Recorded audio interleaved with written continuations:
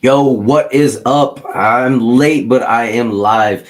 We got the fights going. We are up in this new little room that I am getting ready for the total studio overhaul here. So we are on.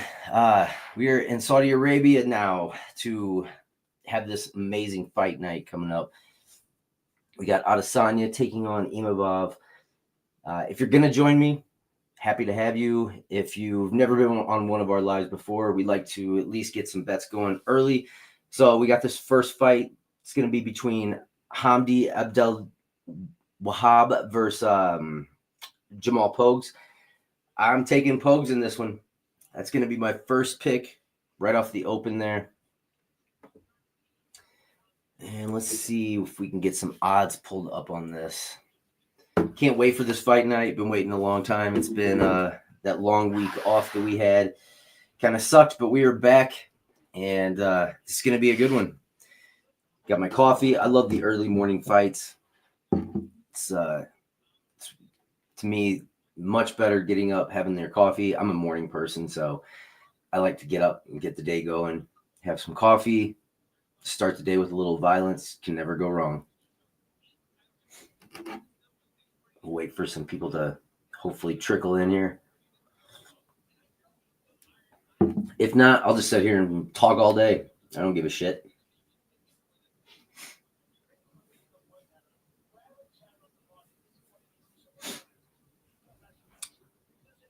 Usually I haven't been letting my cats in this room here recently, but they're all up in it now, checking it out. Different smells, new place.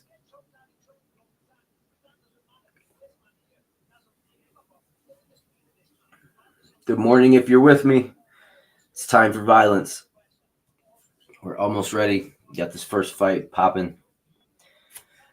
I think I am looking up. I really feel like this fight's going to go long, but who knows? These guys could get it in quick. I was looking earlier at Jamal Pogues, possibly as a decision. See what that was going to be playing out at.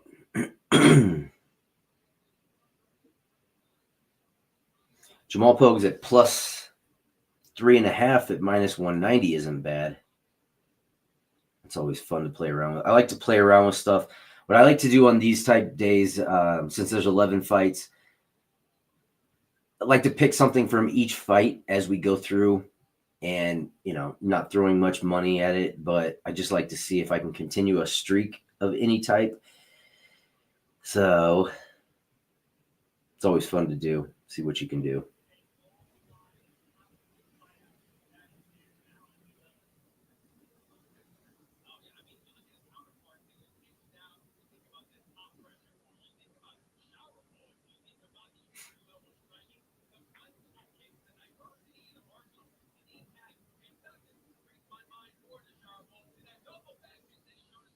I've been hearing it go back and forth on this first fight. Some people are picking Hamdi. Some people are with Jamal Pogues. I think the experience plays out in this one. So that's why I went with Jamal Pogues. Man, I'm more tired than I thought this morning. Coffee hasn't hit yet.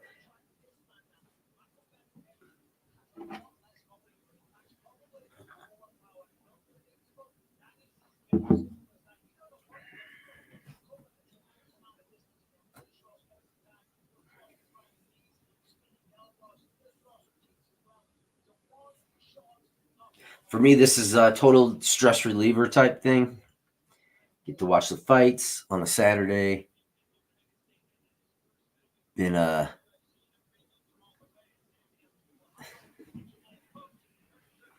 think my cat's stuck.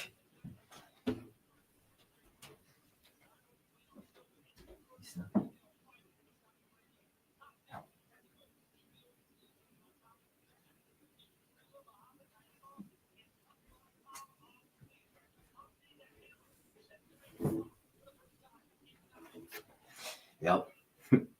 Cat was stuck.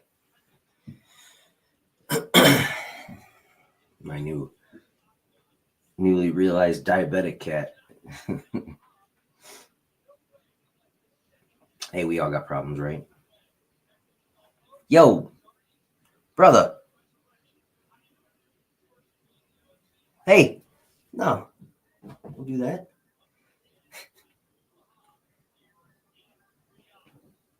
You gotta love it when animals explore a new room for the first time. They're everywhere. So back to the bets. Again, this first fight, I'll go back over it, but when I was looking at the weigh-ins yesterday, and I do, like I said, I play a lot into the weigh-ins sometimes, see what they're see how the attitude is, see what each other kind of feeding off each other. And from what I got out of the weigh-ins yesterday, I think Jamal Pogue is going to come in fairly confident in this matchup. I think he definitely looked like he had a little bit of a size advantage over Hamdi, and the experience level. When you're talking about somebody that's been in the octagon multiple times, that to me has to play a big part in the success that they're going to have. The more experience you have in the octagon, sometimes it plays out different. So that is why I'm sticking with my guns here, Jamal Pogues, on this one. And I got to be quite honest, I don't understand why the odds keep going the way they do. We're going to see here in a few minutes why this is playing out like this, but Jamal Pogues just keeps going back into that plus money at plus 124.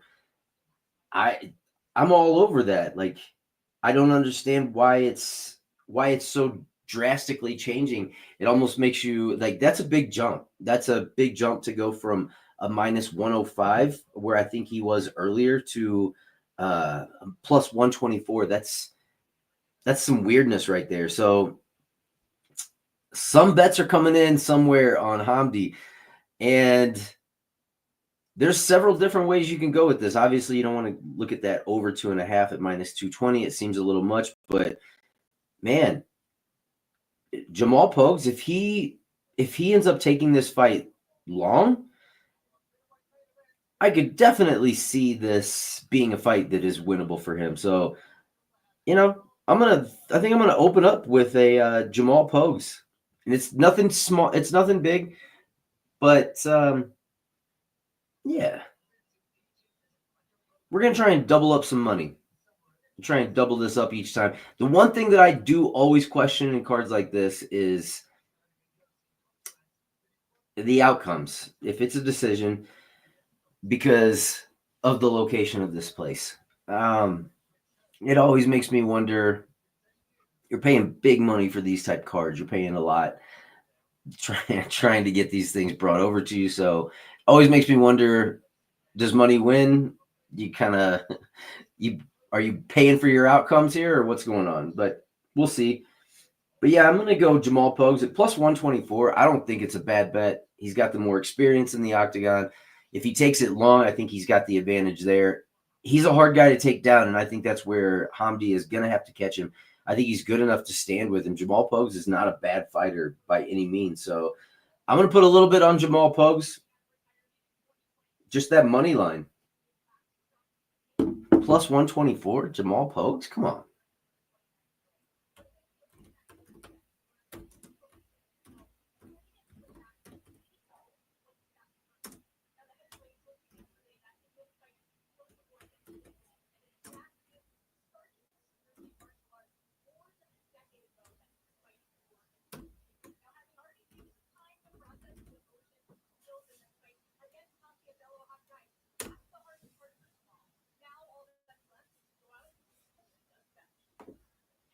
Go ahead and bring up our screen here. We got the walkouts going on. This is kind of a weird place for me to watch fights. Wow, he's super emotional walking in. He's crying.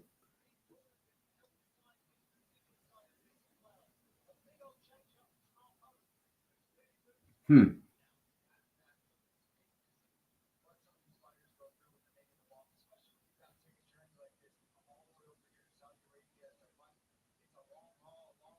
We'll see.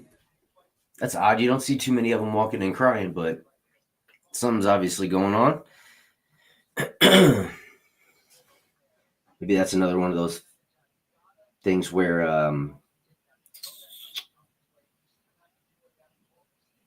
the odds are changing for that reason. I don't know. Always got to wonder.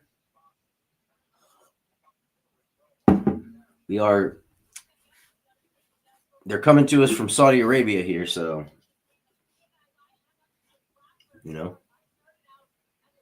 could be a little funny situation sometimes on there.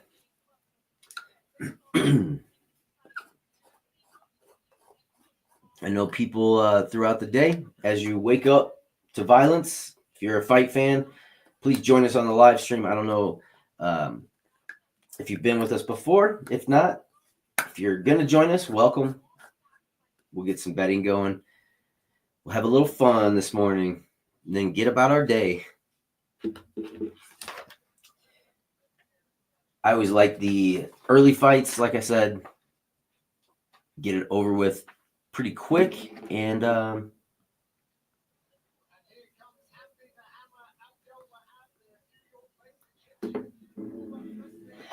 got to say, here's Hamdi coming in. I was not overly impressed with this guy the last time. I know he came in on short notice. I get it. But just the skill-wise, it wasn't enough for me to see and really see where he was at. So I'm just not comfortable throwing my money on somebody that I haven't seen a lot of, and I don't know necessarily how he's going to come into this match. It's hard to judge. It's hard to gauge. So we'll see how it goes. But especially when you're giving somebody odds at that, and I may totally eat my words after this when I get it, but when you're giving somebody odds and they just keep shifting, I'm going to take the Pogues money line just due to experience. I cannot get away from it. I know it may blow up in my face. Hamdi's not a bad fighter at all. Totally understand, but I don't know enough about him, and I can't trust a situation like that. So go with what you know. I think Pogues is motivated just as much as Hamdi to get a fight finished, especially a finish, because the dude just can't seem to get those at this point in the UFC. But we'll see how this one goes. But just touching on last week a little bit, or the week before last, where we had the Umar and Dvalishvili. That was an impressive win by Merab. Honestly, I did not see that coming. And if you've been with me, if you've been betting with me, you know that I was heavily on Usman. So that one is one of those situations that the hell are you gonna do? All right, here we go. Pogues has got the age advantage. Well, he's got a little bit of a height advantage. He's got a definite reach advantage. I mean, if Hamdi can get him down to the ground, then yeah, could definitely be a situation where he's got the advantage there. But it's not going to be easy. It's not going to be an easy thing to do to get him to the ground. He's a big fucking man. And to be quite honest with you, I think he does have some wrestling prowess and some wrestling skills, but how much? I don't know. I don't know that much about the man. So, but I know that he doesn't have that many MMA fights. And that's pretty much what I'm concerned with, the MMA experience. And I think Pogues can bring it out. So I like Pogues still. He hasn't been that. He's not like a chinny fighter. Hasn't been chinned that much. He's not getting tested. So we'll see how this goes. Hamdi's a big dude though. But I don't think I think Pogues is going to have the wrestling ability to stuff a couple takedowns. I've heard a lot of comments about his takedown defense, but it's not that bad. We'll see though. All right, we're almost set. Get this timer started. Mr. Careful, Chris Tognoni.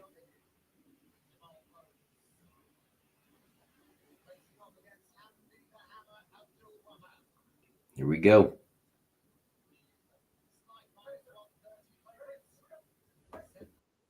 We're off.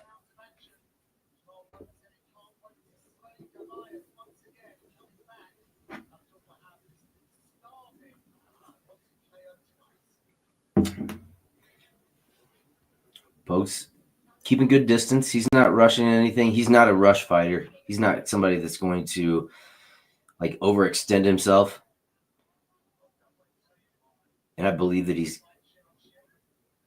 on volume. I think he'll put out the volume. I think Hamdi's going to have flurries, but I think Pogues will be able to avoid those, the big punches, the big shots that he'll take.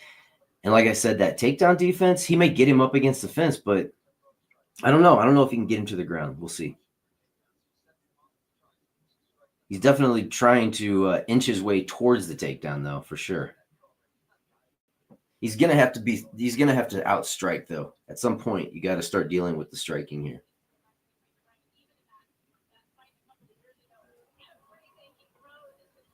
All right, yeah, that was caught him right off the bat and got him fucking right down. Yeah, okay.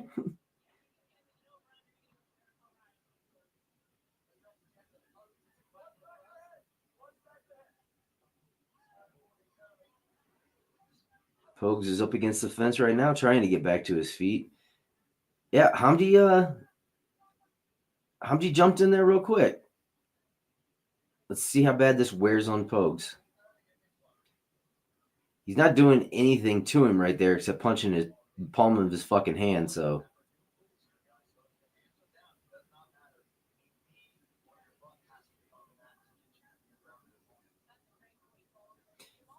It makes me wonder if Hamdi, I know he's getting him down and he's got the advantage right now, but is he going to be able to continue doing this? We'll see. It's going to get more difficult, and Hamdi will get tired, people. He already looks like he's a little gassed from that little adventure that he just had. Him catching Pogues with that overhand is kind of some weak shit. Pogues, get that fucking jab thrown out there, dude. Pogues is usually more active with the jab. There it is. He's trying. Pogues doesn't put out much power, but that jab's annoying as shit. And he's going to should just keep peppering him with it. That's his method to victory. If he can hit him more, it's a volume thing. Pogues has got to be a volume thing. And then Hamdi is going to be the guy that's obviously going to try and control most of the action and get the bigger punches, which it just depends. He can make an impact, but he already hit him right from the beginning, and it didn't do a lot to change Pogues. He went in for the takedown, and now look at him. He fucking looks gassed.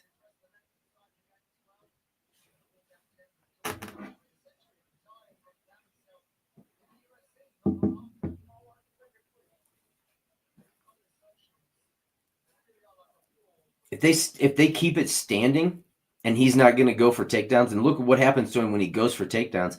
If Pogues gets back up, Pogues is the better cardio fighter, 100%. This guy is not a Hamdi's. From what I've seen from him, he's not a cardio machine.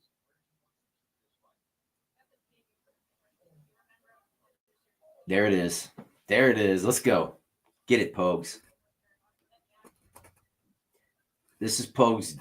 This is his game right here. Hamdi has to close the distance. He has to get in close. If he's not going to do that, then Pogues will be able to pick him off from the outside. Oh, maybe a little. I can see Pogues doing that's his game right here. Is his game. Jab, jab, jab.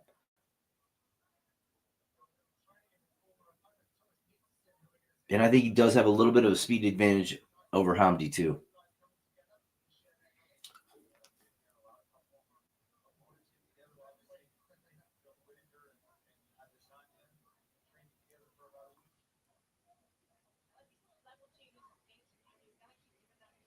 Nice double jab.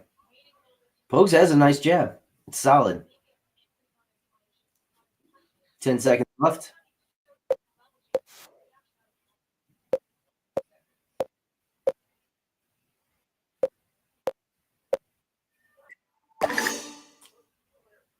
All right, that round came down to who are you gonna give it to between the two, the small amount of control that Hamdi had against the fence. I mean, he punched his palm a lot. So if you're gonna count that, or if you're looking more at the fact that Pogues landed more on the feet when they were standing. Hamdi got the takedowns though, so ultimately I'll be fair with it. I'll say they'll probably get that round to Hamdi for sure.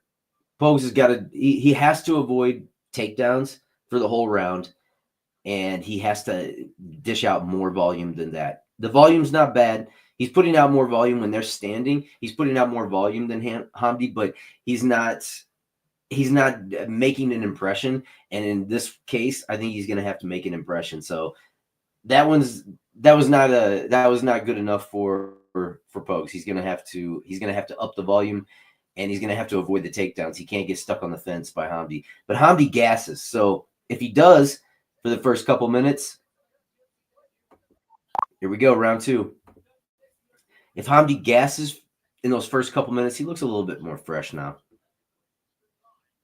If he can get another takedown, he can possibly take that round. But yeah, I'll give it to Hamdi 1-0.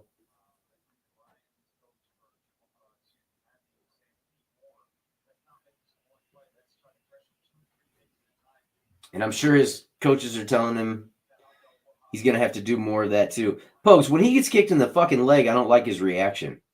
It really does affect him. He doesn't like leg kicks. So, no, anybody that can kick somebody in the fucking leg, you probably got an advantage over Pogues because he doesn't like the shit.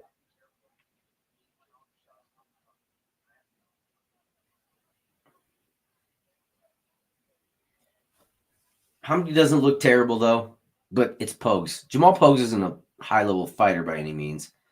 Not putting a lot at stake on Jamal Pogues, but and to be quite honest with you, if you can't beat him, then I can't see you having a big future in the UFC. So as a heavyweight, this is like bottom of the barrel here. You're gonna have to beat him. But man, these judges are gonna give it to Hamdi. Dude, if it comes down to a fight like this, shit. If you don't do anything else for the round, and this is the way this round goes, they would probably give it to Hamdi.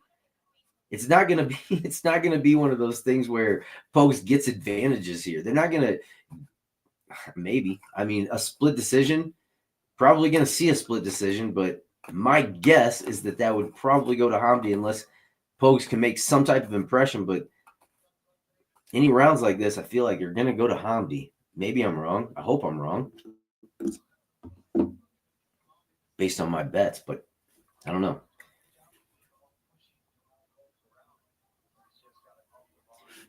If you are joining us for the first time, please, thanks for coming in. And let's start a little conversation here. Who you guys got? What do you guys see this as? I do have Hamdi winning that first round. But we'll talk fighting all day. We're going to be here all day. If you haven't hit the like and subscribe, do that so you can get all these. I usually go live on these things when I'm chilling, so all just depends. I think this third round is it's gonna be a banger. The third round is gonna get active if they've got anything left. It's either gonna be shitty active or good active, and neither of them look like they have much juice left, and I don't think they're gonna have much juice left in the third either. But we'll see.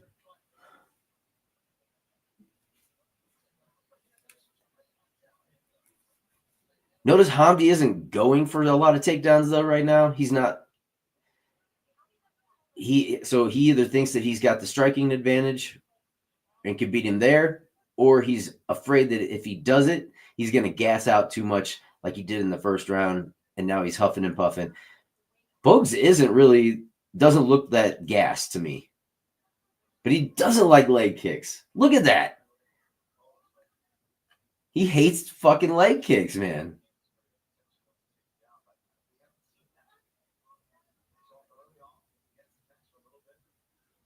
He'll dish him out, but he doesn't like taking them.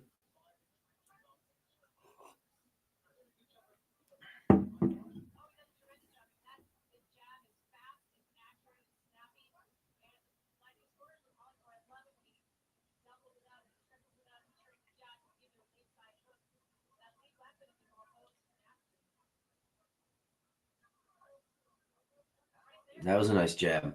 Pogues has a decent jab. That's about the only thing in his game I like. Snaps your head back. He hates the fucking leg kicks. If I was a Hamdi, I'd beat the shit out of those legs. I just kick the fucking shit out of them all the time. I'd probably get knocked out for doing it, but damn it, I would make sure that he was not walking out of there.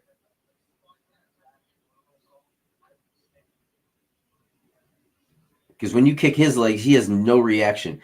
Pogues will like sidestep, twist around, dance a little bit. If he was on skates, he'd fucking fall. 10 seconds.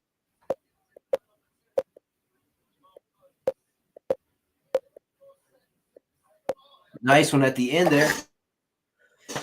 All right, let's make it interesting. Let's go 1-1 because Hamdi did not go for a takedown.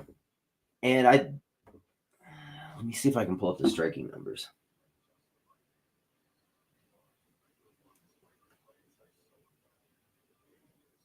What are the live odds right now? What? Oh, we definitely in Saudi Arabia. Damn. All right. I mean, overwhelmingly for Hamdi right now.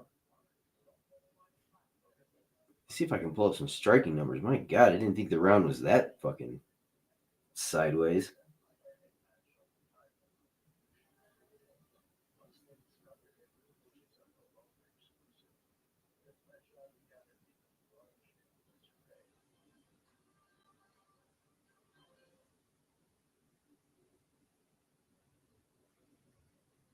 Pogues has landed more total strikes. He's landed more significant strikes. Here we go. I'm a little late on that. Fuck. A little late on the clock.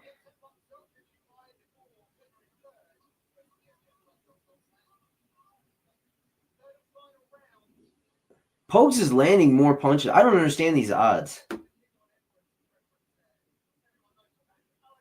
Pogues is a plus 200 right now.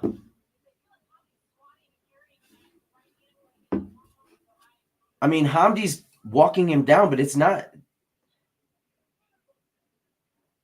Pogues is the one that, to me, is landing. That's a head kick. Fucking plus 175. They keep going down. When he lands a strike like that, they keep going down. I don't understand the odds, though. How are you going to say plus 175 on that? This is going to be a split decision, most likely. And Hamdi is, who knows? It's weird that there's so much.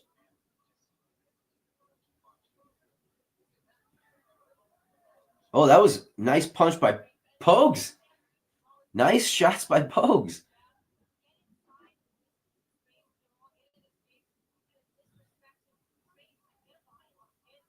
I don't know.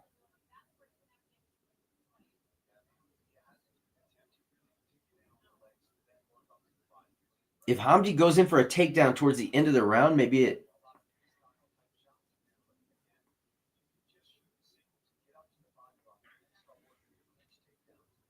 I feel like Pogues is a little overconfident right now, thinking that he might have a win that he may not have.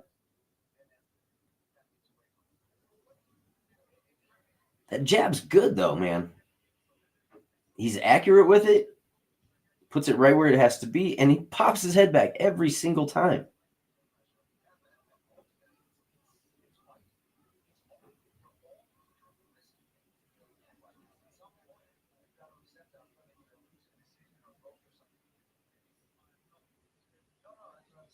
Notice Pogues is trying to catch the kicks now. if Hamdi had landed something like some major shot by now,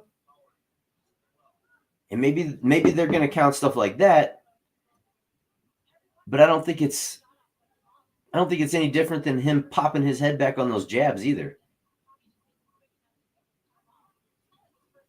Here's the one thing that I do hate about this fight. Nobody's trying to make the impression, the final impression, unless they do it in the next minute and a half. That's a little better. But you're not putting out anything that's leaving a lasting impression in my eyes. And Hamdi's probably doing that a little bit more just by actions. Oh, that was a nice hook there. There's that jab by Pogues again. Another jab by Pogues.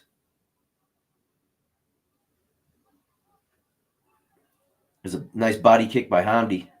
Another jab by Pogues. Pogues gets out of tough situations when he starts getting walked down. He throws that double left jab and then walks out to the left. And it's a good method for this because he's getting away from the pressure.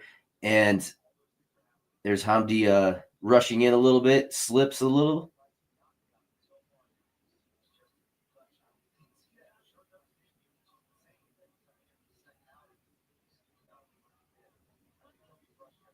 Tonioni just picked something up off the octagon floor. I don't know what that was, but all right, we got 50 seconds. Somebody's gonna have to make. Oh, there, nice double shot by Pogues. To me, Pogues has still won this match, but at this point, if he can't do anything, nice shots. Pogues is hitting him with better shots to me. They've closed these betting lines. It closed at plus 200 for Pogues, but we're 25 seconds.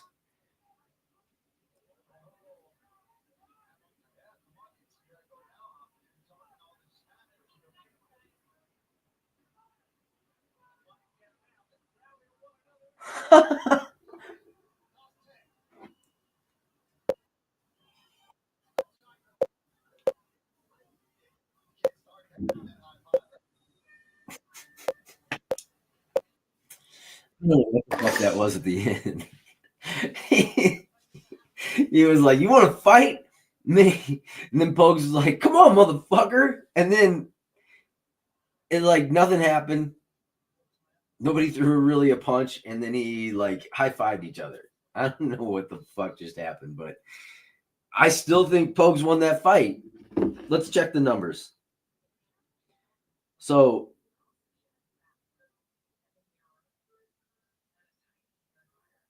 Pogues. Total strikes, Hamdi 53 of 113 to Pogues 61 of 131. Significant strikes, Hamdi 49 of 90, 43 of 95, Pogues 61 of 131. 24 of 70 to the head for Hamdi, 36 of 102 to the head for Pogues. To the body, 3 of 7 for Hamdi and none to the body for Pogues. Probably should have hit him at least once there, dumbass. 16 for 18 from Hamdi to the legs. 25 of 29 for Pogues. Takedowns, 1 of 1 for Hamdi. 0 of 1 for Pogues. All right, let's see who gets it. Who are they going to give it to? We get our first.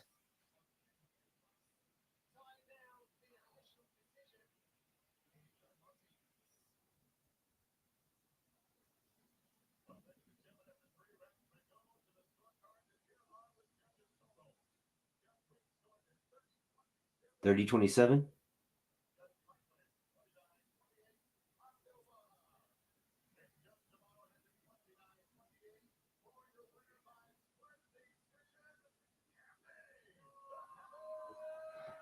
There's your judging. Hamdi.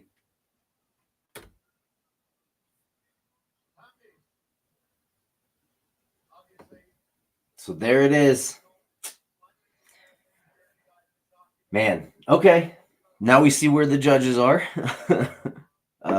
Okay. Yeah.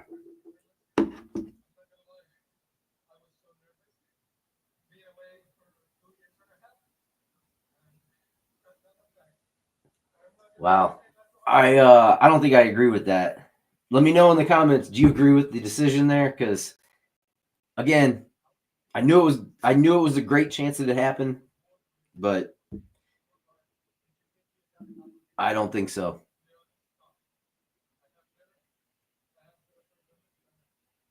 I do not think so.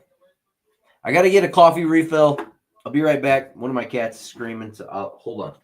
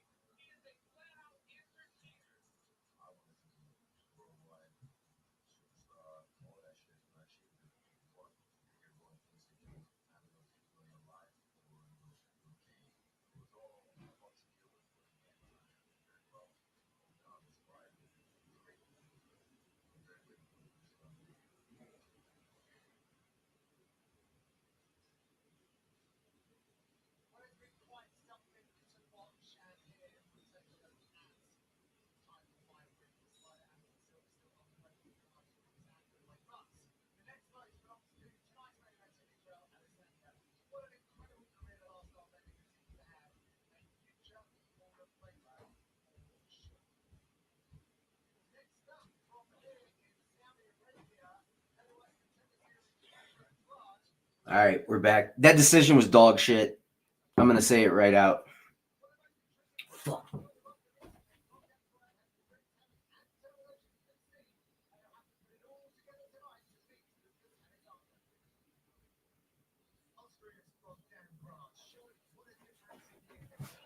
Now that we know where the judging is, but yeah, that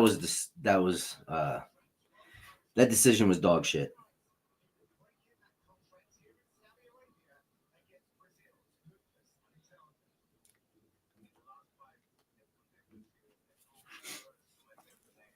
All right, so this next one,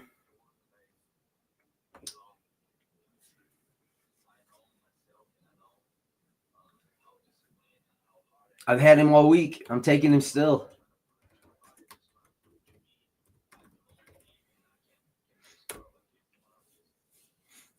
I'm picking this one's going to be Lucas. I like Grod. I think Bogdan's good. But I was more impressed with the speed of Lucas Alexander when I went back and I watched all the tape. I think he's going to have some speed advantages. He's going to have the height reach advantage. My opinion, Grod's tough, though. Grod's a tough motherfucker. But I just feel like Lucas Alexander has the skills to get this done.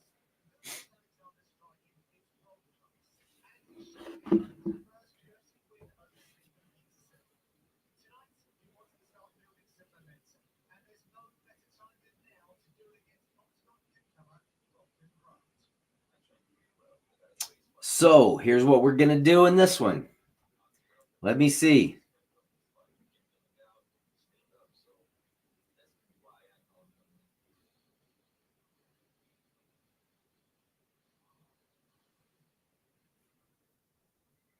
I love to mess with alt lines.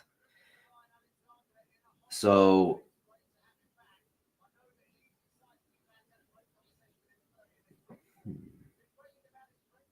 Lucas Alexander has now flipped to the favorite in this matchup. But I don't think he's going to get a finish. And in that realm,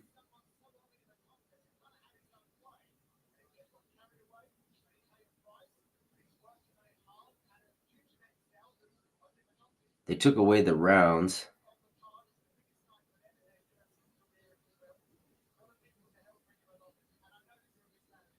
Fight to start round 3 is minus 135. I don't think that's terrible.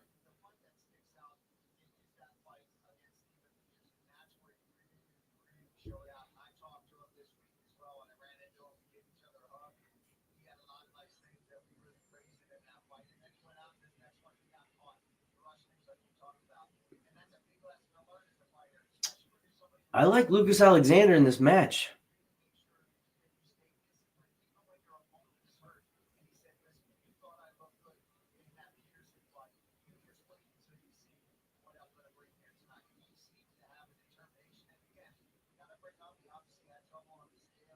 Yeah, I like Alexander in this. I can't get away from Alexander.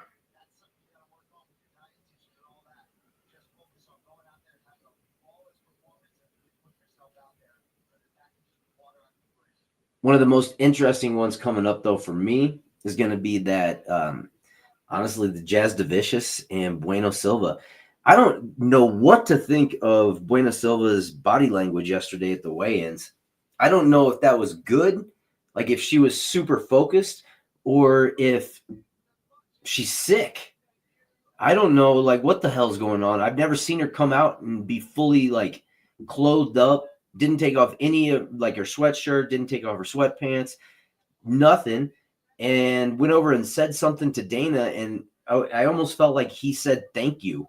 And it makes me wonder, was that like, hey, I'm fighting even though I feel like dog shit, I'm still hanging in there, I'm still going to give it my all. And he was like, oh, yeah, thanks. You know, I appreciate you doing that for not pulling out of this card like some of the other ones. But at the same time, I'm like, fuck. The hell is going on? So a little concerned, I guess, about that.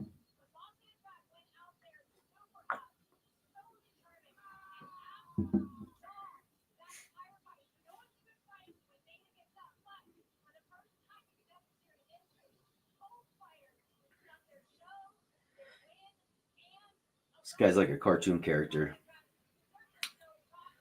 Kind of looks like they what's the Hitman?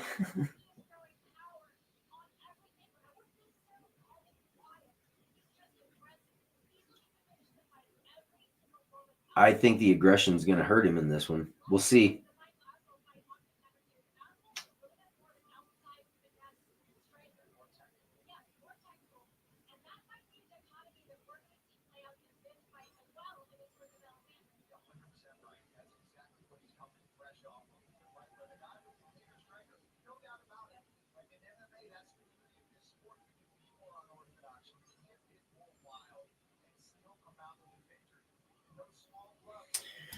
So it looks like I did have I always throw in those fucking huge ass, you know, plus 30,000 just to see. And I did have one with Jamal Pogues in it, I see. That I obviously lost. I don't throw much on them. I don't throw hardly anything on it, actually, but it lost. And then I did lose my Jamal Pogues money line bet. Thanks a lot, Saudi judges. You fucking fucks. And trust me, Jamal, you should be pissed because you didn't lose that fight. I did have another huge ass parlay. It was, I'll read it off. It's an 11 pick parlay plus 2270. We had Hamdi and Jamal Pogues getting to round 2. We got that one, obviously. We got Terrence McKinney money line, Shamil Ghaziev money line, Mike Davis money line, Saeed Nurmagomedov plus 7.5 point spread. I have Sergey Pavlovich money line, Michael Venom Page plus 7.5 point spread, Nasruddin Imavov plus 13.5 point spread. This fight, Jasudavicius and Bueno Silva over 1.5 rounds. Muhammad Naimov plus 3.5 point spread and under 2.5 rounds on the Grod Alexander fight. So that one's still in.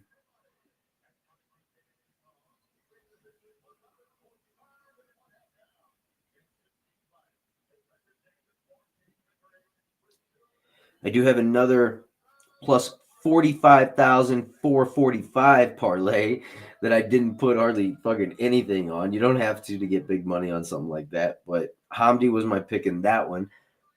And Lucas Alexander's my pick for the second match in that one. Most of my bets are more normal, like 2-leg parlays, stuff that is a little bit more normal. I just like to throw out the fucking weird shit every once in a while. Here we go. Fight's on. I'm not even going to start the round because I missed it. So fuck it.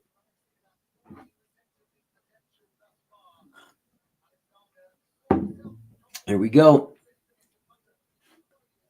Grod is definitely trying to put the pressure on here. Went for a takedown, did not get it. There's Alexander hitting with those leg kicks already. It's the movement that I think is going to be impressive.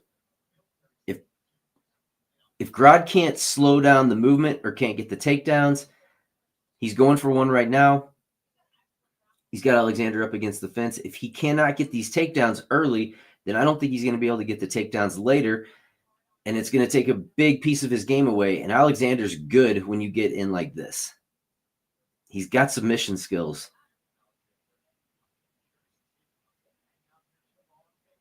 So I think this fight is going to be an interesting one. Alexander's got the size advantage on him too. Got to figure that a little bit. And at first, I will say on this fight, I was on Grod at first. A lot of it comes down to like you kind of hear these things, you look at them a little bit, but then when you go and you look at the tape, do the tape study yourself. I don't think he's the better fighter. I mean, he's definitely not going to be the faster fighter to me. And the pressure, yeah, it's going to be there, and he can land the big shots just like that. But Alexander can avoid the big shots too. He's got a chin. Even though he was knocked out by Jekka, he can take shots too. We'll see. We'll see what he can do. Grod's trying to get the back right now. He's got him up against the fence.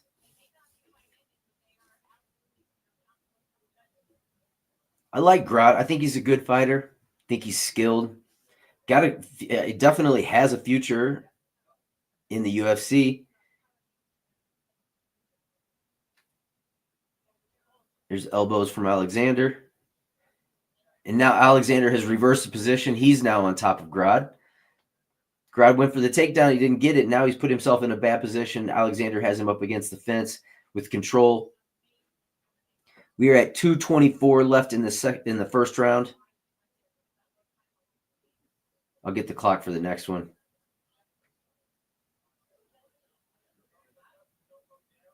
Alexander's hovering over Grod right now, trying to get in position. Still got him up against the fence. Alexander got him down again. He's got him on the fence. I think this is going to wear Grod down.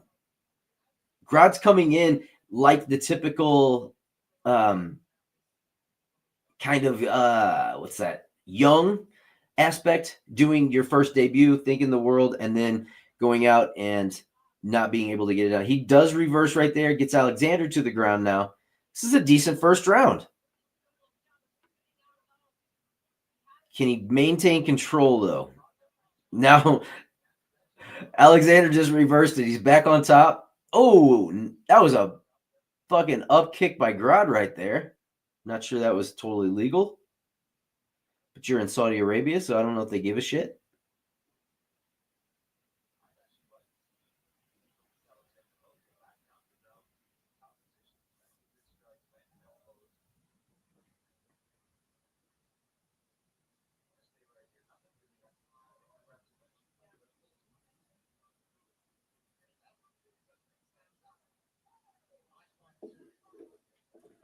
Alexander's striking's not bad. He's throwing out a lot of volume, too.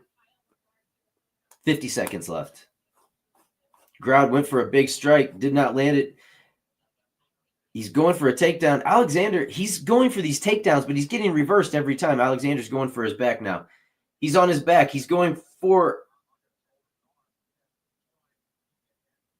some type of triangle sub or something. I don't know what that was.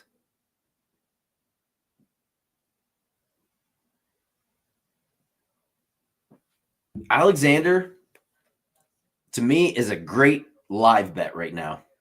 If you can bet Alexander. He's minus 425. It's not even bettable.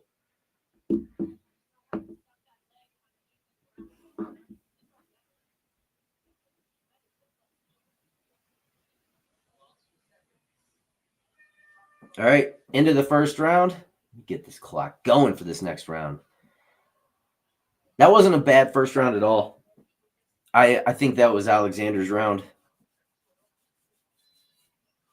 Alexander's a good fight. He's not a bad fighter. He took the shot from Grod and just smiled. So that told me right there, Grod's not going to hit harder as this time goes on. His punches are not going to be more effective in my mind. So he's not going to start unless he just swings wildly and you get clipped. But at this point, I don't really think that's going to happen. So he's not going to get more power on a straight. He's not going to get more power in in that realm. So to me, Alexander is like well in range to win this match because Grod is not proving to be the better wrestler even.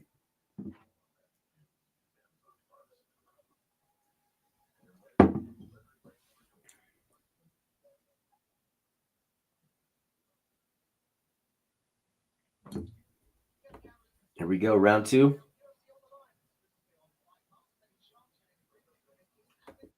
Here we go. Round two is on. Grod comes out, trying to control more. He does get him up against the fence. He goes straight to getting up against the fence, but Alexander reverses out of it. Now they're back to the middle. Nice leg kick by Alexander, knocked Grod down. Alexander, those leg kicks, the kicks, man, the kicks all around, leg kicks and body kicks. And his striking is good. His strikings, they have sting on his punches. He's definitely affecting Grod. And Grod's slowing down. He's getting gassed. Grod's biggest thing is his pressure, and he's not really able to get the pressure. He's tough, though. He's a tough dude. Alexander's hitting him with everything, though. Alexander's hitting him shots to the body. He flings him aside when he overextends, too. Nice leg kick by Grod. Nice body shot by Grod. Again, Alexander throws like 4-1 on punches. Oh, Grod got him there. He did catch him.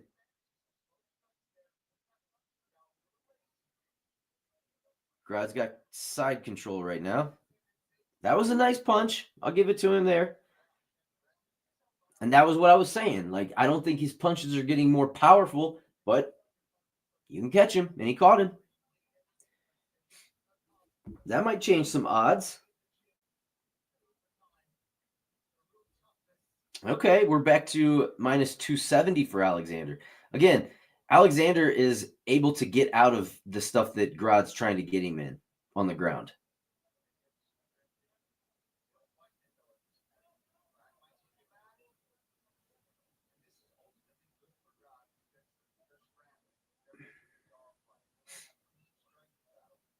See, I think this is actually going to wear Grod down a little bit.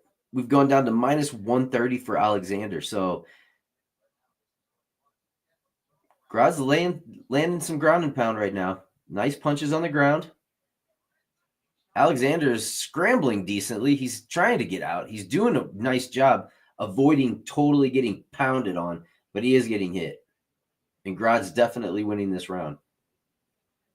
And he's got 2 minutes to work with. So now Alexander has gone to plus 175.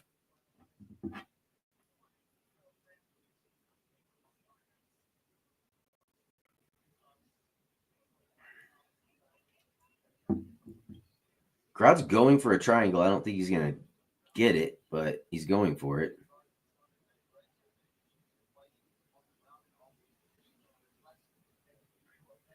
Alexander's getting gassed. He's starting to feel it a little bit.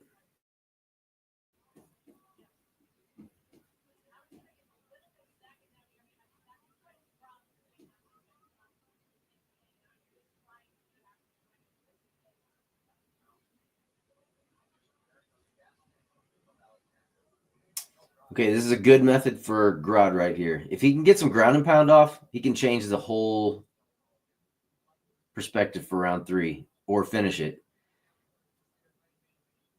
He's landing some big elbows right now. Oh, that was a nice elbow right there. Oh, those are big shots right there by Grod. Big shots. You got a minute left. I don't know if Alexander's not going to survive this. Maybe.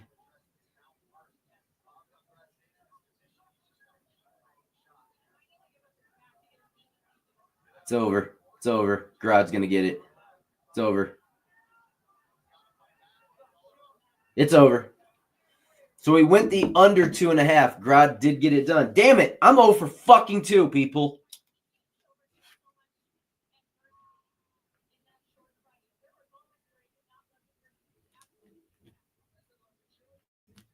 That's all right. We'll get these fucking losses out of the way early. These fights can go either way. Those were not the fights that I put a lot on, other than just those, small bets that I had. All right. Bogdan Grod gets it done. Round 2.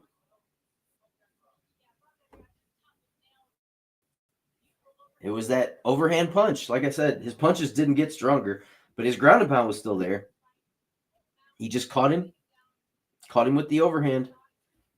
It is what it is. It's going to happen. Shit is going to happen like that. But that's all right.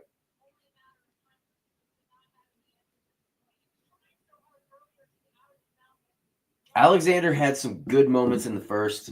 He just couldn't get it done.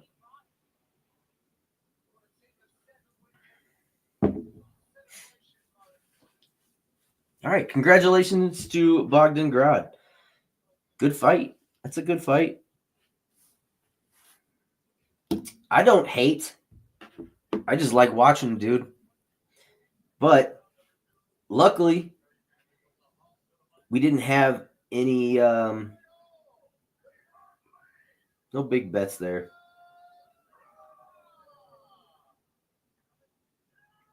I am 0 for 2 to start on these underdogs that I've been picking.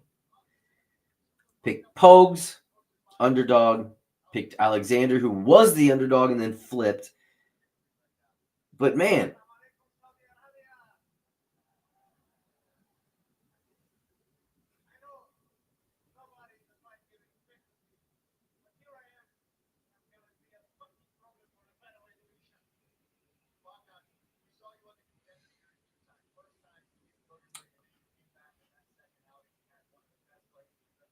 all right. On this next one, I'm not changing it.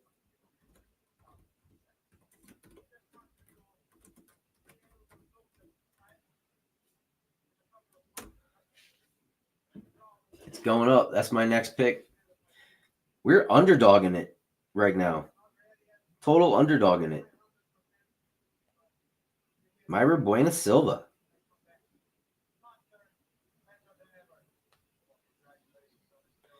I don't give a shit. I'm still going with her. I don't necessarily buy all the stuff that they say about her not being the better fighter. You know what I mean? I don't think that's necessarily it. So in my mind,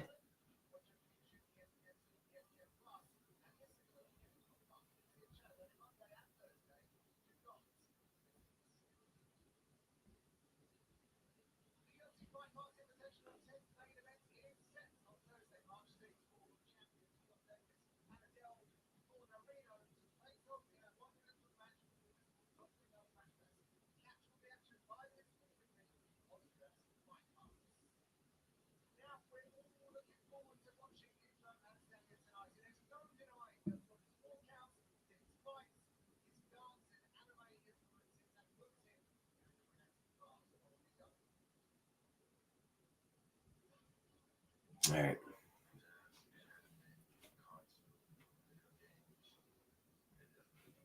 Do I have the order right here? Let me check that.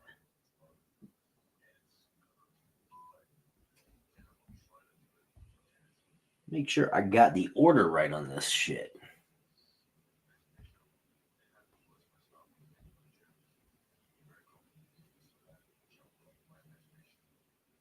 Yeah. Yep. We are at this fight next.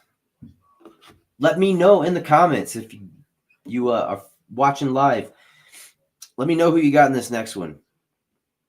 I just can't get off the Myra Bueno Silva. And I know a lot of people are picking Jasmine, and I get it, but I just think the competition's been better for Bueno Silva. I think she's the better striker. In my opinion, I think this is a winnable fight for her.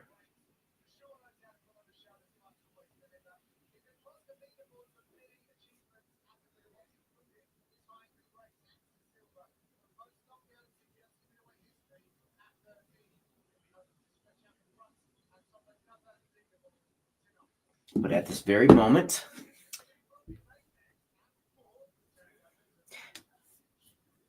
the Adesanya fight's going to be interesting to me because I don't know if anybody noticed that Adesanya, the last few fights seem to come in a little on the flabby side. Not flabby. We all know the little, like, boob problem that went on with the Paulo Costa fight when he came out, and it was like, I don't even know what to say about that, but the steroid use allegations and him being juiced and then having to get off of it, causing that. I don't know. I have no idea if it's anything to do with that. But what I noticed yesterday was like he's tight again. Like everything is tightened up. He's got that definition back in his pec. So it makes I always question it. He's very, very motivated for this fight. I think he's gonna go out and prove people wrong. But that was one thing that I noticed, just because it was so weird when I saw it in the Paulo Costa. It threw me when I saw him in there. And I'm sure that a lot of it was, I mean, all over the internet. So I don't know. That one kind of threw me, but he looks like he's back to the Adesanya that came in when he was young. He looks young again. He looks like there's like a rejuvenation in there. So I don't know. We'll see how he does this day. He is my pick, but I've picked against him in a couple of them just because it makes more sense. The betting was better to pick against him than it was for him, in my mind, because of just kind of what I was seeing on some of it. So when you go back and watch the tape, I think it's going to be a great fight. Stylistically, I see a lot of back and forth. I see that fight. I see it like being, if it goes to decision, I think it's going to be a split decision. I don't think Izzy's going to just run through him. I don't think it's going to be a one-sided contest.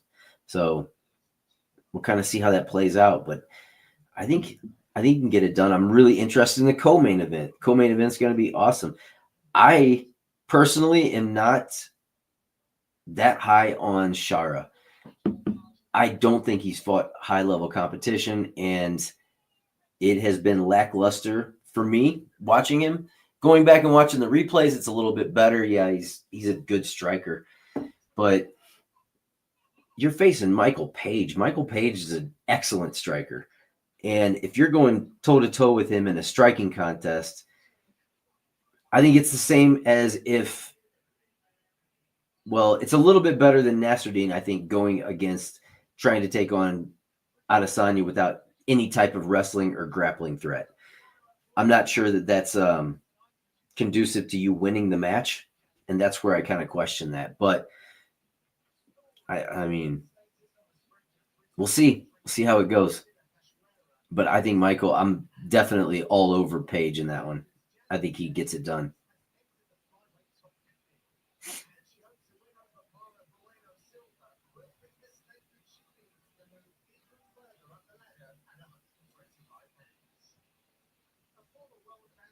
I do like this fight to go to the distance, though, on this one. I think this fight goes long. Over 2.5 is minus 315. I don't think that's anything to touch on.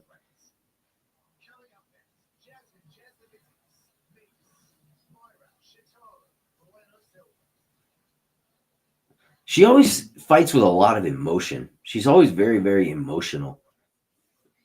I got to be honest, I like the fact that my two underdogs have lost in the very beginning because I'm more confident in some of my other now favorite picks in a way. There's going to be some underdog that wins that you're not expecting this shit. I can see it right now. Who's it going to be that's going to fuck up everybody's parlays today? Which one of you fuckers is it going to be? We'll see. We'll see who gets that. See who gets that award. It's going to be somebody, guaranteed. It always is. It'll probably be, let's see. Let's see. Out of all the people that could fucking just waylay a parlay, which one of you is going to absolutely just fuck us all? Knowing how this usually fucking goes, it's probably going to be Naimov or Muhajin Naimov or whatever he goes by. Now, it's probably going to be somebody like that. The minus 300. What about Terrence McKinney? Could definitely see it happening there. He loves to fuck you. Fuck your parlays up. This bullshit sometimes.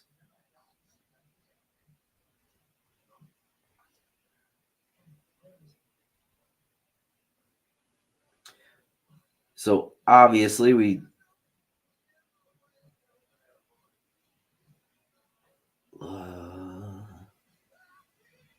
so I don't have anything that I'm too concerned about with this one. Fight to start round 2 for Abdel Wahab. And we also got the under 2.5 in the Grod and Alexander. I still have that parlay going. That was literally a $5 parlay at plus 2270 that would pay out 118.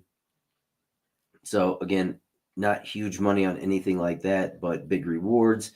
In this next fight for that parlay, I took the over 1.5 rounds. So maybe we'll get lucky with that one.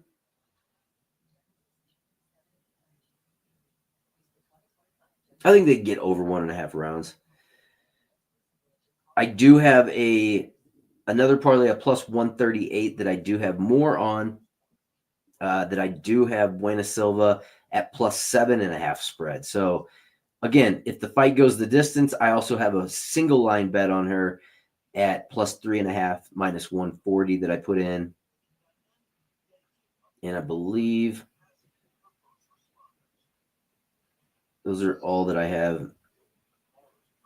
I might have her in FanDuel on one too. I think I've got her in something on FanDuel.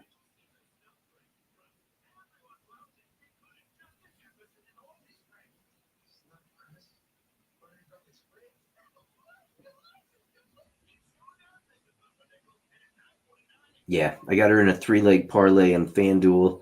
Kind of a long shot, but I took Bueno Silva at plus 200. I took Mike Davis money line and Michael Page money line at plus 146. Mike Davis was minus 154 when I got him there. Not a lot on it, but a nice payday if it hits.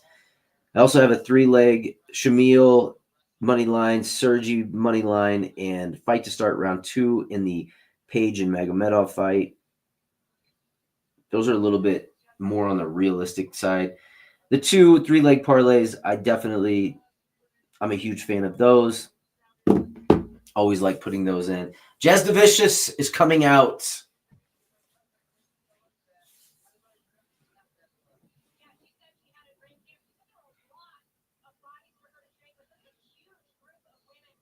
Ranked number 12 in the UFC.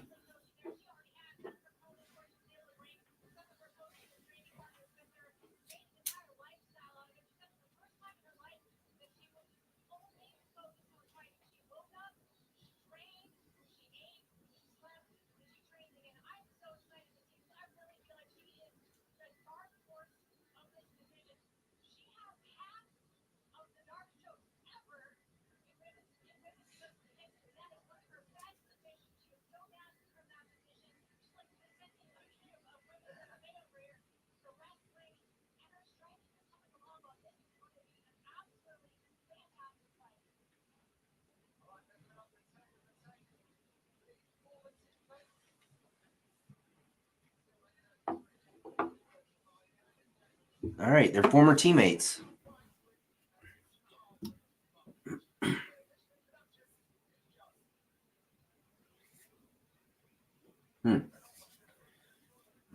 Can't say I knew that.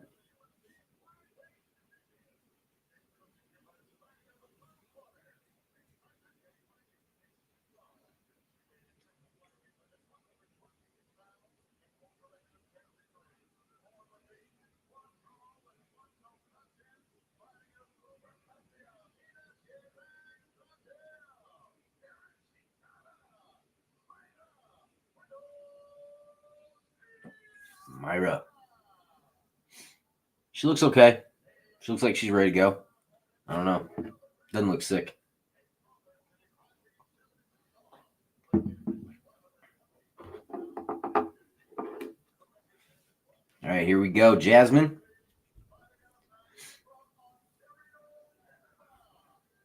Let's get this clock started right.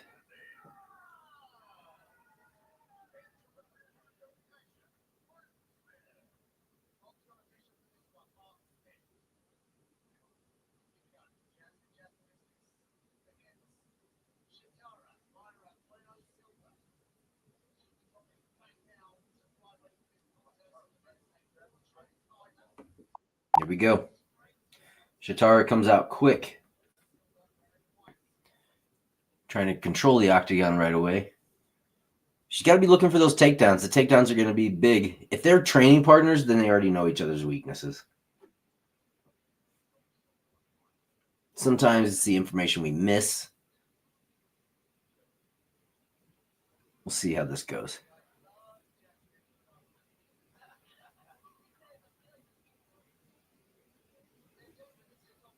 I would avoid, if I was Bueno Silva, I'd avoid the leg kicks. If you're talking about a striking match, I think Bueno Silva can beat her in a striking match if she throws the volume.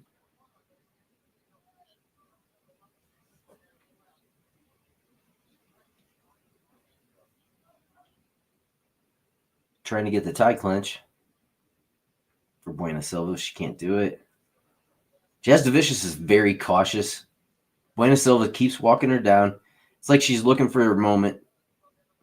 She looks slow. Jasudavicius is going for a takedown. Bueno Silva's trying to push her away. Trying to get that tie clinch. Jasudavicius looks like she's definitely the faster of the two, but I think Bueno Silva hits harder. Bueno Silva looks like she looks mean. She looks really fucking mean to me.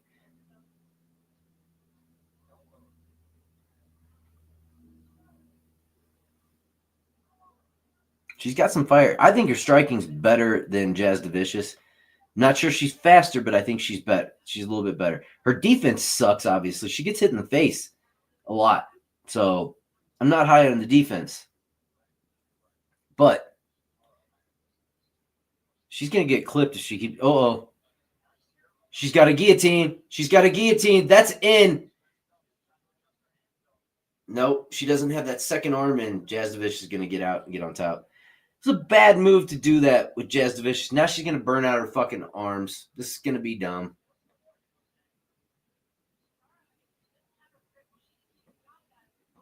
You're not going to get that. It is tightening up. She's going to burn her arms out, though. Yeah. Jasudavicius gets out of that.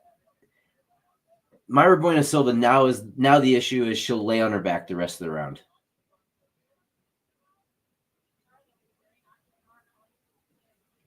And you're going to let her punch you and hit you in the face, and you're going to go for a sub that's not going to get there. It's never going to be there.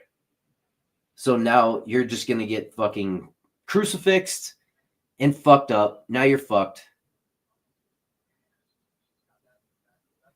This is what Jasudavicius is fucking good at this.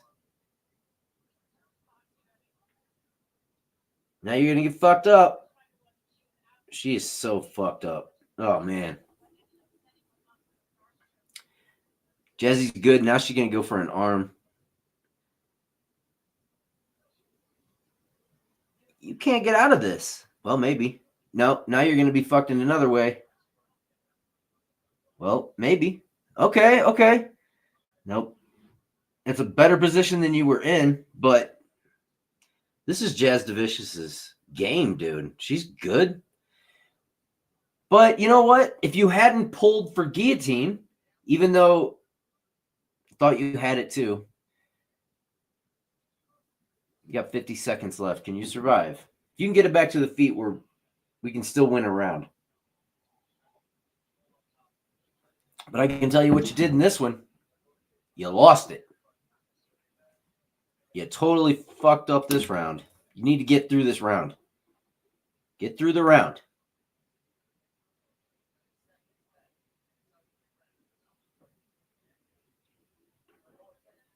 Whoa, she's powerful.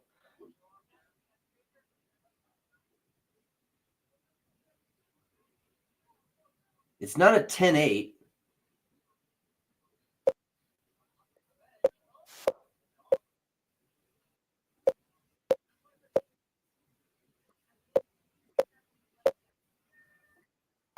That's the end of the first. That's a Jasudavicius round, no doubt. It's not a 10-9, or it's not a 10-8. It's a 10-9, though.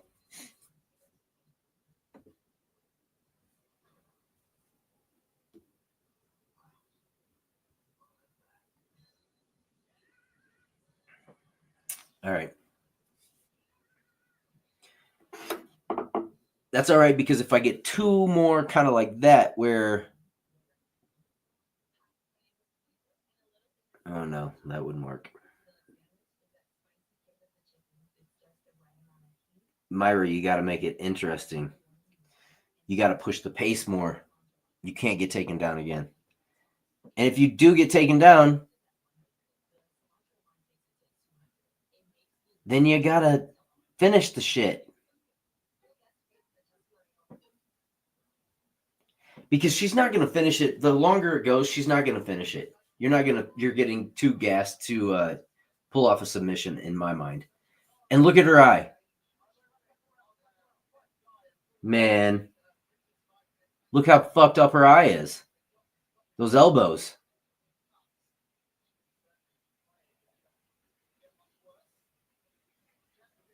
She goes back to the ground this time. She's probably done.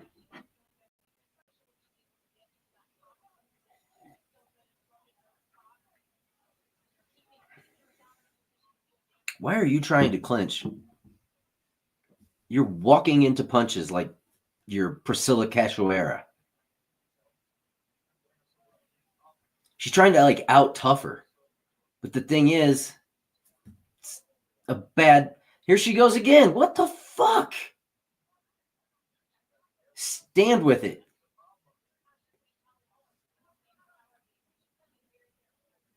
I was going to say, if you go back to the ground with 4 fucking minutes, I'm going to shit a brick. Like, what the hell? You're not fucking... Saeed's the one that does the... it's like she went in the training room and started playing with Saeed back there. He's got her in some guillotines. She's now thinking that she can fucking pull him off.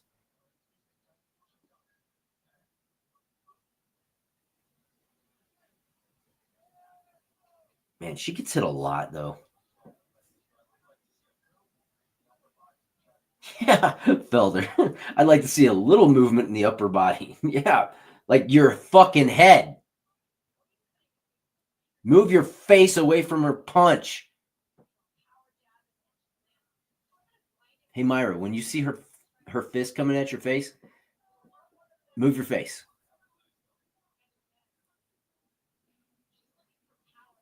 Come on, Myra. Make it interesting. Don't get taken down. Nope.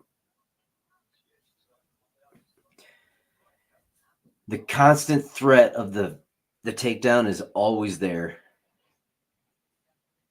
And Myra's not landing anything that's substantial enough not to to win the round. Jasmine's landing more.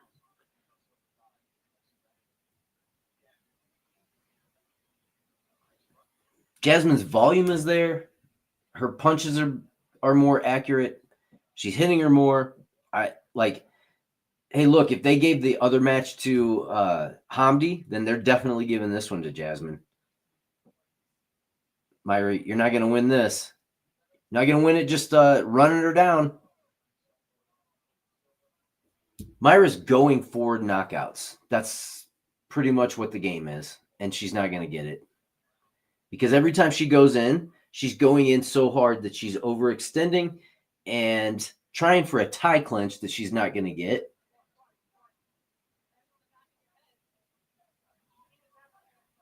Now she's bitching about getting the back of her hair grabbed. She's frustrated. This sucks.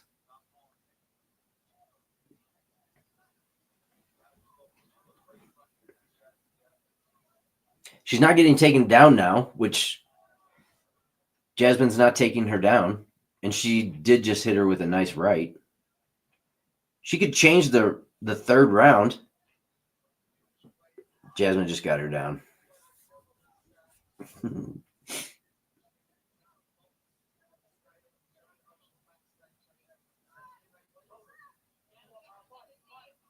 What is she bitching about now?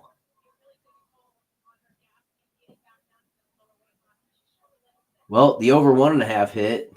What the fuck?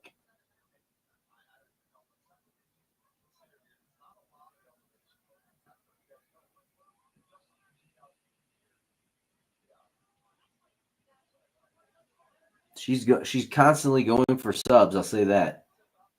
She's trying to go for a knee bar, I think. She's getting hit in the face pretty much at will, though. So it's a pretty bad submission technique, I think. 28 seconds left. She's going for the legs. She's going her game plan is bad. And she's bitching about shit that is pointless.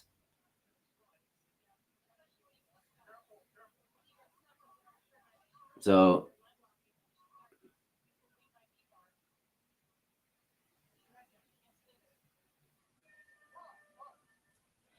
this is just a horrible, horrible game plan by Bueno Silva. I don't actually know if she had one coming in here.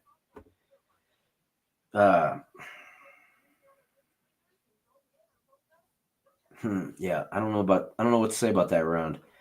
Definitely Jasmine.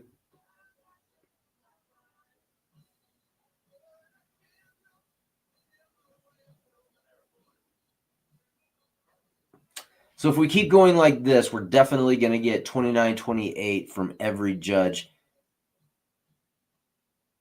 Or actually, no, we're going to get 30-27s from every judge. And that will definitely destroy all of those spread bets for any of Myra Bueno Silva that I have in. So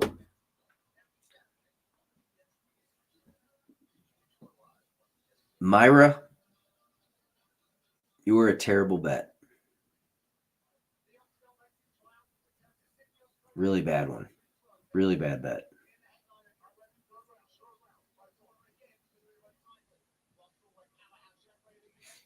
When you can't beat a plus 7.5 spread, what are we doing?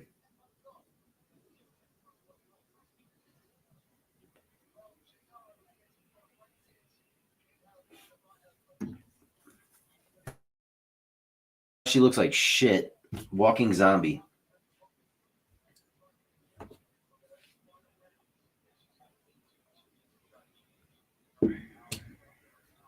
I'll have to update the minutes.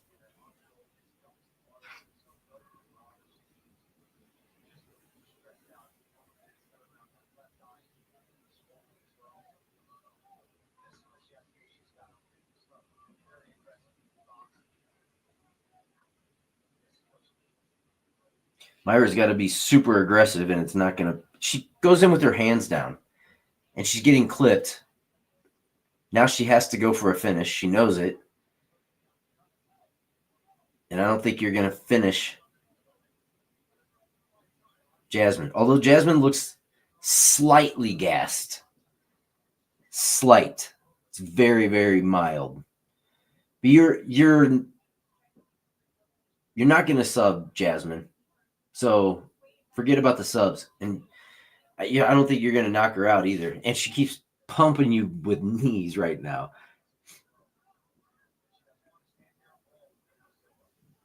Jasmine's going to shoot for a takedown as soon as Bueno Silva overextends one more time.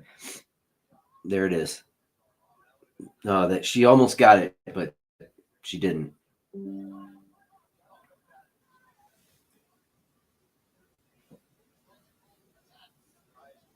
Nice for Jasmine. Now she went for a takedown. Meyer. Oh my God.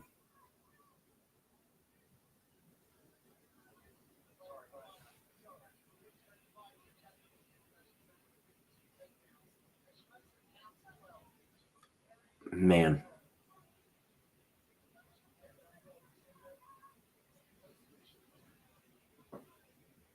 Well, the over 2.5 would have been good.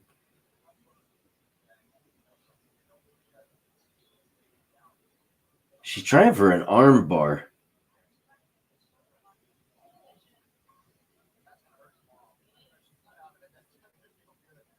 She tried for a submission there, but didn't work. Just like all the other ones. Now she's going to get caught. You get caught yourself. There's an arm triangle coming up. What the fuck? I have a feeling we're going to get an excuse after this fight. Like, oh, like you were sick.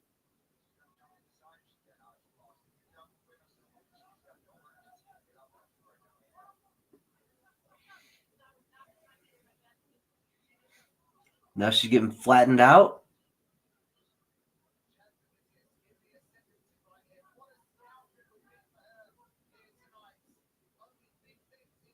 Well, this is a dominant fucking performance.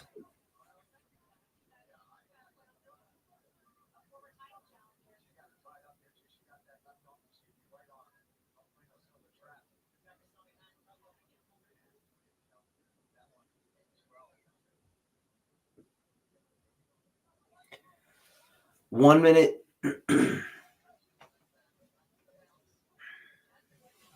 Well, I said this would go to decision, and I think it's going to go to decision.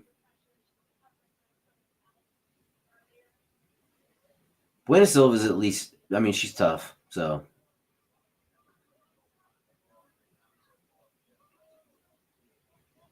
And the fight against Chason was kind of not much of anything because that was a cut. I think she would have won that fight. She's about to get finished, though. Getting hammered on. She's trying for a submission still. I wonder if she knows there's 15 seconds.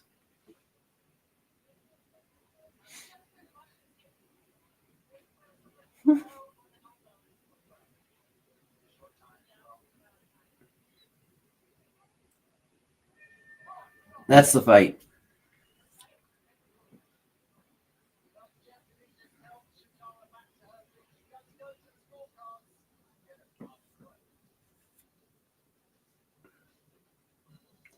That was all Jasudavicius. This is not even a that'll kill some bets. All right. 3 in. We're 0-3 right now. Damn. I thought this was gonna be a good card, and it is starting off like dog shit.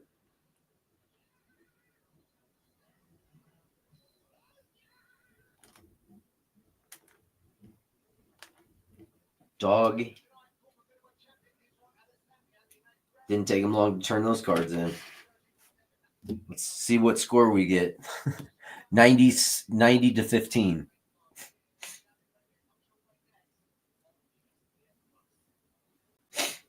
All three, 30-27, 30-27.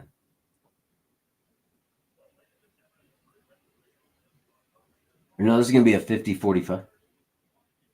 Yeah.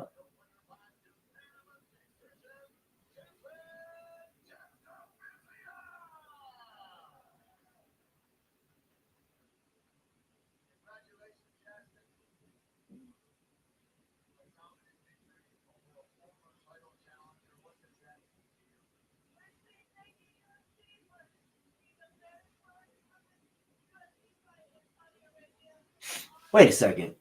She won 30-27.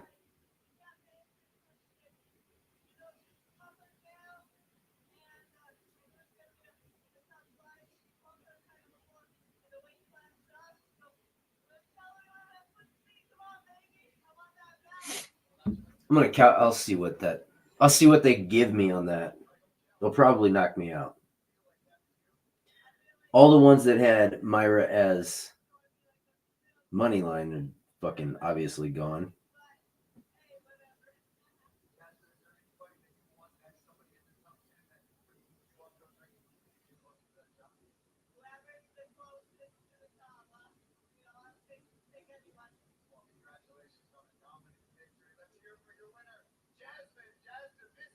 Might still be.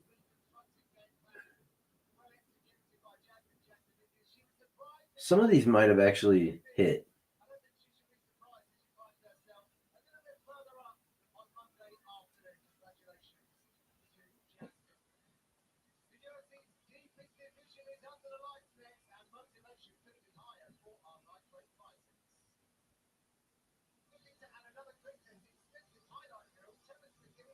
Oh, yeah. So I did not get the plus 7.5. I didn't get the plus 3.5.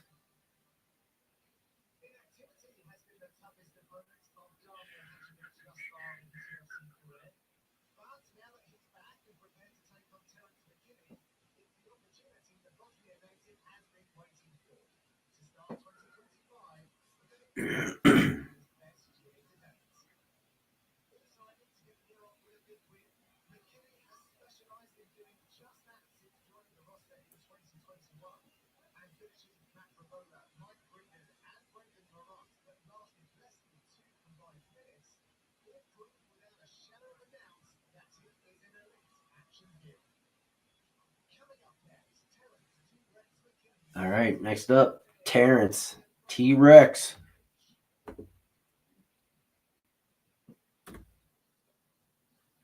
It's not that. There it is.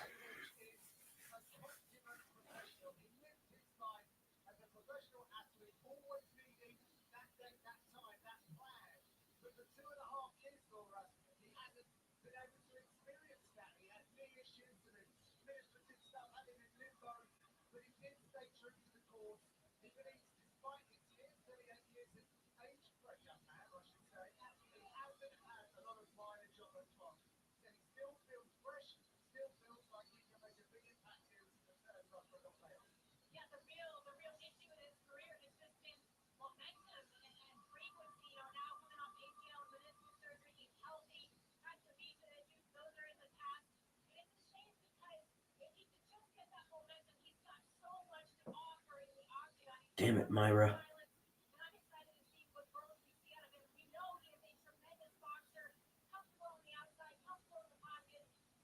All right, we got Terrence McKinney money line.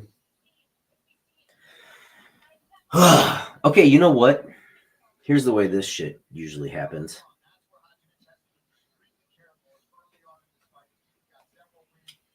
We have 3 losses.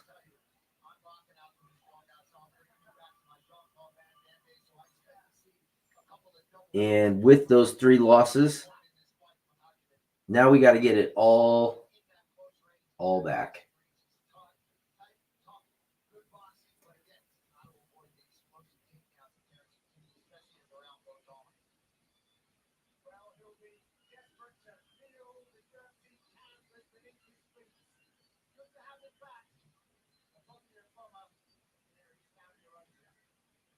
So on this next fight, and since we're just having fun today, obviously I'm 0-3 right now, but I'm telling you, comebacks coming up. I took some chances on these fights, but that's okay.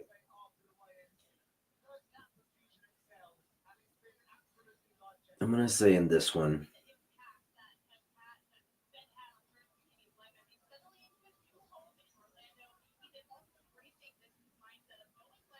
Terrence McKinney by KO or submission is minus 400.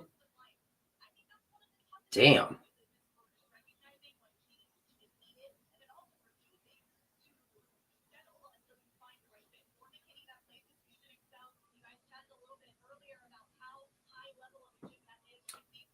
At this point, let's just get a win here.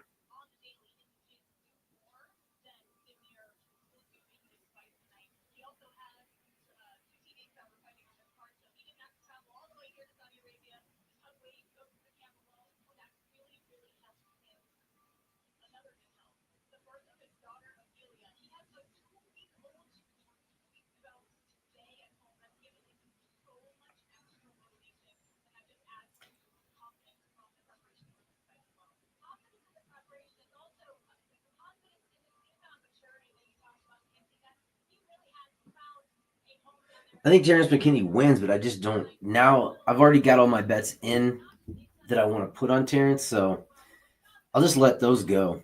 Let's see what we've got.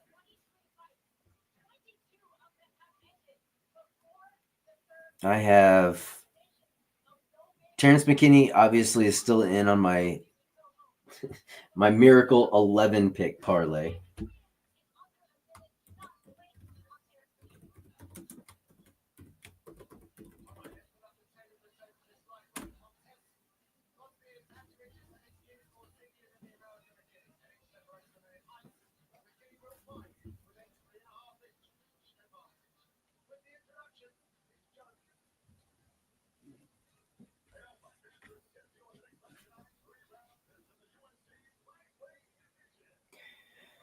All right, so I have him in on the huge 11 pick parlay. That'll continue if he wins there.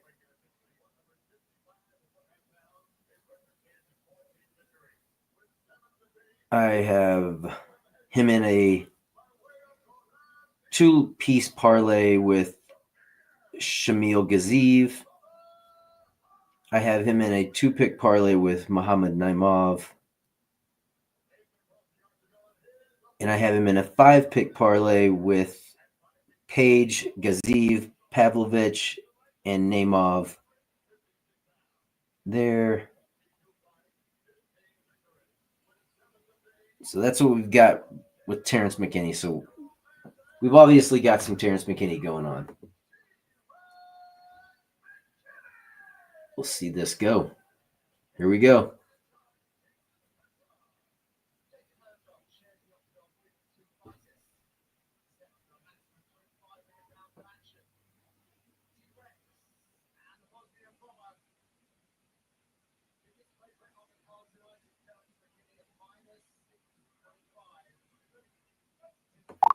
Here we go.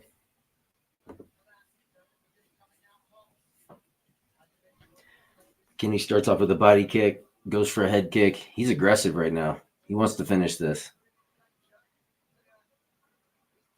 Deir hasn't thrown a punch yet. There he did. Actually clipped him. McKinney comes back. McKinney needs to slow down. This is his...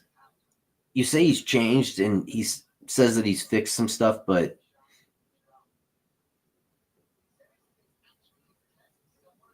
Oh, nice shot by McKinney.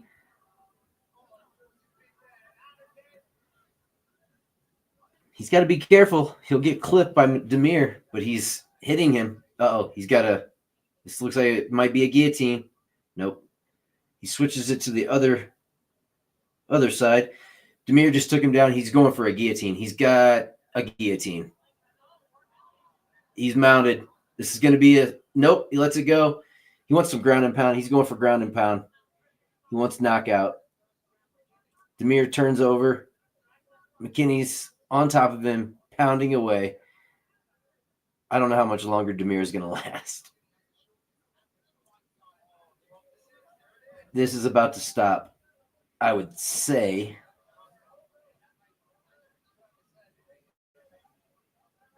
He's either going to go for a sub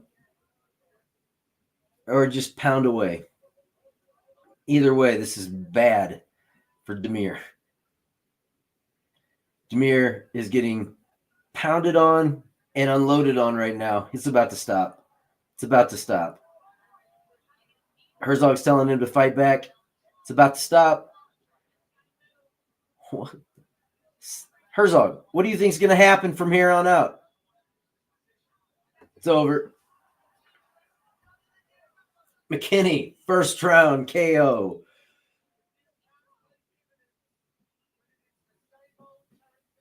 I think we all expected that one. All right. There we go. Finally.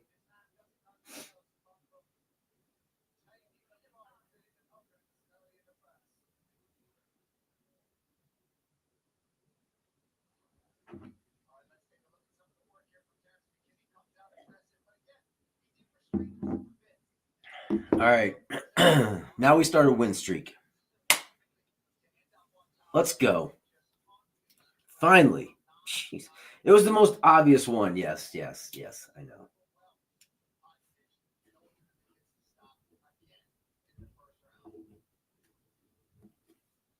But at least it is one, right?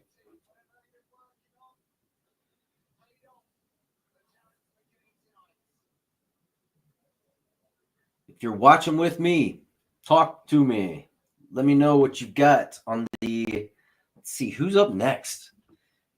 Some of my order is off on this. We're gonna have.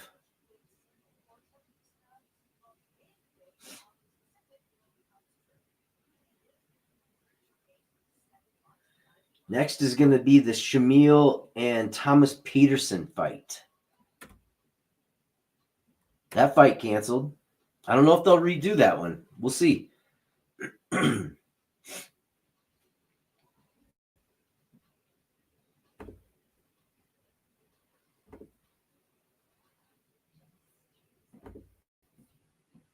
right. Everybody should know who I have on this next one.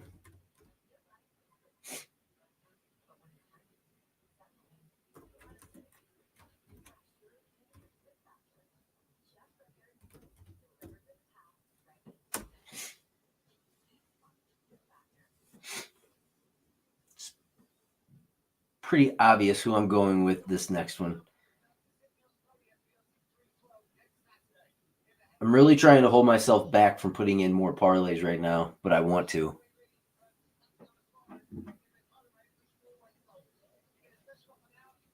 But I'd like to see one cash successfully before I do that.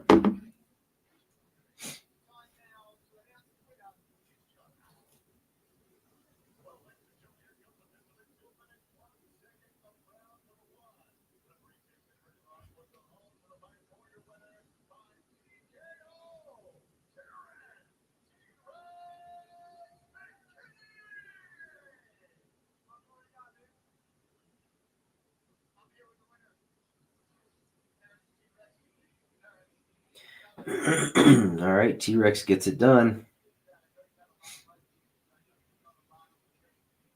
All right, next in the 11 picks. So we've hit fight to start round 2 in Abdel, Wahab, and Pogues. We hit the under 2.5 rounds in the Grod and Alexander fight. We hit the over 1.5 rounds in the Jasudavicius and Bueno Silva fight. And we hit the Terrence McKinney money line.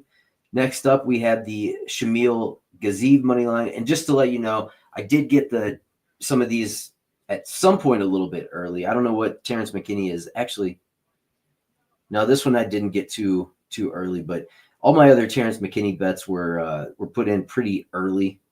So Like one of them, I got him at minus 360, which now that's a pretty good deal considering what he just did. There's a minus 345 that I got on him. And then minus 345. So, yeah. So right now our 5 pick is still in. All my 2 pick parlays with McKinney in them, they're still good. We need a Naimov win. We need a Ghaziev win.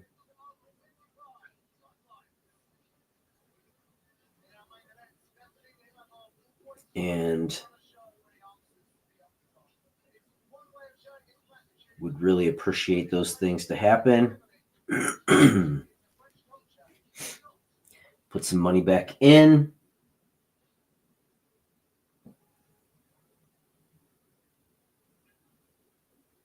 All right, next up.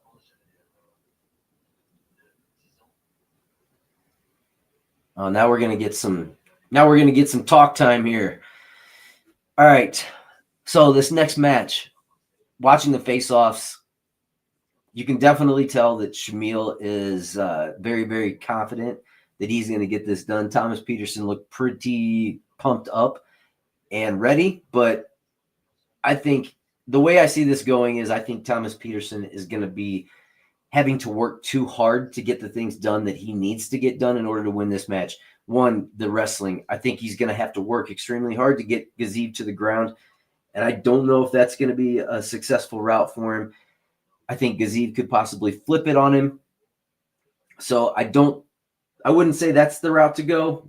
If you're looking at it from a betting perspective, what we've got, the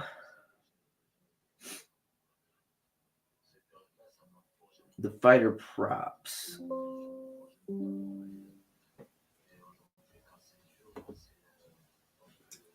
Oh yeah, I better plug in.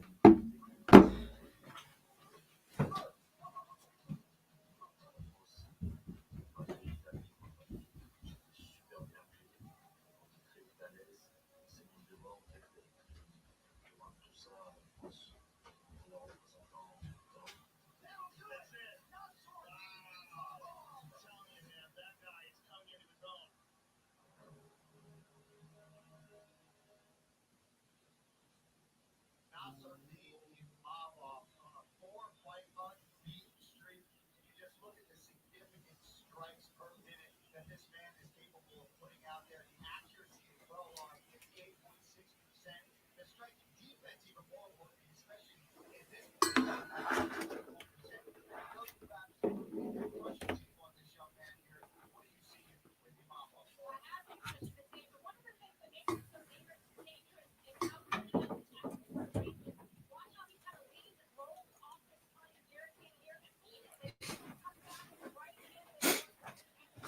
Here we go.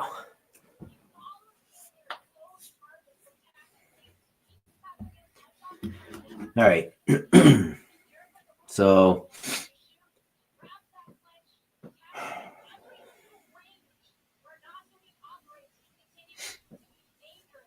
on one hand, a part of me thinks that this is going to be a fight that goes long, but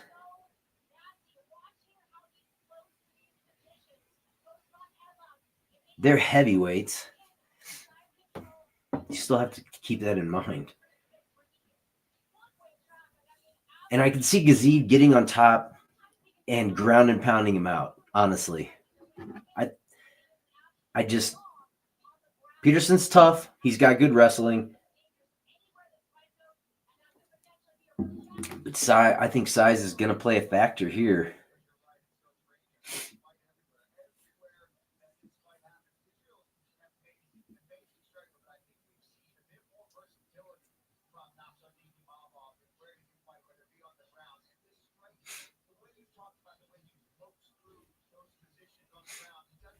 I think what I'm going to do next is put in a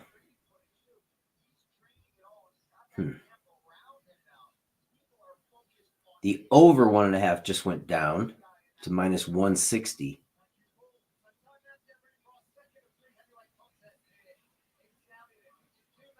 anytime you're talking about heavyweights, you have to keep in mind that knockout is always going to be there. It's -1 or under 1.5 at plus 124.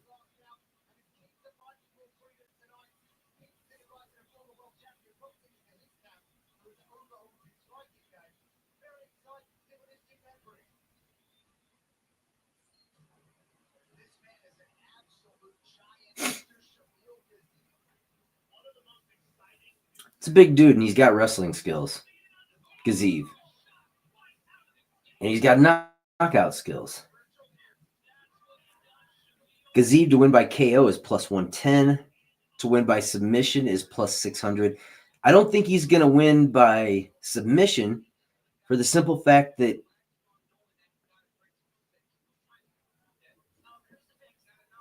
I think Thomas is skilled enough. Damn, that looked brutal.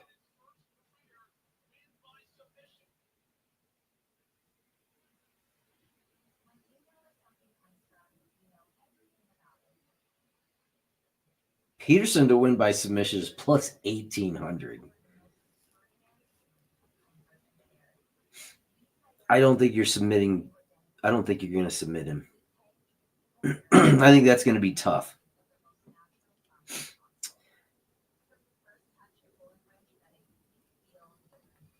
So,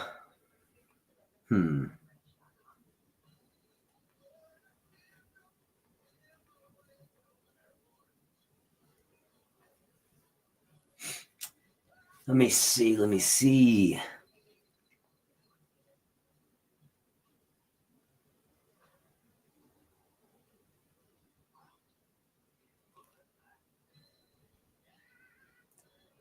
How did Peterson lose?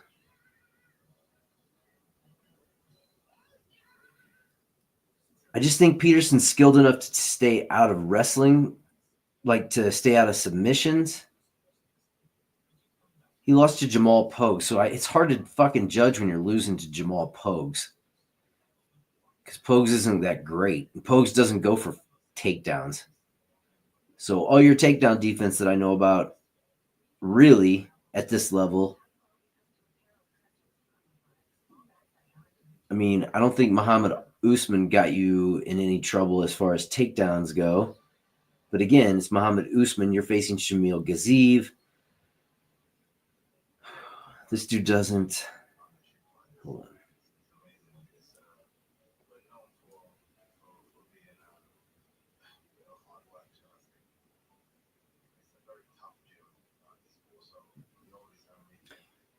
He's got submissions, but they're all rear naked chokes.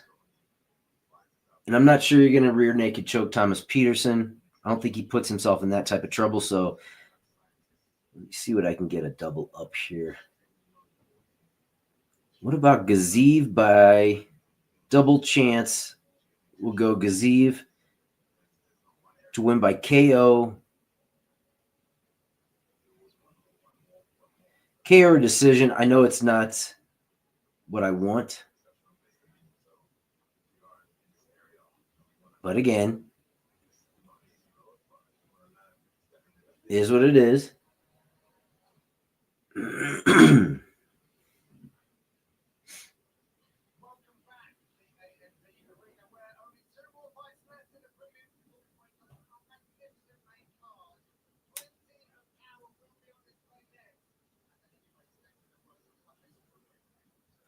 Main card's coming up in about 55 minutes.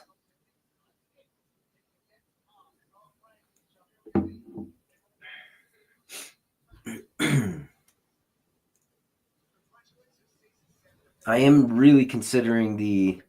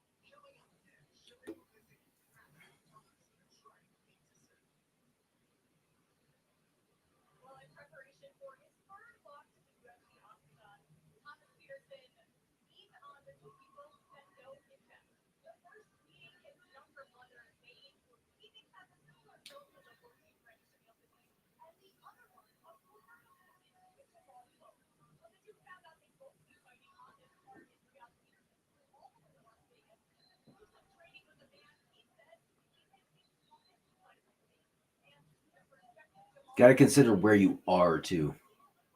So Peterson has to know that I have to come in and I have to knock him out, right?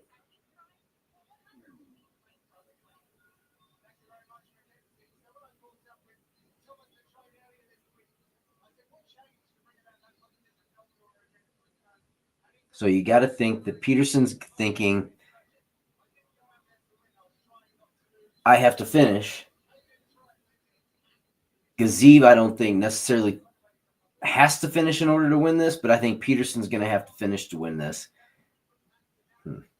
The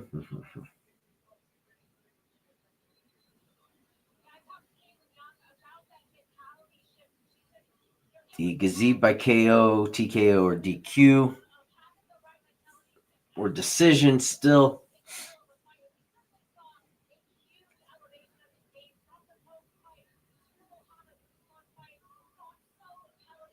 It's really not worth it.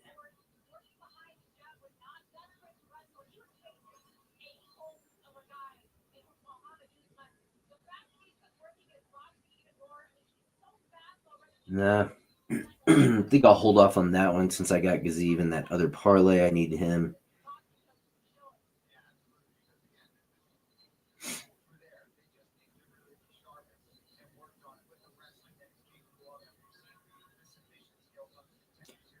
But how cool would it be if it was Peterson by KO or decision? That'd be crazy.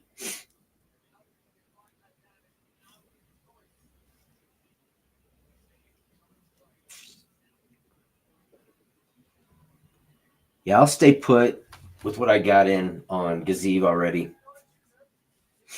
We'll just leave it there. And then that way, if we lose, I won't be too pissed that I put him in again. He's all happy-go-lucky right now. We'll see.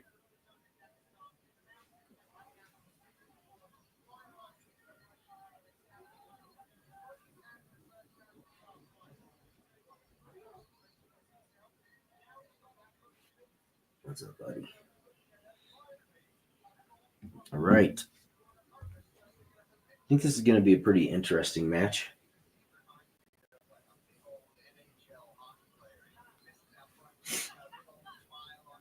I'm going to go fill up on coffee.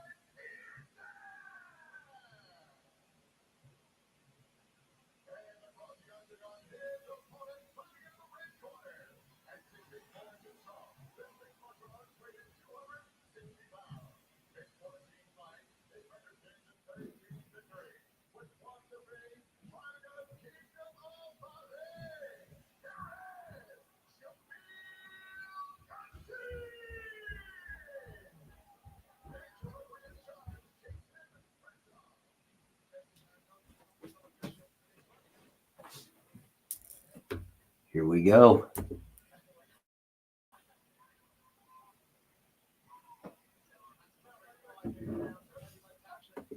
Let's go. Round one. Let's go, Shamil.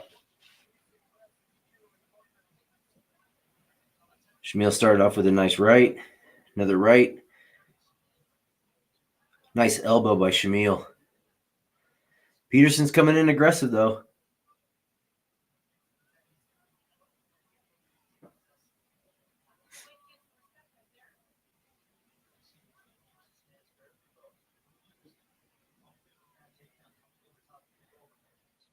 Shamil's leaving himself open for that right, but I don't think he's afraid of it because I don't think he's thinking it'll come back that hard.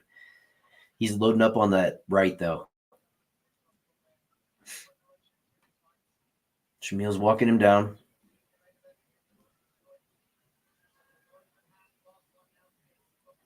I feel like Shamil doesn't feel the threat because he is he's leaving that left hand down and he's pumping up on that right straight. And I feel like he's not afraid of. He's got his defense up on his right side, so he is worried about the big punch, but he's not as worried about that right hand coming back at him.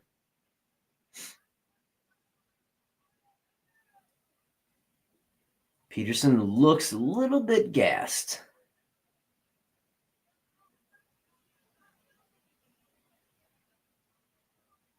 Nice body kick by Shamil.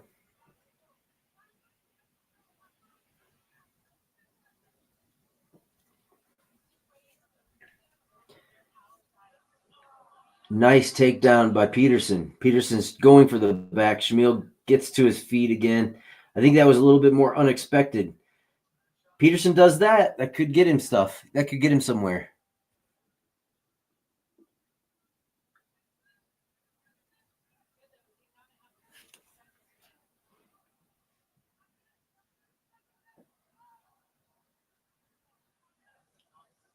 Nice. Shamil's got a nice jab. Nice jab by Shamil. Comes quick, and he kind of angles it up. So it almost is like it's coming underneath your chin.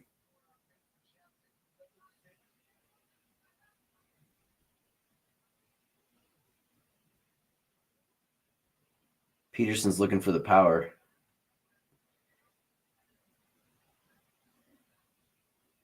There was that right. Shamil's going all out now, and that his right hand is dropping. His right hand is dropping now. Peterson, he's leaving himself open now for a big one for Peterson. Now it'll just be a matter of, does Peterson have the speed and ability now that we're getting in a little bit later? Oh, Shamil, one punch, done. Peterson took out his mouthpiece. That's it. Wow. Shamil. Woo! Smoked him. Damn, Shamil. One punch, straight right. Bam. Gets it done. Shamil just cashed my first parlay of the night. Thank you, Shamil. All right, we're getting back on track. That's 2 in a row. So told you we were going on a winning streak. Boom. That was a nice one. That was very nice. Shamil Ghaziev gets the knockout. First round at 149? 149. On the button. Peterson took out his mouthpiece. When he hit the ground, Peterson just was like, fuck it, I'm done. Took out his mouthpiece. Like, don't even follow up with that shit. I'm out.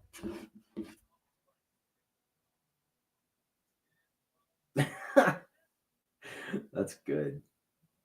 I like it. All right. Oh, I gotta stop. All right, bam. Here we go. Can we get 3 in a row now? Can we get on a winning streak? I need a streak. All right. Next up is going to be Naimov and Ofli. Let's cue that up. Here we go. I'm looking forward to this fight. I really do want to see how this one's going to go.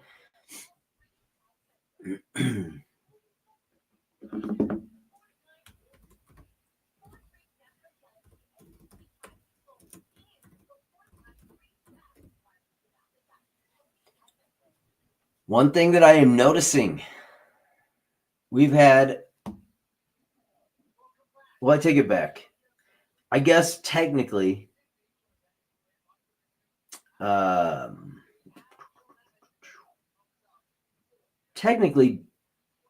Grod had gone back to the underdog. So we got an underdog win there, but none of the underdogs yet are really winning. So you'd have to think at some point there's going to be two or three underdogs, I think, win this. You think Herzog right there just said, hey, man, if you didn't take off your mouthpiece, I probably would have let you continue.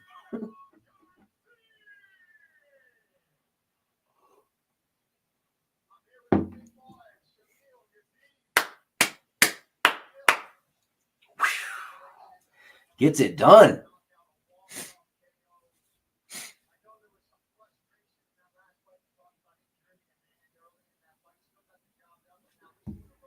All right. Ghaziev gets it done. Man, we've hit the main card now.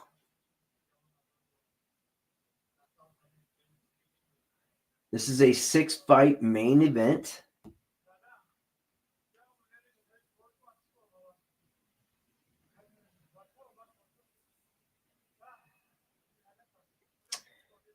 I got to stick with my pick on this next one. I still have to go Naimov. I think he's the better fighter. I think Offley's gonna surprise. I just don't know if this is the fight that's gonna do it. I thought he was gonna win against Santos, to be quite honest with you. I thought his wrestling would be enough. It wasn't though, so has me kind of questioning.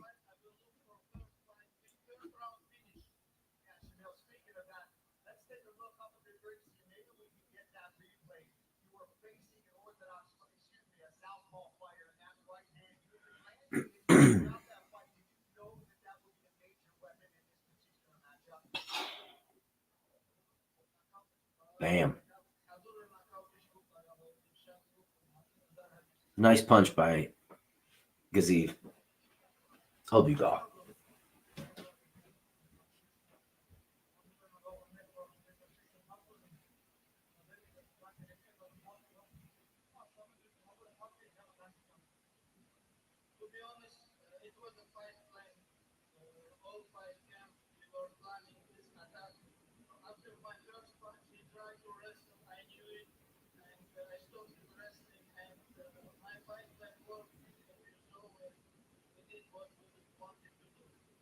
Congratulations on the first round knockout, Shamil Ghaziev. Congratulations, indeed. One to the highlight reel. Ghaziev is now 113 on his last 14 matches. And a big shout out to his daughter and her birthday yesterday. She turned 3. A happy man tonight. Now think of it, on the other now, motivated some fireworks. I'll promise. It is a massive decorated strikers and Shara Magomedov is out to block his flag in the south stand.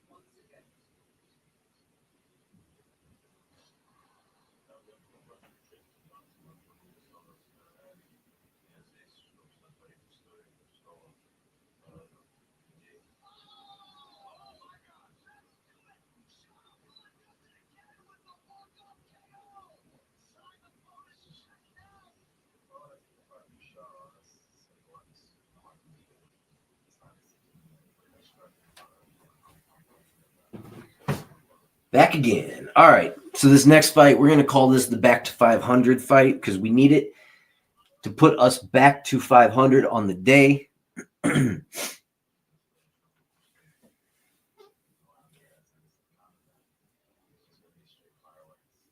By the way, I'm now up in my studio room.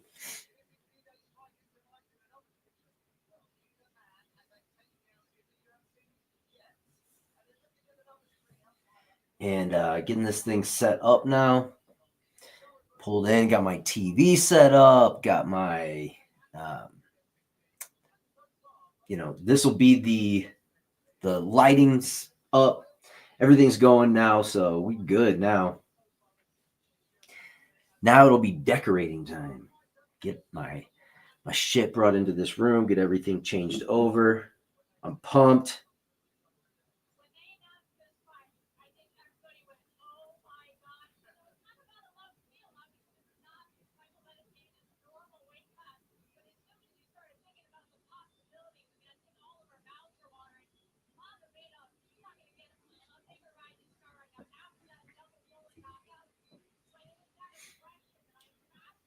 All right, this next one.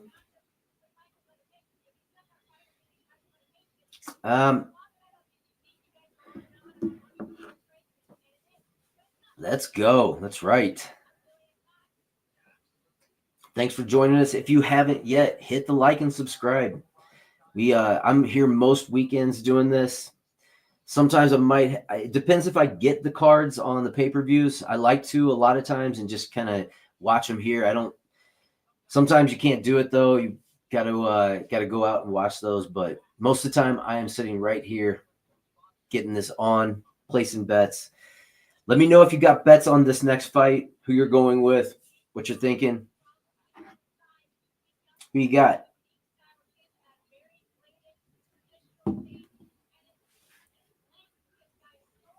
I've been waiting for this fight. I put a bet in early on this one.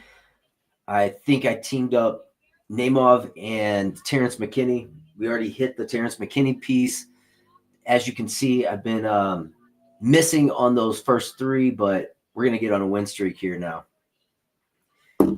Let's hope for that third fight win streak right now. Let's get it. I think these next fights, I'm super interested for the Mike Davis fight. Hey, that's all right. That's why I'm here, to provide as much information as I can about this stuff.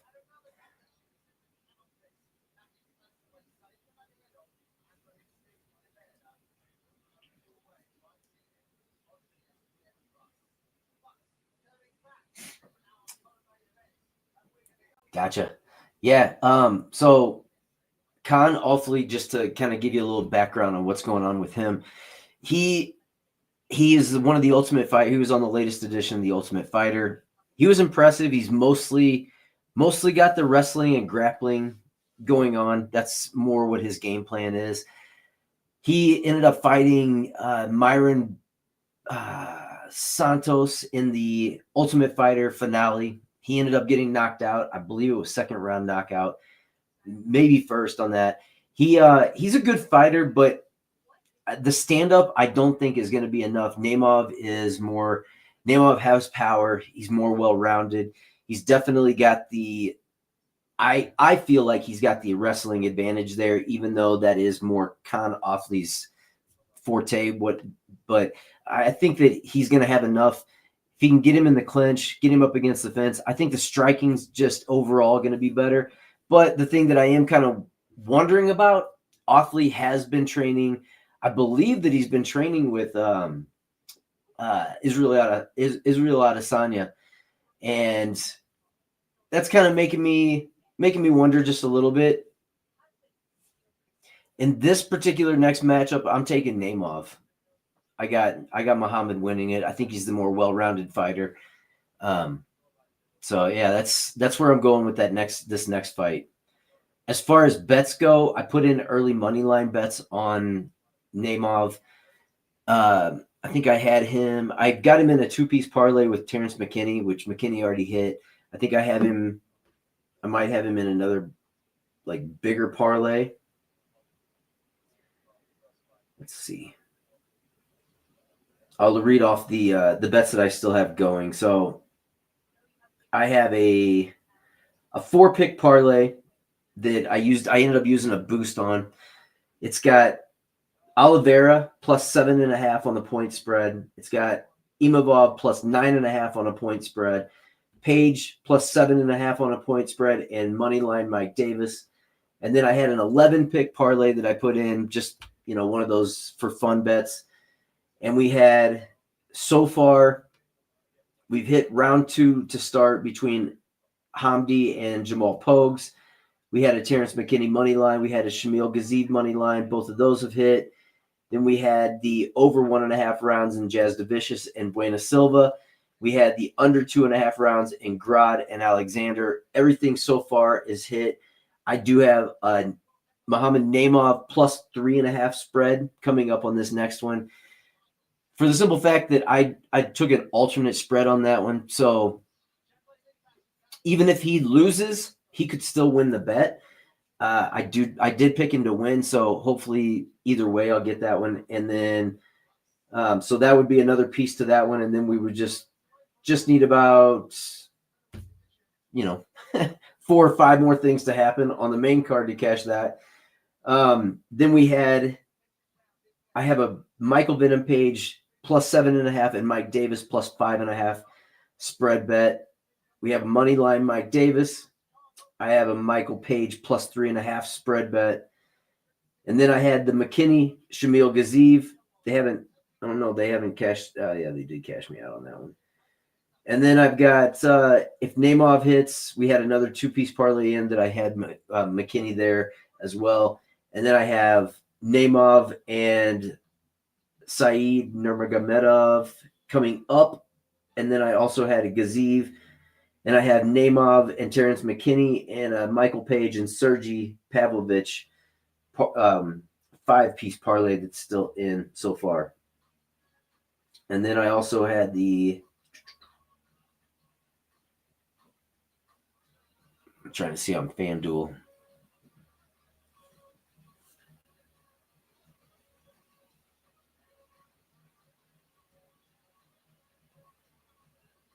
FanDuel's doing some stupid shit right now.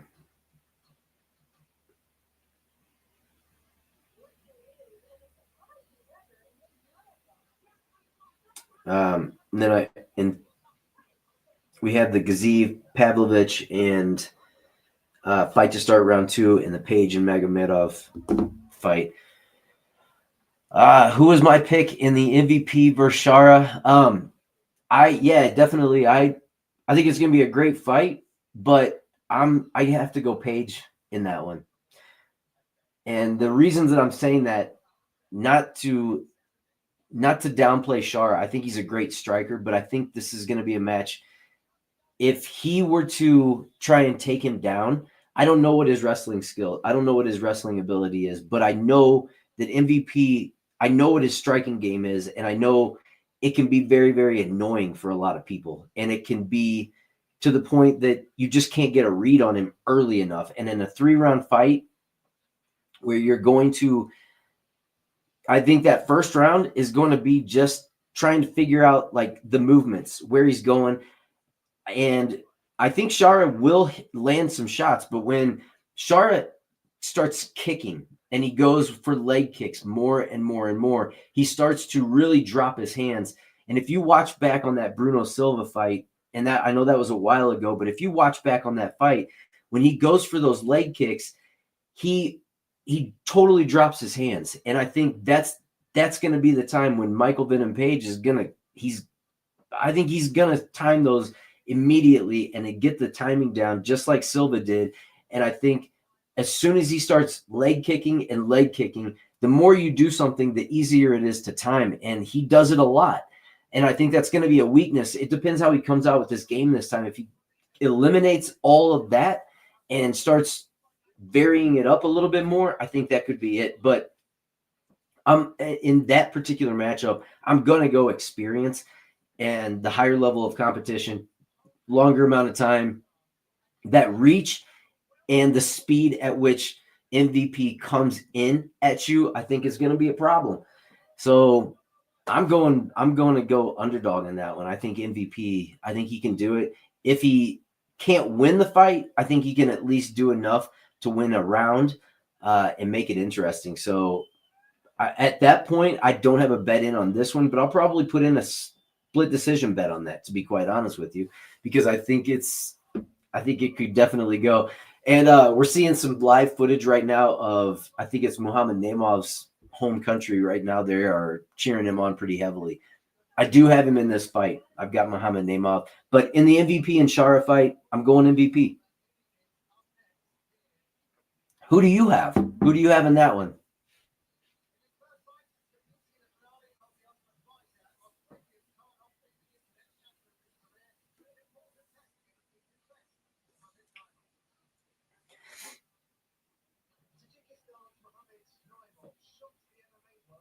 Yeah.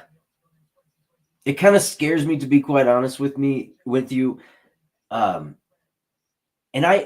here's what I like to do. I try not to pay attention to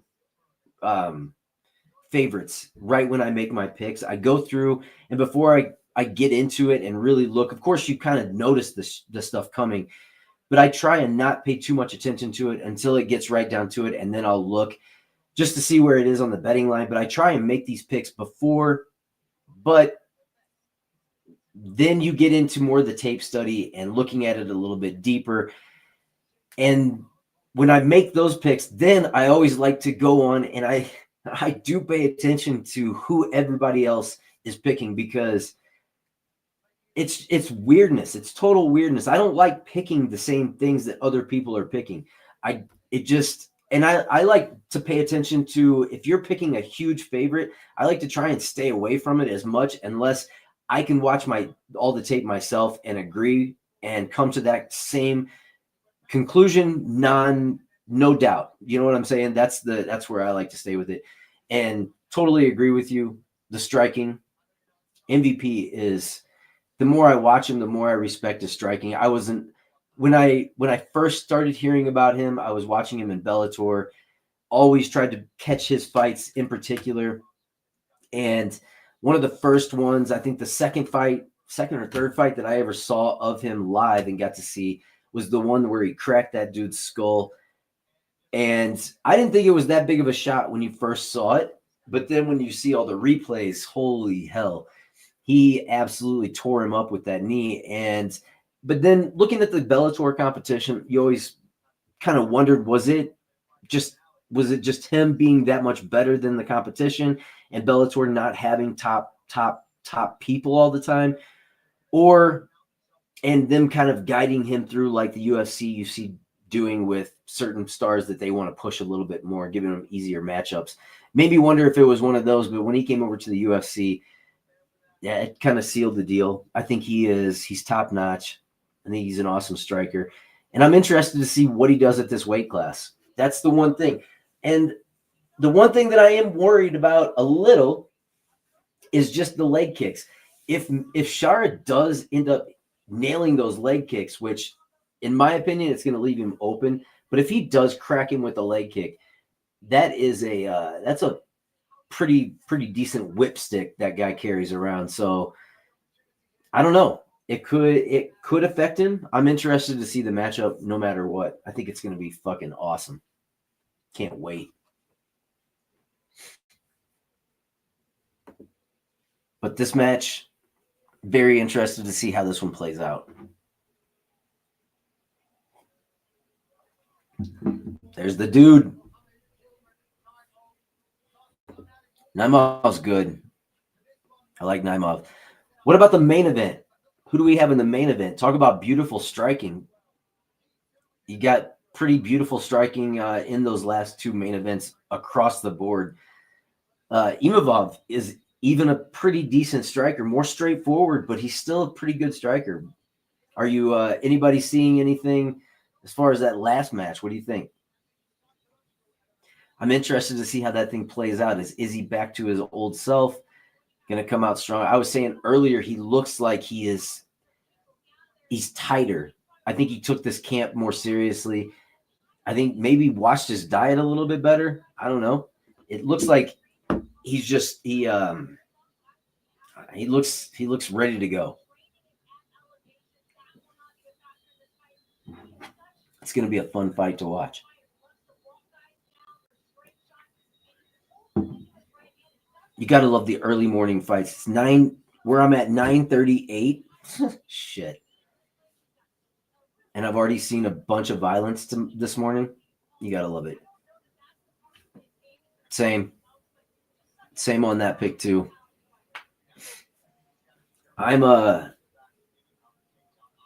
Some of these lines are really good. And some of them I like them even more now that we're getting closer to the fights.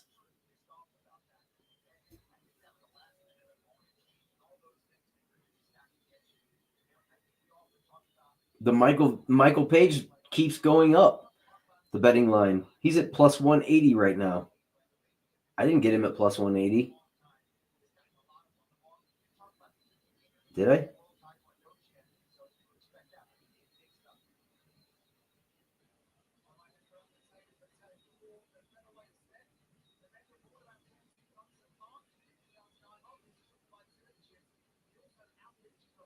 Oh, wait, I haven't even put in my bet on him yet.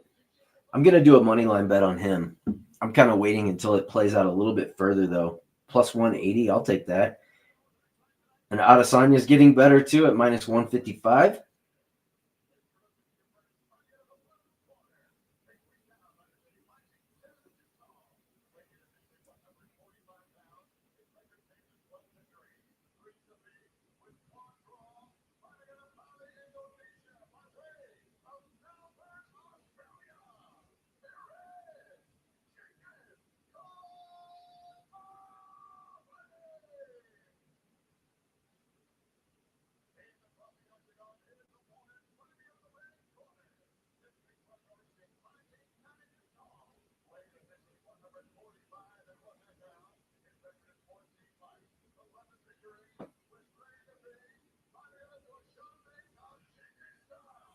Here we go.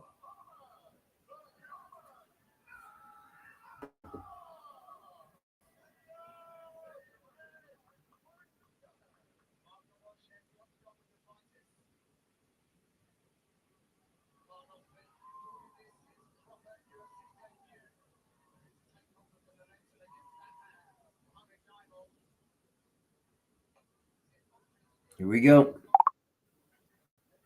Missed it by a couple seconds.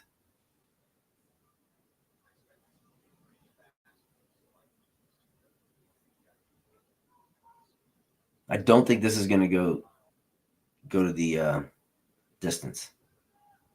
Maybe.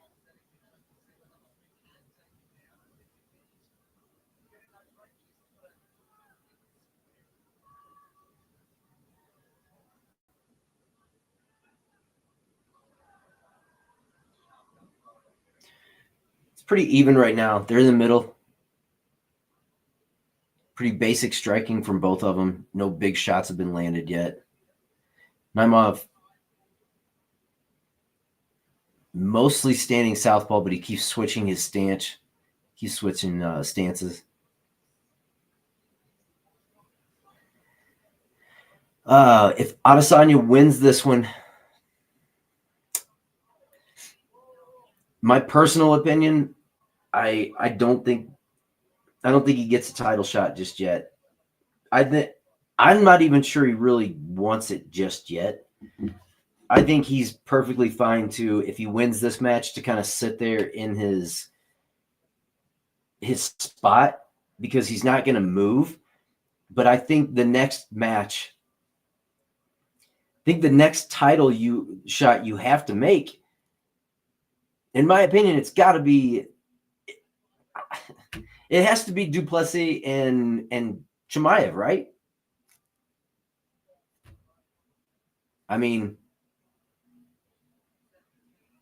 that's what I think. I think you have to give him a shot, get the title. I don't think he's even going to keep it that long. I think he'll fight maybe, I don't know, 3 more times after he gets a title. And if he defends 3 times, I think he's probably going to quit. I mean, or have a I mean, he's going to go downhill. At some point, Chimaev will go downhill.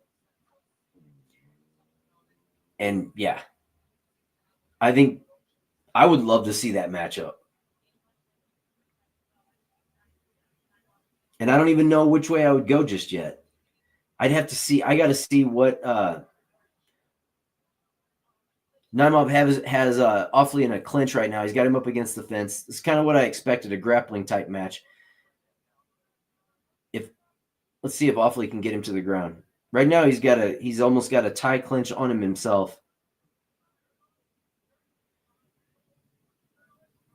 Yeah, the Adesanya or the Duplessis and Chimaev fight, I definitely want to see it.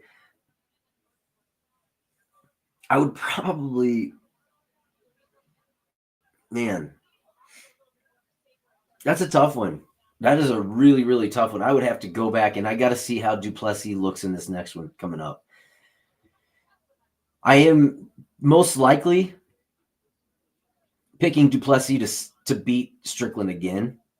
I think as of right now, I'm really looking heavily to that. I think it's going to go that way, but I'm not 100%. You can never tell exactly what's going to happen when it comes to Sean Strickland, but I'm probably going to go that way. All right. So far, Awfully has more control time up against the fence than I would like to see. Naimov's turning it around now. I think Naimov in the end is going to be stronger, more used to the rigor, and I still think he can pull this out. If they keep doing this type stuff and it ends up being a match like this, it's going to go long, and it's probably going to be a decision. But so far, so good. Not bad.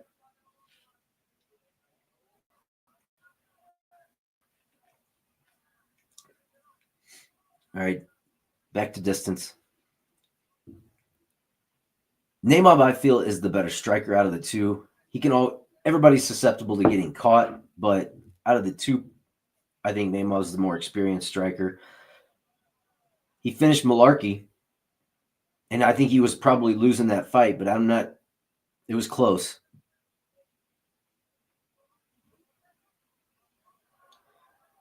Yeah, Naimov, 10 seconds.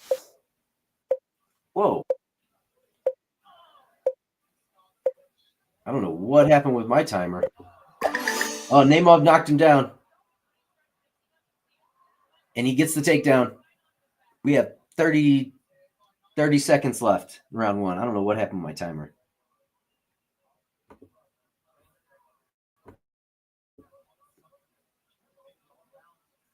Naimov's trying to take his back now. 20 seconds left. I think he definitely got this first round due to the knockdown, obviously. 10 seconds. 5 seconds. Hopefully he's now got control up against the fence. Yeah, I'm going to give that round to Naimov. Bigger strikes. I'll go him on that.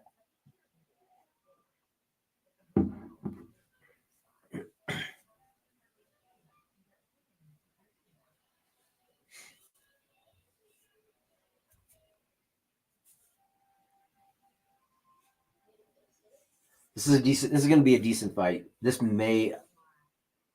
I still say this will go under. In my opinion.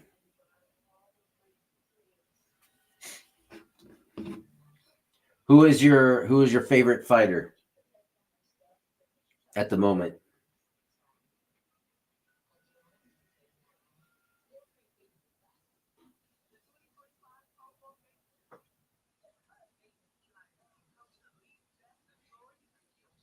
Personally, I've got quite a few that I really like watching, but definitely have the ones that I pay a little bit more attention to.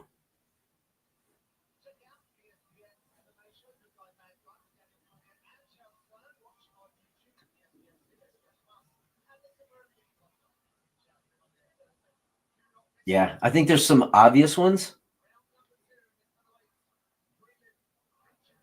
Awfully just hit him with a nice right.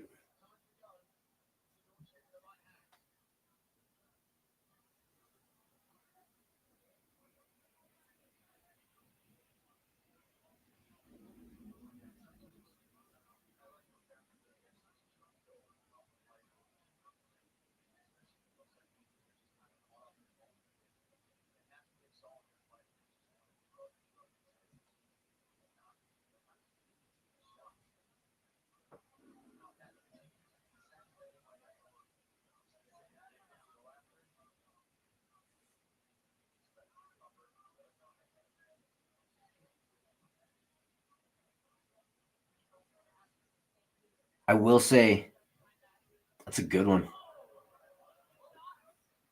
So I'm assuming that you're taking him to win the against Hooker. Is it? Or wait, is that who he's fighting next?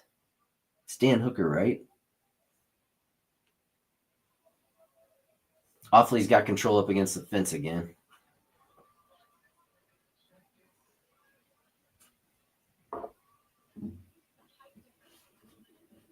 Yeah, that's going to be a great match. I can't wait to see him. He's one of my favorites too. I've been a fan of his since he came in. Awesome fighter. He's the type of fighter that you never want to miss his matches. Yes. Hooker is definitely a dog.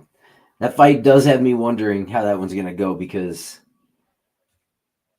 it makes me wonder how much damage has Gaethje taken since he's been here in the UFC. And I know Hooker always seems to get just fucked up in his fights, but he always seems to last through them. So it makes me wonder. This one's going back and forth. Right now, Naimov is unloading on him on the fence. He's off the fence now.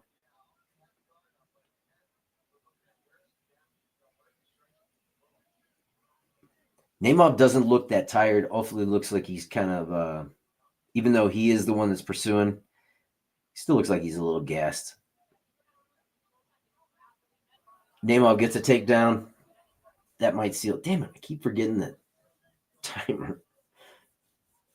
That if he can keep him here for another 2 minutes, he's probably going to get this round easily. I think he's already got this round, honestly.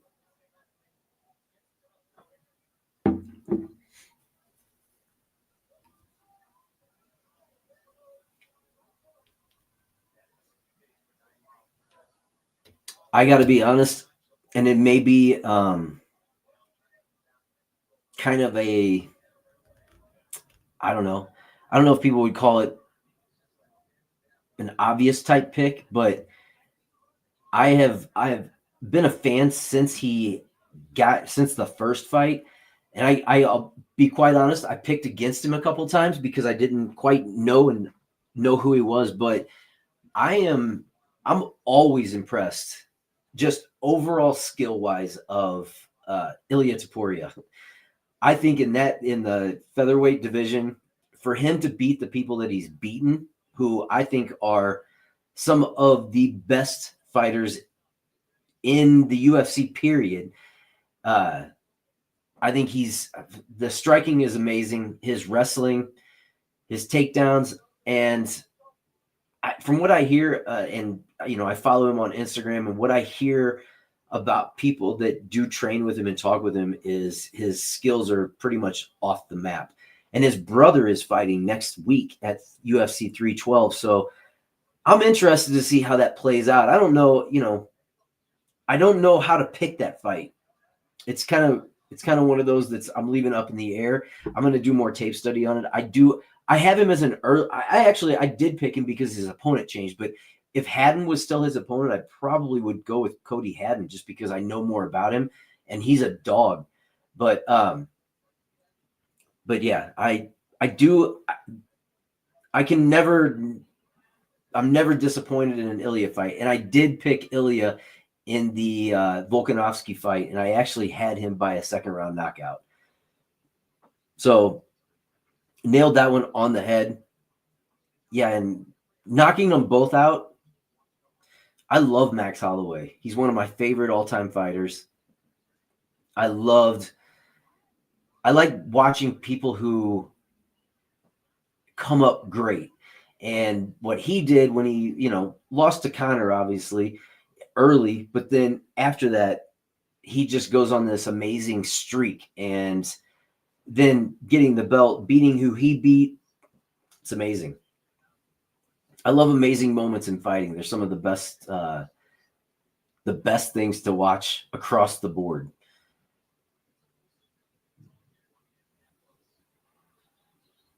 But But I think that round definitely went to Naimov again. I think we was up 2-0. Hopefully this one feeds us another winner in here. Get us back to even. Naimov, keep it clean. Get it done. Let me see if I can start this timer on time now. There we go.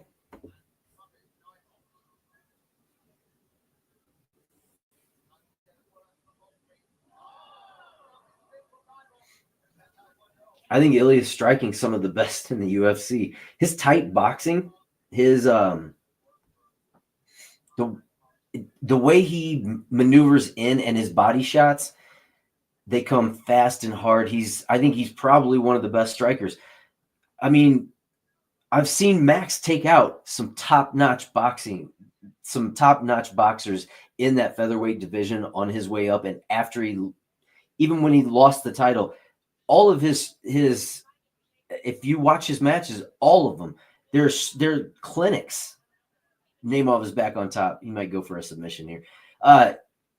They're all they're striking clinics, not only in volume, but in peppering people and not getting hit.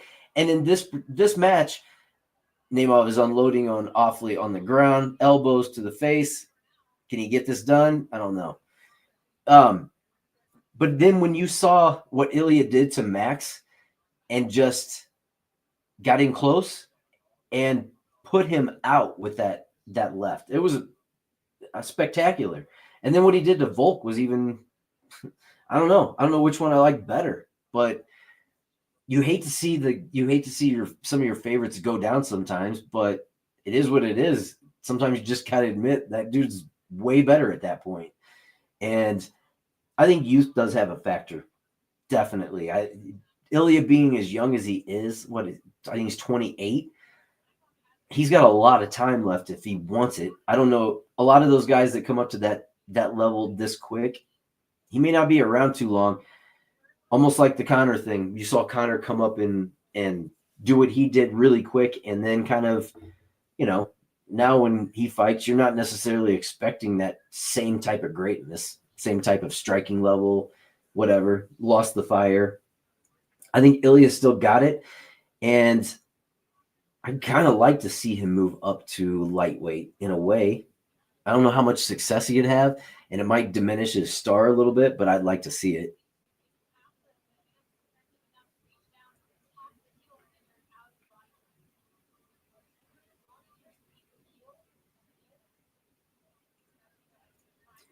Naimov is on his back now, and has the triangle locked in.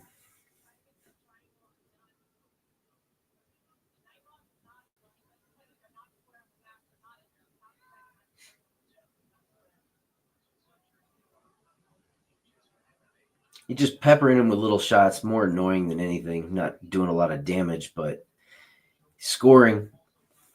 150 left. My timer working? Yeah, it's working now. I don't know what happened before.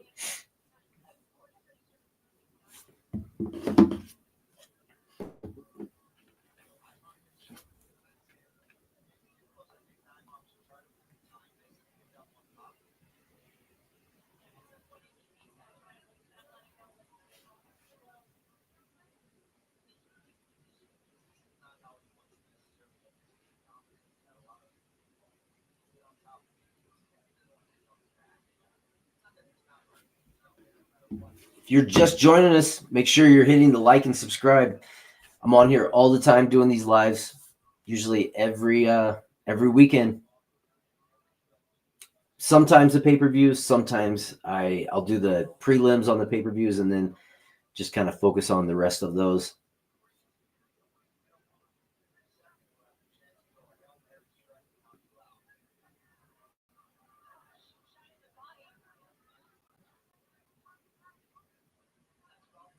No, I don't. Not currently. I used to.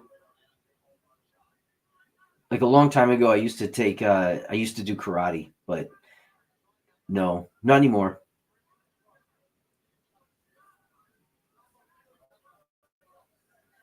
Other than just kind of doing my own thing.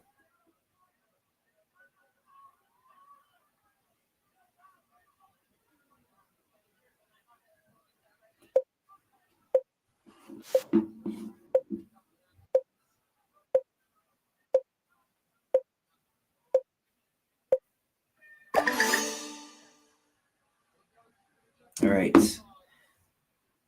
It was going to make it to the judges, but I think Naimov got that one.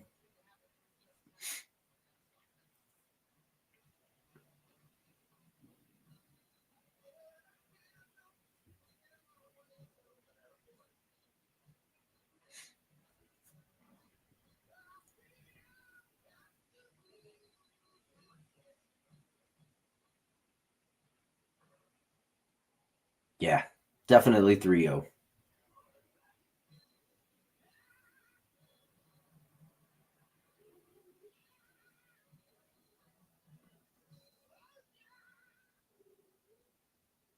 So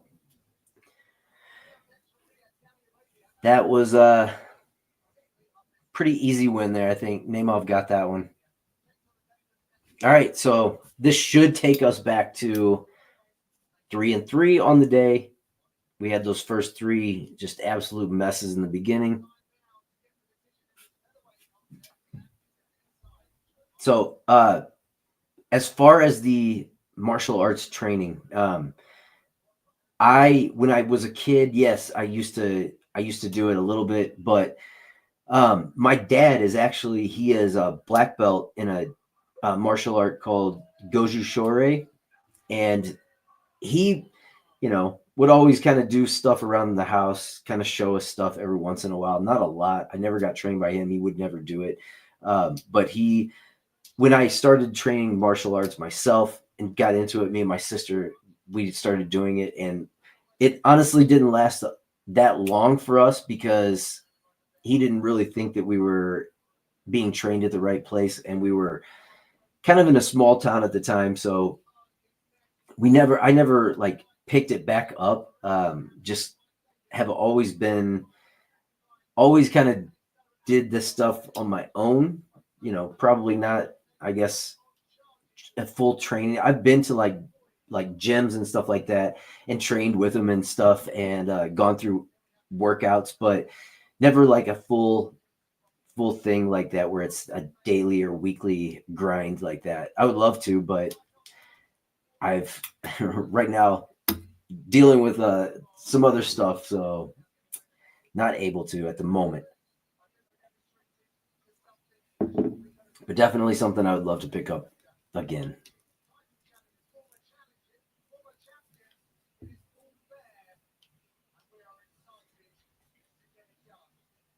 Any martial arts training for you?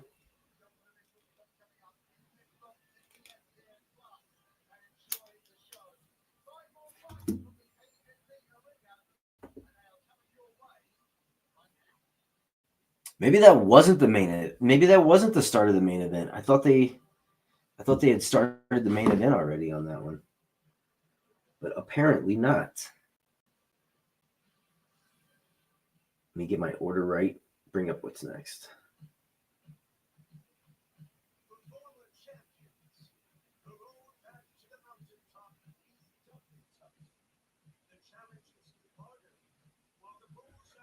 Oh, yes. We're almost there.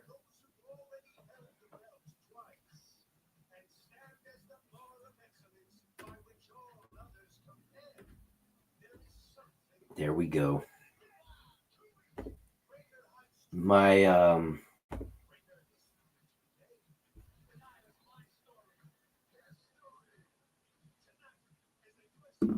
that's awesome. Where you at? Where you fighting?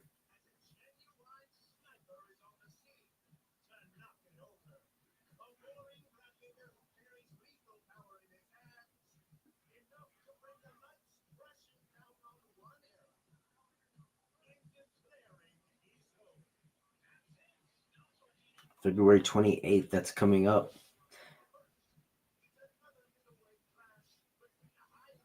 Very cool. What are you fighting? Can I look it up?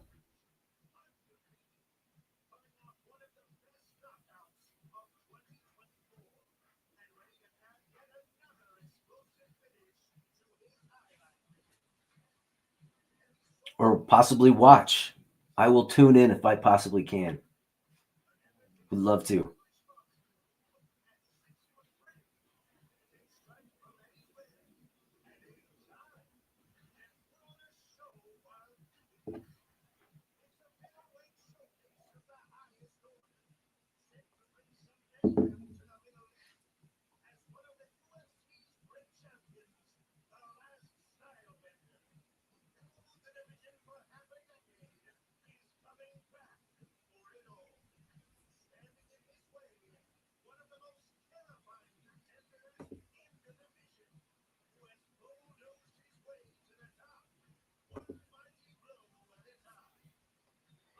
Let me know how.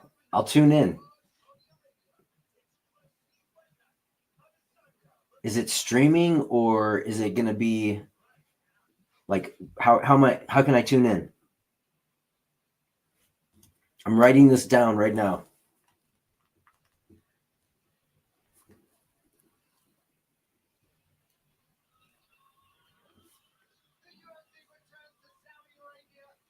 And for anybody else that's tuning in right now as well, look in the comments.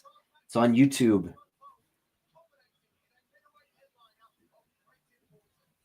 What do I look up in order to get it? Let everybody know that's on here right now, because I'll definitely tune in.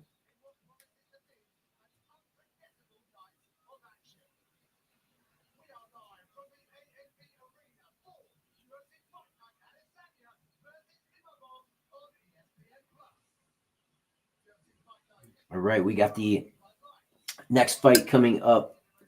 Faraz Ziam taking on Mike Davis.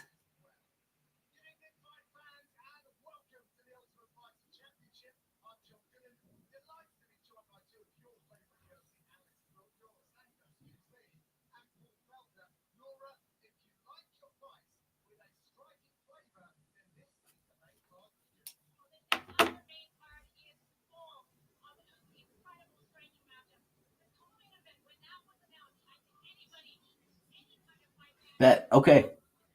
Let me know on the next stream. Come on in the next stream. I'll be sure and do I'll do a live, or if you subscribed, let me know in a comment or something. Give me a word. I'll put up another video. So definitely let me know, because I will tune in 100%. That's awesome. Good luck.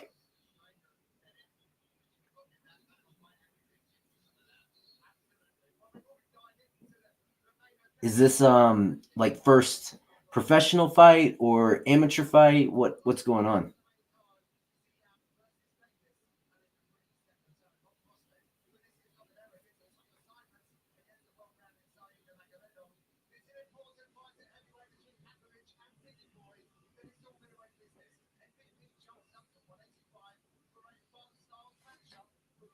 All right, everybody knows on this next one,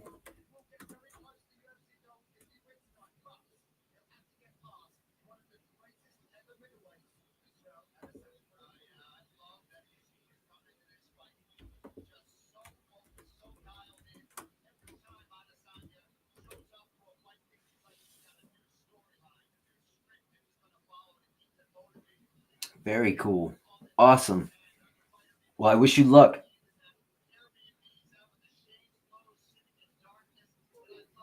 Definitely tune in. I will definitely check it out. And thank you for tuning in to this. Appreciate it. All right, I'm going to put up my next one. I'm going to go Mike Davis. And for anybody that watches the stream afterwards, look at the comments, because we're going to have some information to let you know about this upcoming amateur fight. Definitely interested in checking this out. So good luck. I'll be rooting for you, and I'll definitely be watching. Let me know.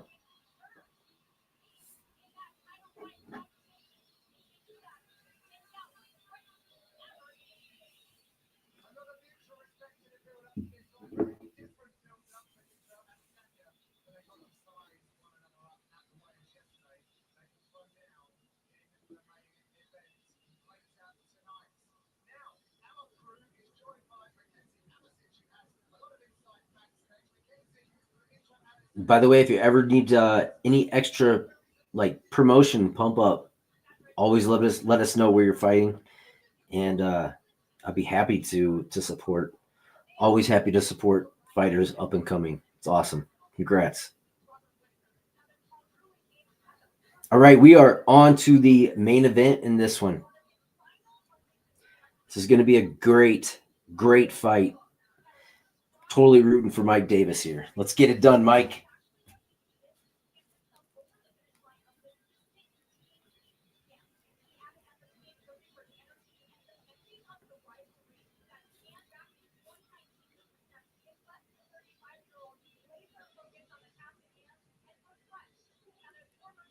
All right, so we have now hit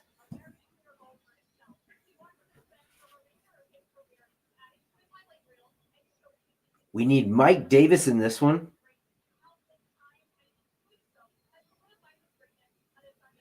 We hit the Naimov plus 3.5 in that last one. So out of the 11 leg parlay that we had going, we have now hit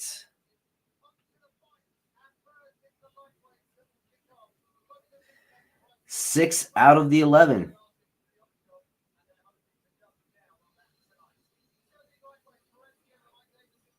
The time right now for me is 10:10 a.m.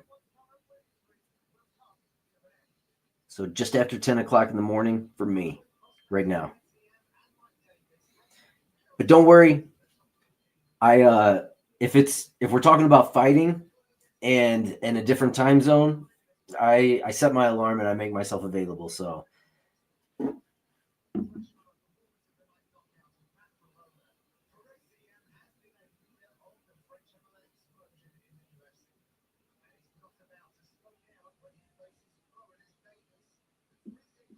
all right, I already have bets in on Mike Davis.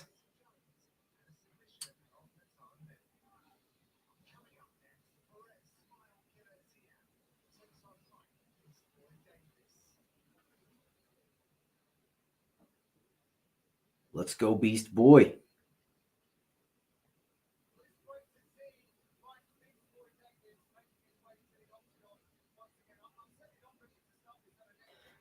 Oh, we also had our 5-pick parlay too.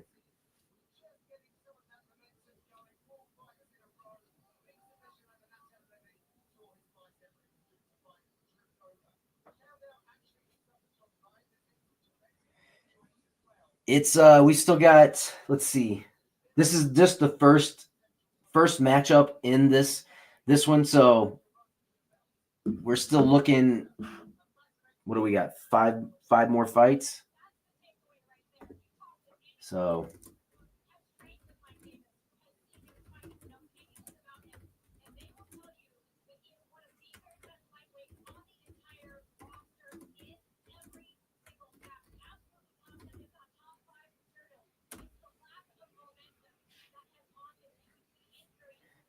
yeah, 4 more fights before that one.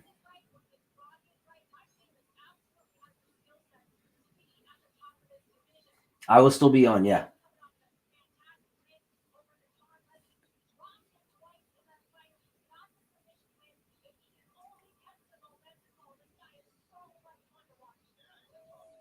I'll be here doing the whole thing, yes.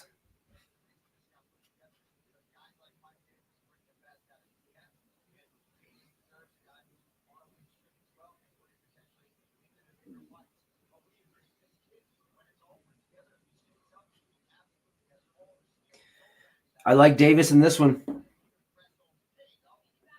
Can't get away from Davis in this one.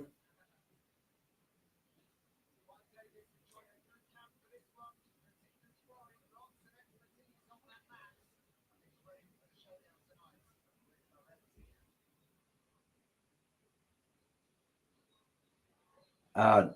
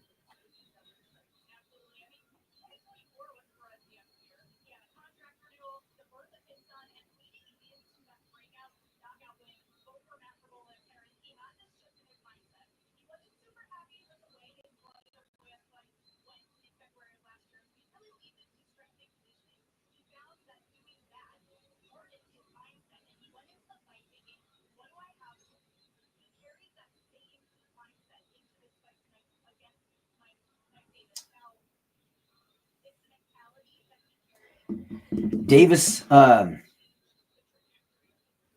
yes. There's my dude. Yeah, Davis is well-rounded, honestly. Davis is both.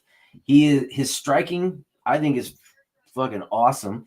And his wrestling's killer. I don't know if you follow him on Instagram. If not, you should. He puts up a lot of his training videos. He demonstrates some pretty interesting submissions sometimes, and his game is pretty complete, to be quite honest with you. So, yeah, he's the man. This dude is a beast, just like the name. Pumped for this fight. Pumped. Let me know who's everybody got in this one. I got to know. Are you on the CJ? You on the Mike Davis? Obviously, yeah. He's the man, dude.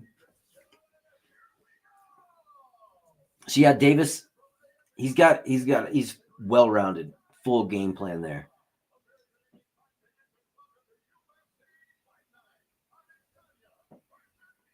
Oh yeah. To be quite honest with you, I was at first, when I first looked at this matchup and I saw that Ziam was like a minus or a +1, I think when I first looked at it, +160s, I immediately I was gonna take him, but then when I went back and watched tape, Mike Davis, man, this dude's a killer. The only thing I don't like about him is what he said after his last match, where he kind of mentioned that he likes what the UFC, being in the UFC, does for him. Doesn't necessarily dig the fight, but it looks like this might have changed just a little bit, man. He looks pretty fucking motivated. I'm gonna say that's bullshit.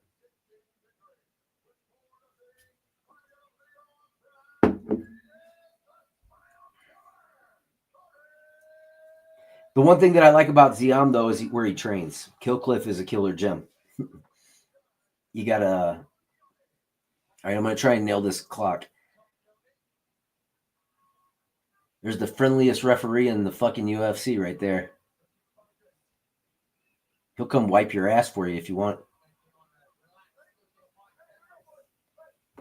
You go.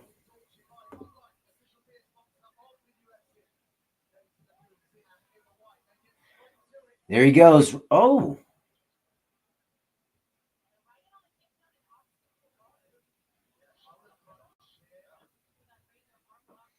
Dude, Mike Davis, if you watch his fucking videos, man, he dude does some fucked up submissions when he is just training.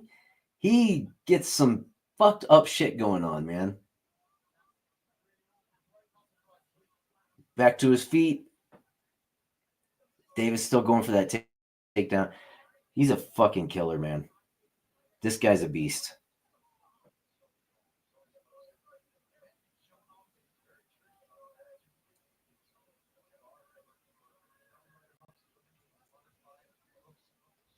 He's got him up against the fence right now.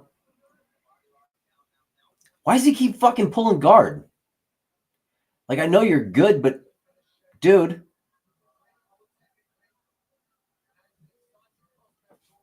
pull guard.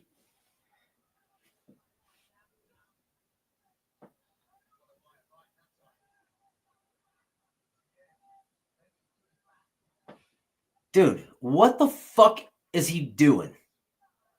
Okay, I don't understand you're a better striker, I think. I think you're a better striker, and you're pulling fucking guard.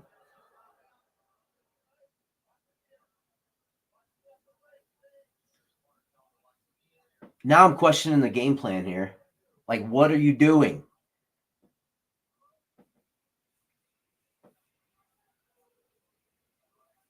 Come on, man. Yeah, no shit, dude. What the fuck? You're better than this, Mike. Oh, Toyone's going to go over there and tie his pants for him. Here we go.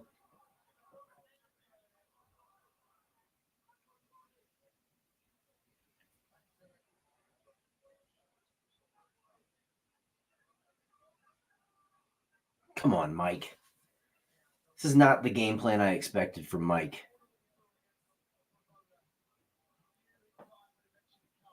Why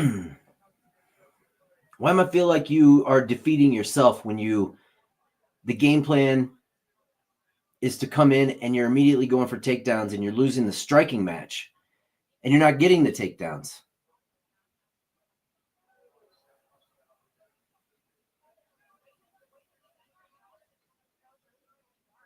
He's slow. He looks slow.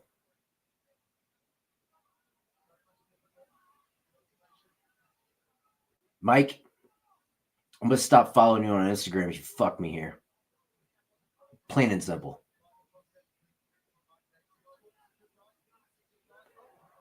Ziam's striking looks good. Damn it.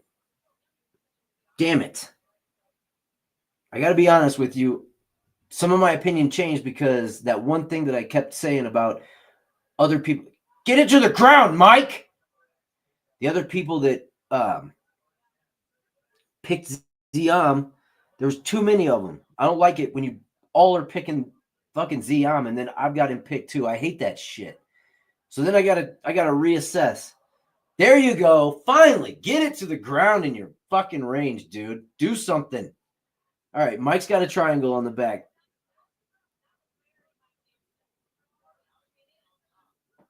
Mike's got him mounted. Come on, Mike.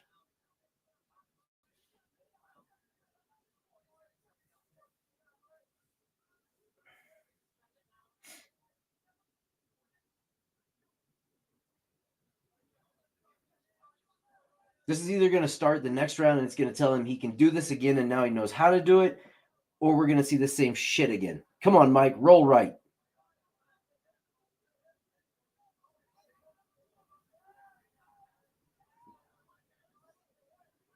If Mike gets it early like this, he'll win the whole round.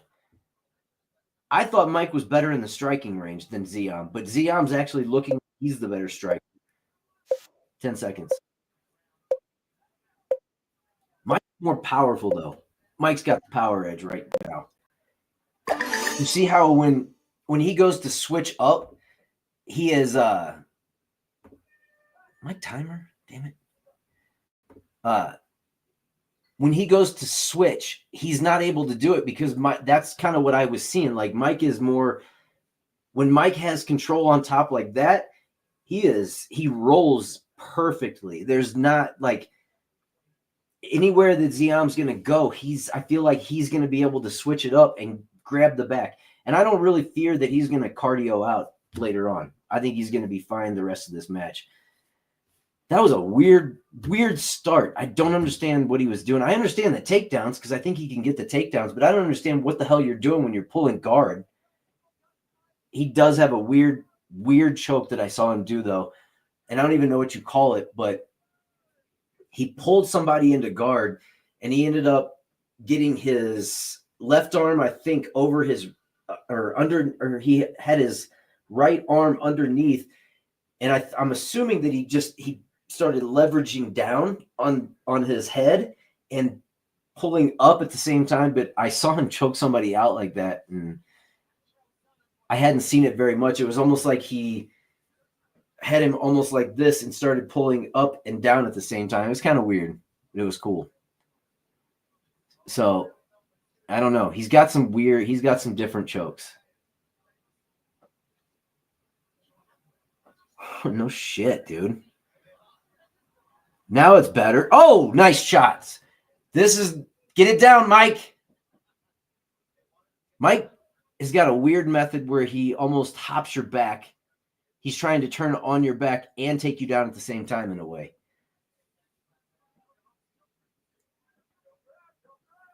He didn't grab.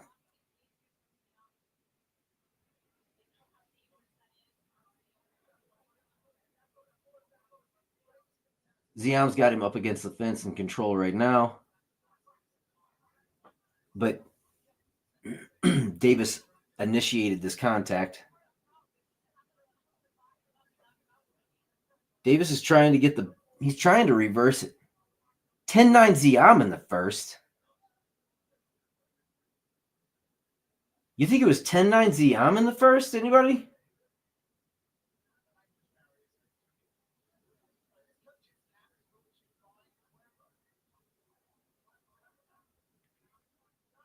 Did I miss that? Because I kind of had it 10-9 Davis. And I forgot the fucking clock again. Damn it.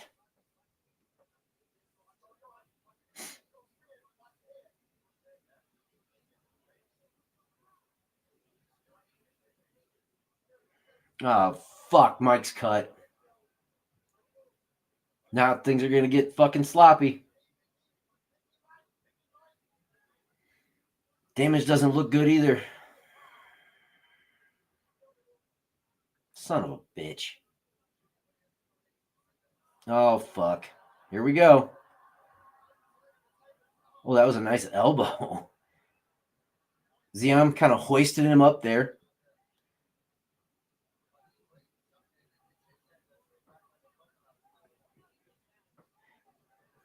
Damn it, Mike. Mike's always dangerous, but dude. Come on, get it. Get something, dude. All right, Mike's got a leg. Mike's got his leg. He's going for a sub. He's not going to get it, but he does have the back. Oh, shit, he's got a scissor lock. Damn. That's weird.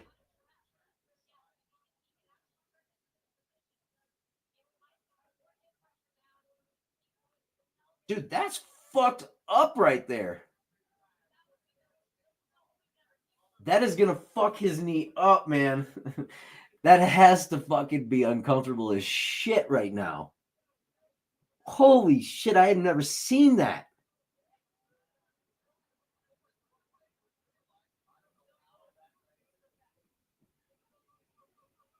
Dude, holy fuck.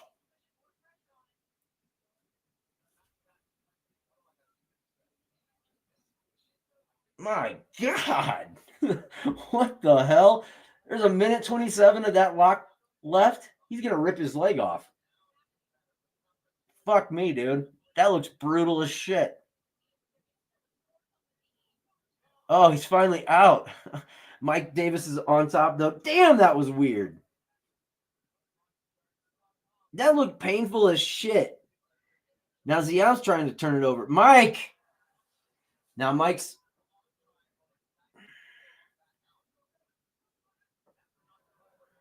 Ziam's now going at Mike.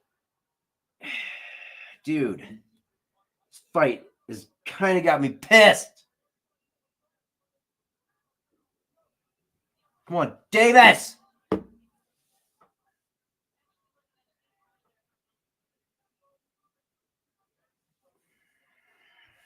Oh my God. What the fuck, dude? This is not the fight that I expected to see here. Ziam's going for an arm triangle now. 19 seconds left.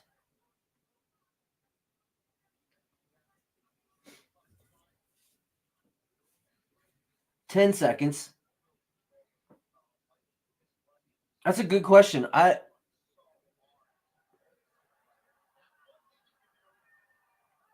would say Ziam is winning the fight. Mike, get up!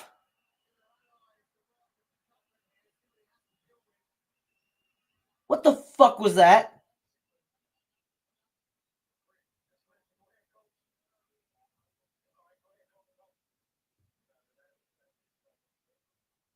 Dude, I feel like Mike's going to quit.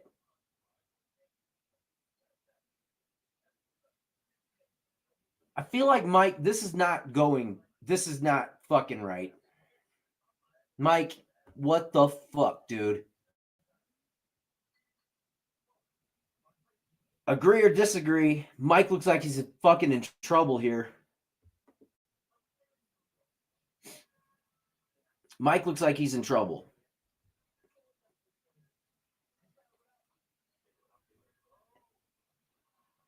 And why are you going to commercial right now? What's going on?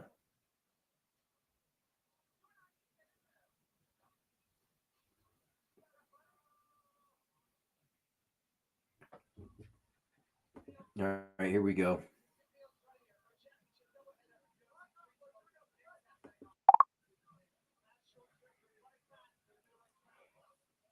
Oh, Davis lands a nice right. I feel like he doesn't have much left.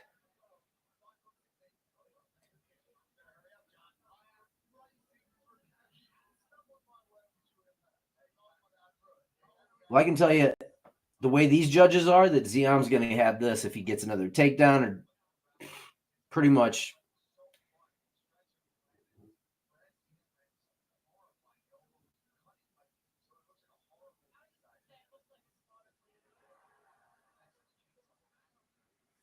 Ziam's got the takedown again.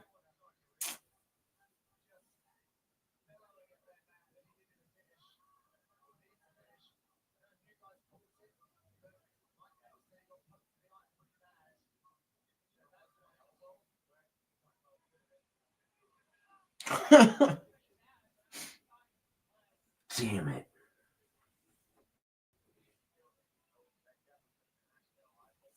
Man, fuck. You have it picked right. And then the tape study shows different. And then you had it picked right. Oh, well. Come on, Mike. You have to do something.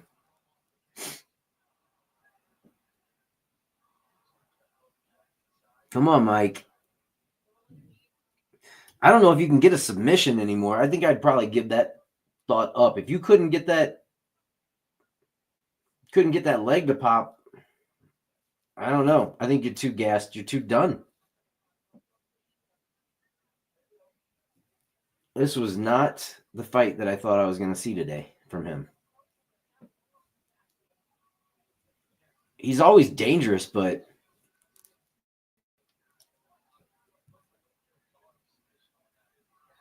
I didn't think he was going to need submissions here. I thought he'd go for a knockout.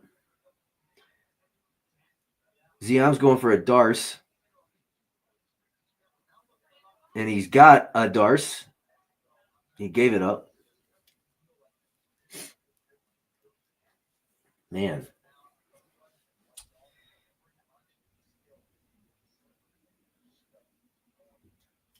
Two minutes and 26 seconds. This is falling apart.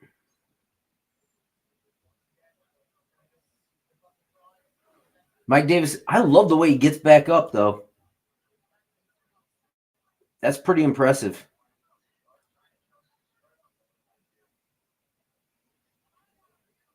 But he's done. Ziam has more left.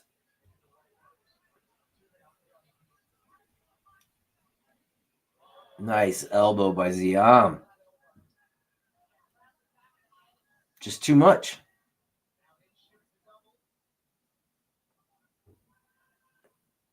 Unless Davis gets a miracle submission, he's definitely lost this fight.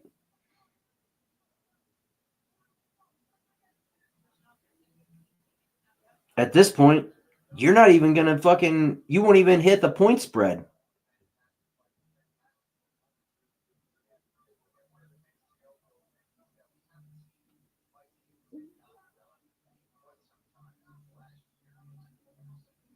Better break it. He doesn't break his arm, he's not going to fucking submit this guy.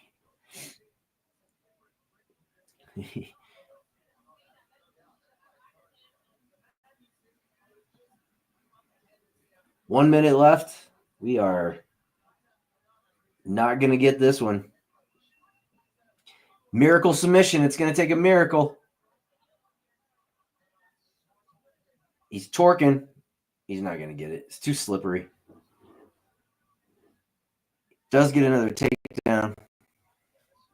Davis is on top now. I don't think it's going to be enough. He might get a point spread if I'm lucky. Just because he's made it. Oh, he cut. Now he's cut him. That's a good cut. So the damage level at least is equaled out a little bit. That was a nasty one too.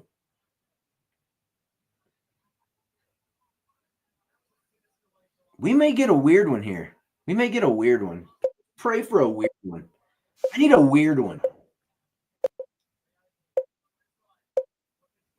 Finish strong, Mike. There you go. All right. He tried. I don't know what to say.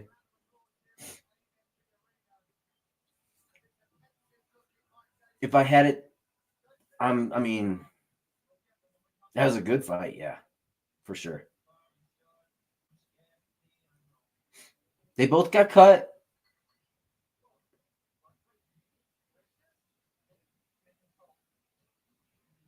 Man, I did not expect that fight to go like that. Damn, did not expect that.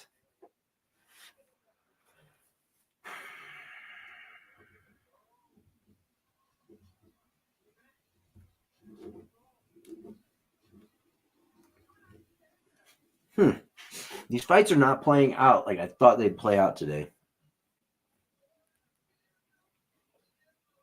I thought Mike Davis would. I thought that was going to be more of a striking match, honestly, than what it was. Because if that, but then the striking actually it probably went more towards Ziam, I would say.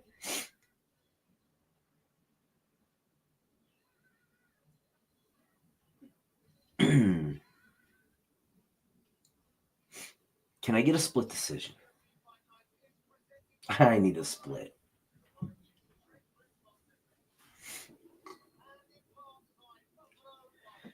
Come on.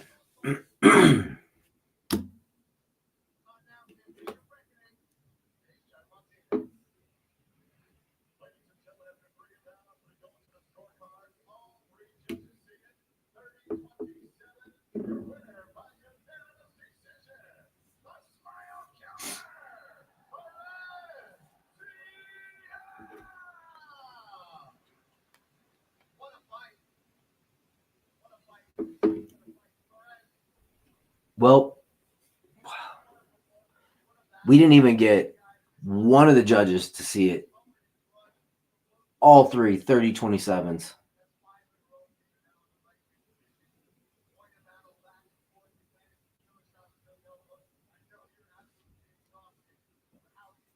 Man.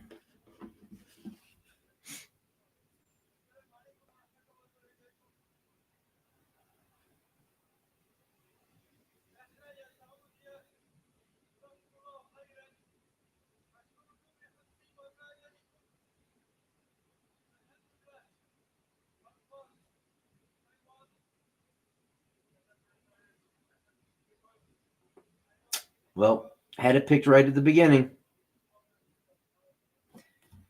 Oh, man.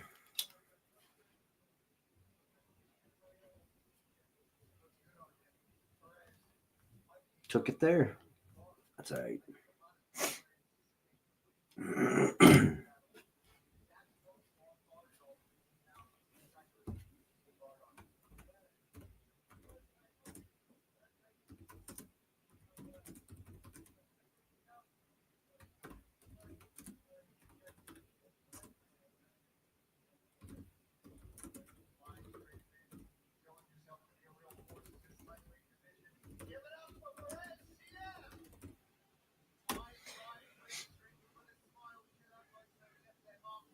Yeah, I'll do a stream for next weekend. We'll get on here again.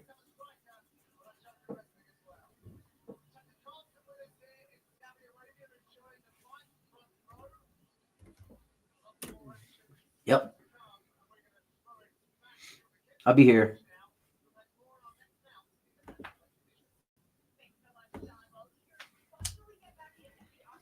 All right.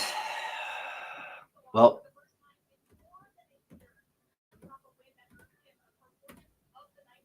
I wish I could have seen that fight. All right, here we go on this one.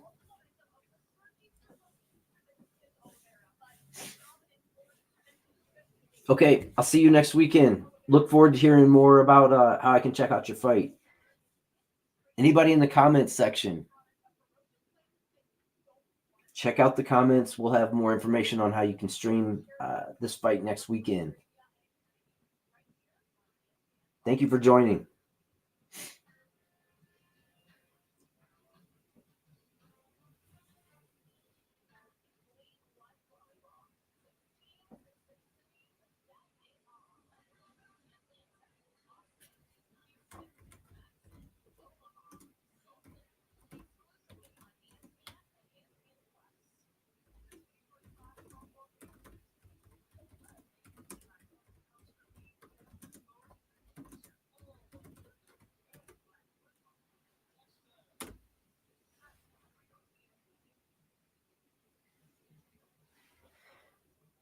All right. The bets. Oh, well, there's bigger things in life than that. But, damn, Mike. I can't believe Mike let us down there. I was really looking forward to Mike putting on a show. Dude's had some injuries. And I always like watching that guy fight, but that was not what I expected. But it's all right. On to the next fight. Here we go. This should be another good one.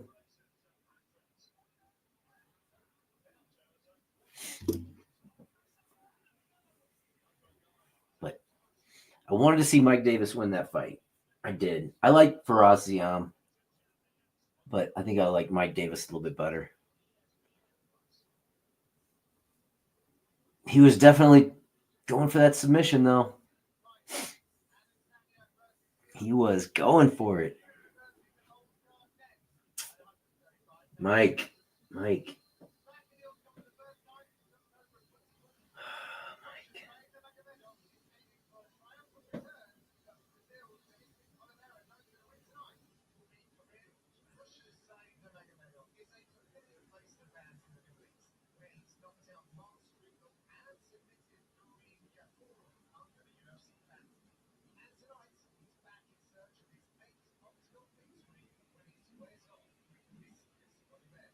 So that knocked us out of my 11 pick. That knocked me out of my 4 pick.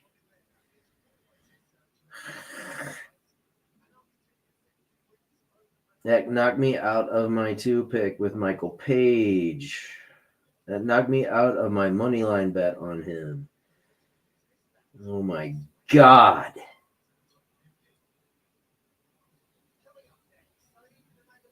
So fucking annoying. But it's so fucking annoying.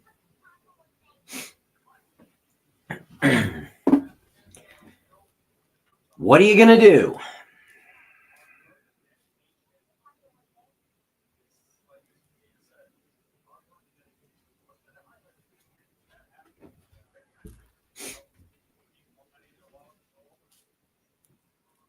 That's the way it crumbles.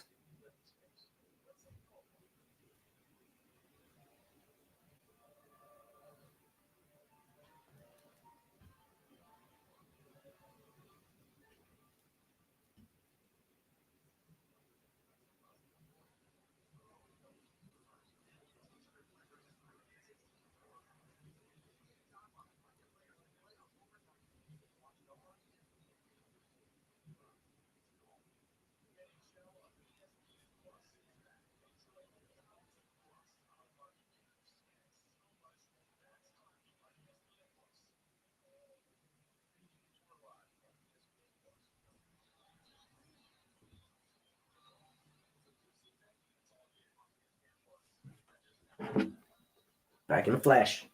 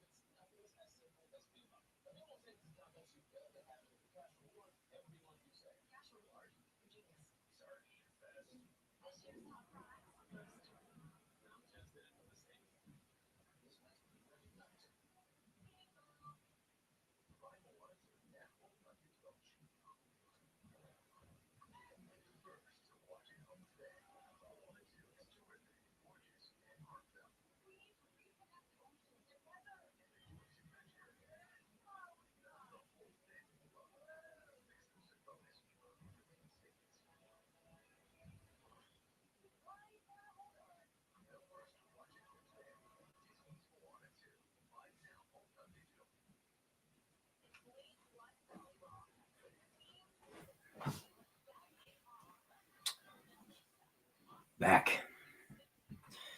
If you haven't, or if you're new, hit the like and subscribe so you can always see what we're putting out. And keep up.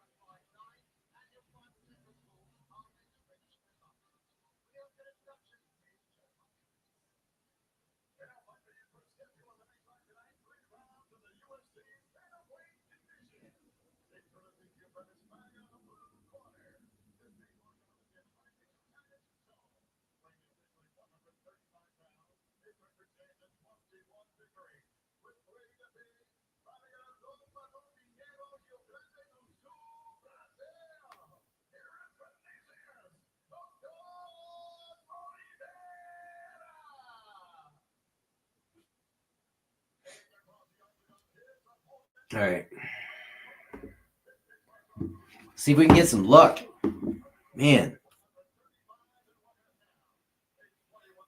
This is usually the only amount of things that I lose here. I don't know the last time I lost like more than 5 fights in a pick week. That's bothersome. So right now, we got to get on a winning streak. We got to finish out strong.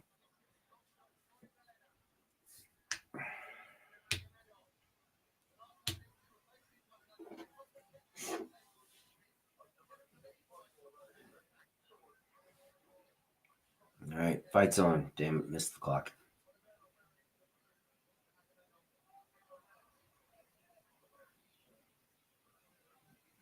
I think this is what we expected to see. Oliveira walking him down. Looking for big strikes, but Saeed's good. He's not going to let you just walk him down. And if he is, he's going to be counter-striking you the whole time. Nice leg kick. Follow up left. Oh!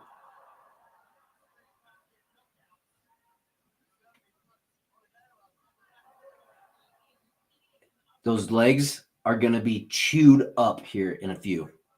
Saeed is hammering those legs. That spinning back fist by Saeed. He's the more controlled. I mean,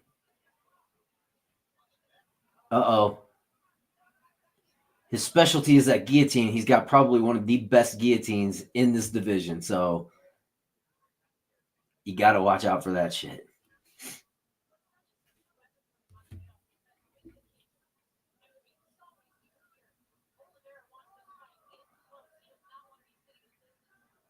Oliveira is still walking him down, still confident, but Saeed is dangerous at all levels. I don't know if he can get it to the ground. I don't think that's going to be his game. And Oliveira actually gets it to the ground. Now Saeed got his leg. And Saeed reverses and gets the single leg takedown. Saeed has got him up against the fence now. Oliveira's strong.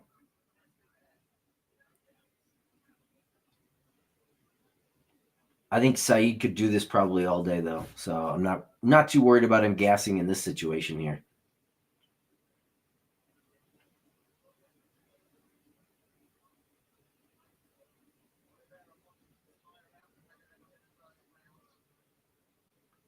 If Oliveira can drag it into the later rounds, that's where his success is going to be, I think. If he can wear him down, tire him out, see how that goes.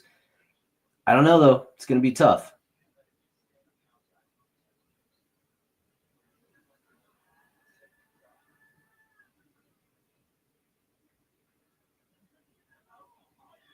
Oh, wow. He almost got him in a choke there.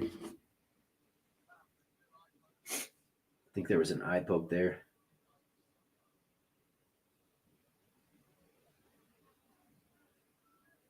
Saeed right now is a minus 620. So definitely looking like it's going his direction.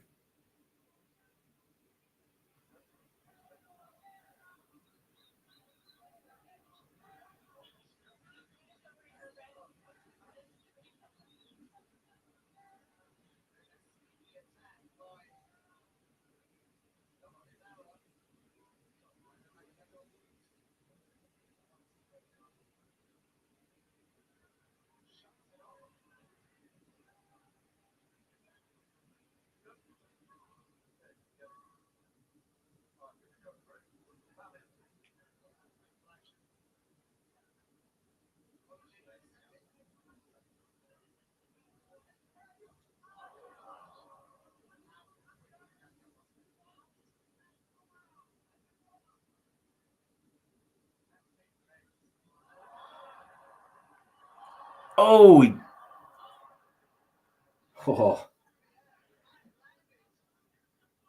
he was trying for a finish right there.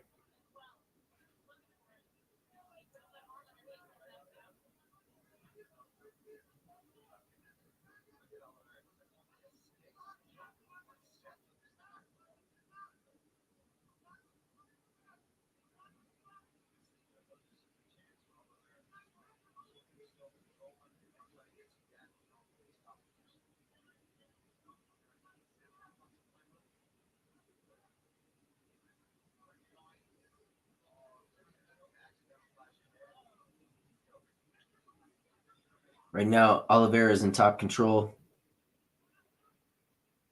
but he's not doing anything with it right now.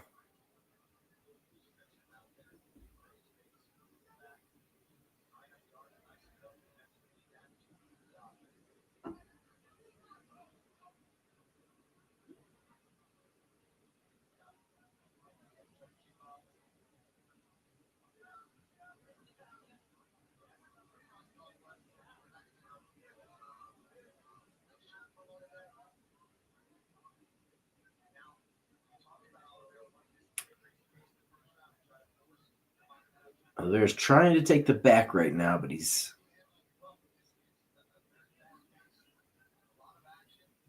Saeed's maneuvering around enough that he's not quite able to.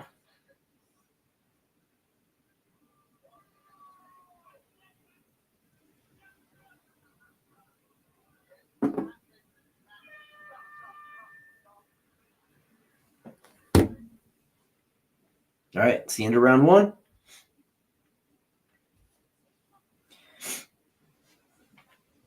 If you're just joining us for this Saeed fight, you haven't already, hit the like and subscribe. We'll be on again next week doing a live for UFC 312.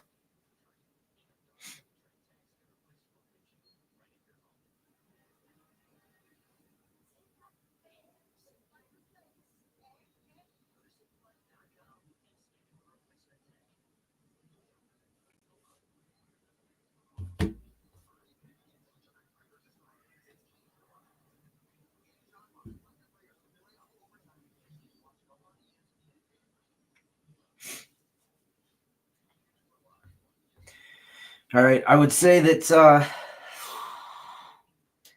Saeed got that first round.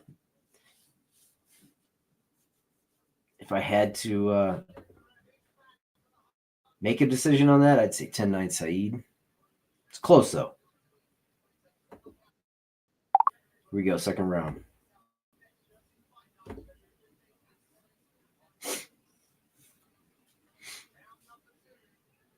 Spinning back kick by Oliveira.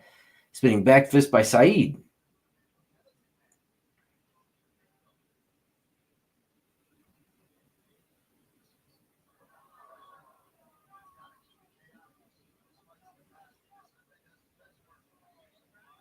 Lots of spinning attacks right now by Oliveira. He's getting more active with the striking. Pumping it out there a little bit more active in this round. This is what he wanted to do, I think, was wear Said down in the first and then try and get the wins in the last two. We'll see if he can. Said went for a takedown. He's got Oliveira up against the fence. He's not an easy person to take down, though. And this might actually be more detrimental to Said if he continues to not be able to get the takedowns. All right. Kind of sad to almost see this fight day end, but we got 3 more after this one. We're coming up on the 3:30 mark here in just a few. Round 2 of this fight. Oh, nice knee by Said.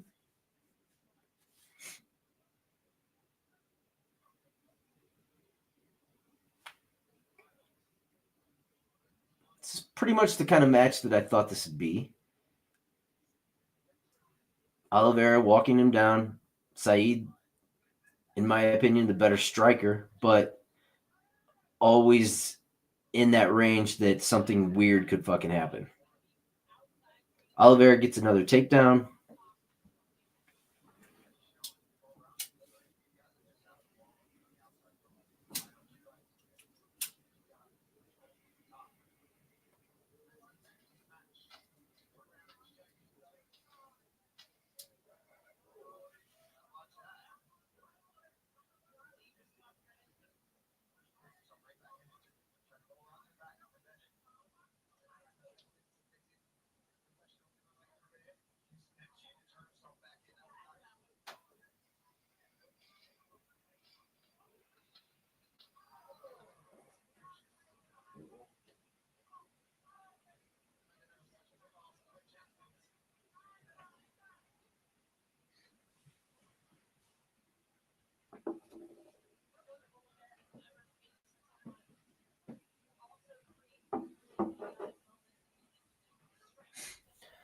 Coming up on the 2-minute mark.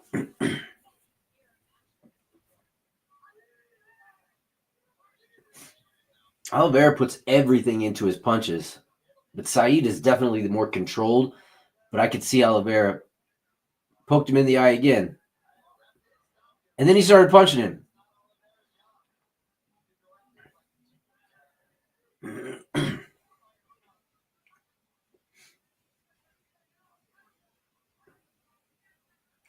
Said goes for a takedown. He gets it. Now he's going for the back. I don't know if he's going to get it. Oliveira's right back up. Said walks him over to the cage.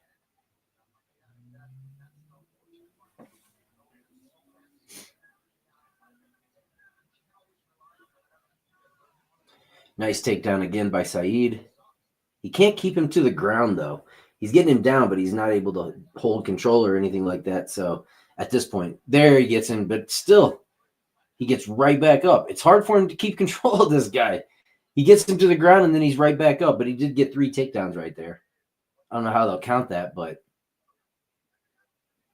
I'll have to look up on the stats and see if they'll give him 3. 50 seconds.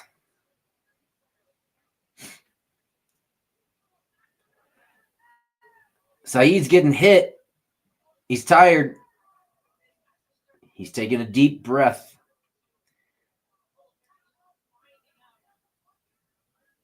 You can't tell when Oliveira's tired because he keeps doing the same shit. He throws wild. He is wild. He looks tired though. Those body kicks. You can tell the body kicks are affecting him.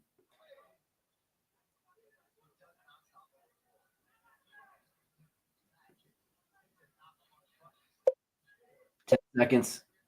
Oliveira just keeps chucking away. All right, the end of the second.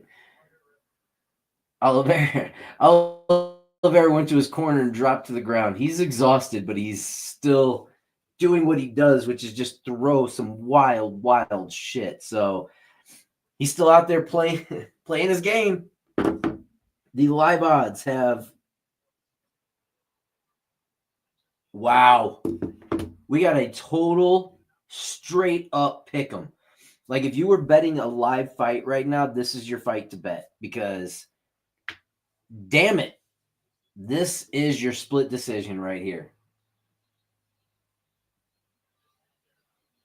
Could be the only one you see of the night. This could be your split right here.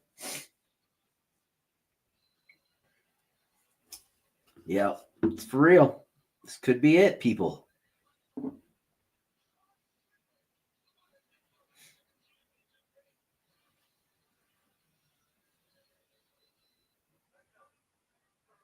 All right. Third round. This is one of the ones that's going to matter. Here we go. Bang.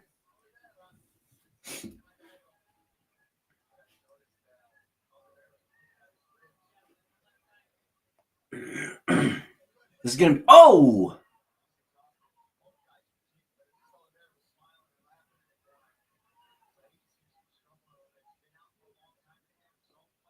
Oliveira is going to take this fight if it winds up being like this. I think Saeed got the first round. Oliveira got the second round, and if he gets it, if he continues like this, he's going to end up getting the third round.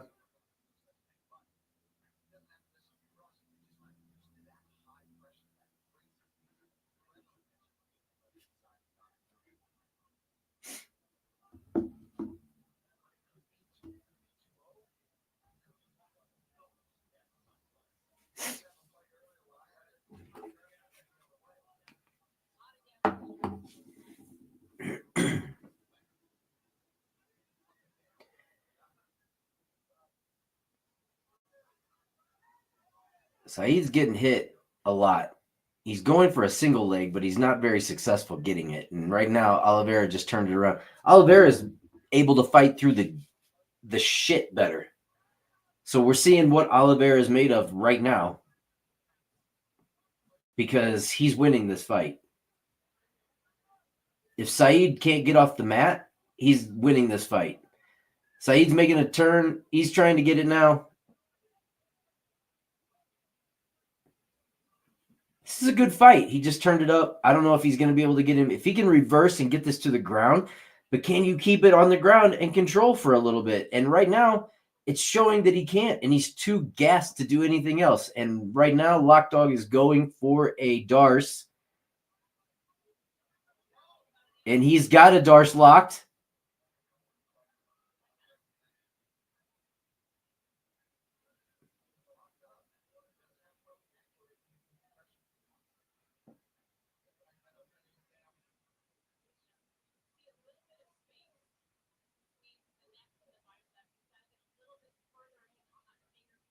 I don't think he's going to get this Darce, but he's definitely trying. Bad look for Saeed. He can't get up. Can't do anything right now. He knows he's only got 2 minutes. He got to win back around if he wants this fight. And he's going for a guillotine. You dipshit. That's not going to work.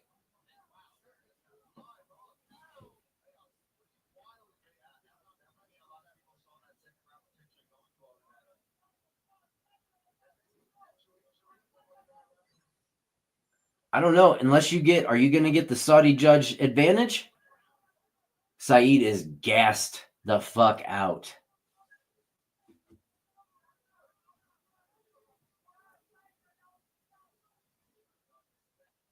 Both these guys are gassed. Gassed to shit.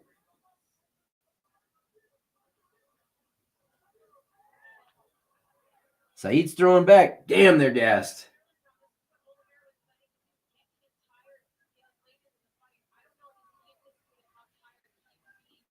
These dudes are both. Oh! Saeed hit him with a spinning back fist, and I don't even know if it landed. No effect. They're both firing, but Saeed hits him with a leg kick.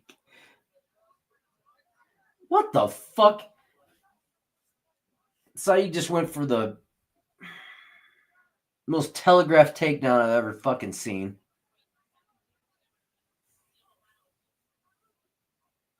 Definitely didn't need a microscope to see it because it was coming from about, I don't know, the other side of the octagon pretty much.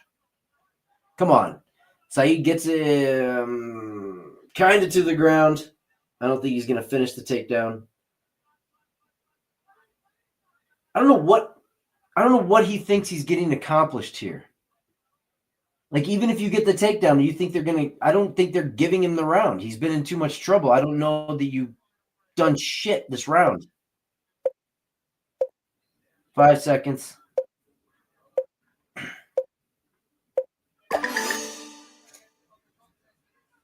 I don't even know who won the fight.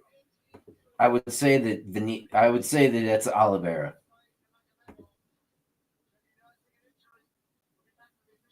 He probably broke a rib. Kind of looks like he's holding it like he broke it. So we'll get a decision on this thing. And to be quite honest with you, where did the odds start? I don't even know. Let's see where they wound up. Well, they took it off. I can't see it anymore, but I would say, I don't know. It's been weird judging today in my eyes because some of it, maybe not necessarily as in who won, but how close they had it. I think there could have been a couple times when you could have given somebody a round. But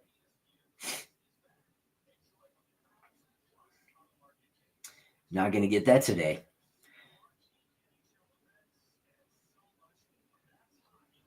If I had to take a guess, I'm going to say that was going to be 2-1 Oliveira.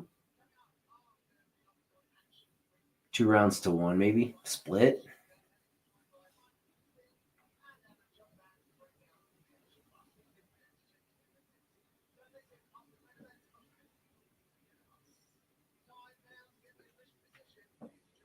Here we go. It's going to be lock dog.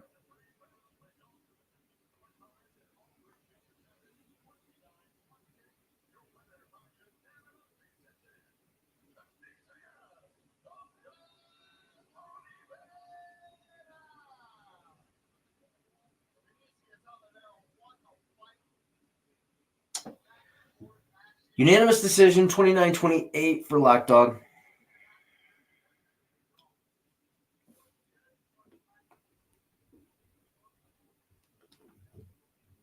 So, Saeed lost the fight.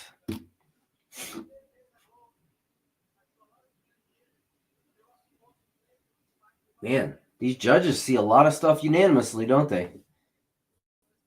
You lose, you lose.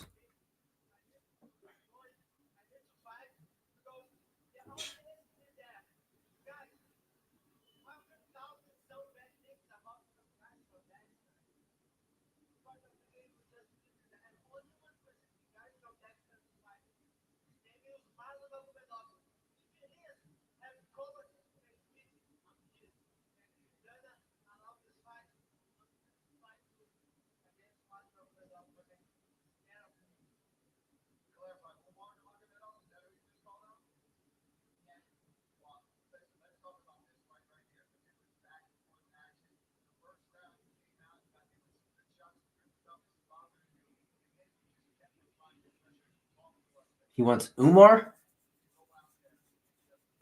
It's quite a jump. He wants to go from Saeed to Umar.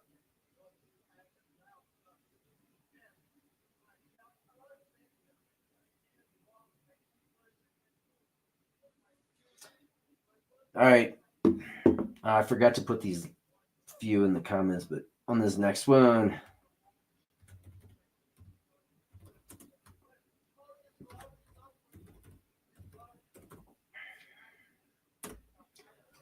All right, for this next one, I'm going Sergi on this.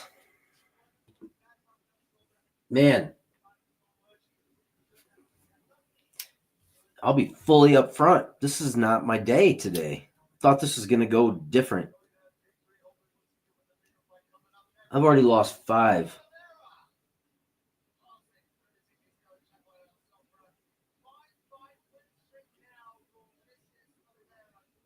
That means that I have to hit the next 3 fights in order to get a winning record this week.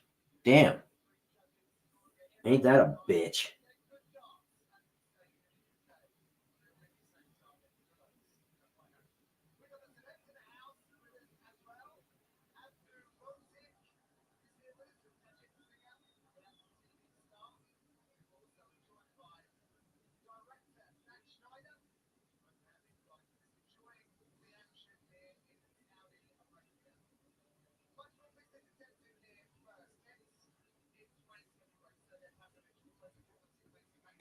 All right, here we go.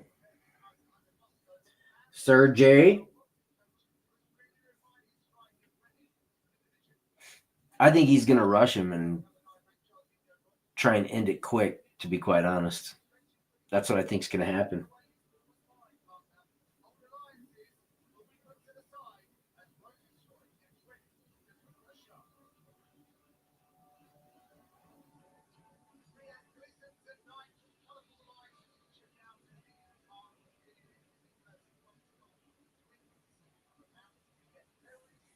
You say they're old sparring partners?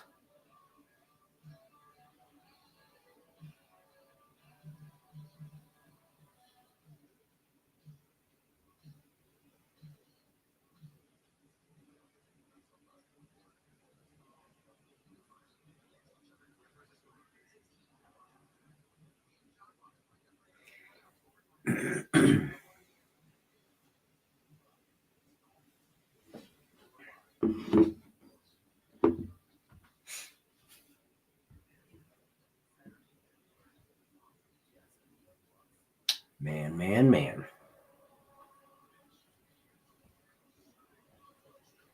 It's been a rough day so far. This has been a rough day. Not going to lie. This is the day that makes you want to drink.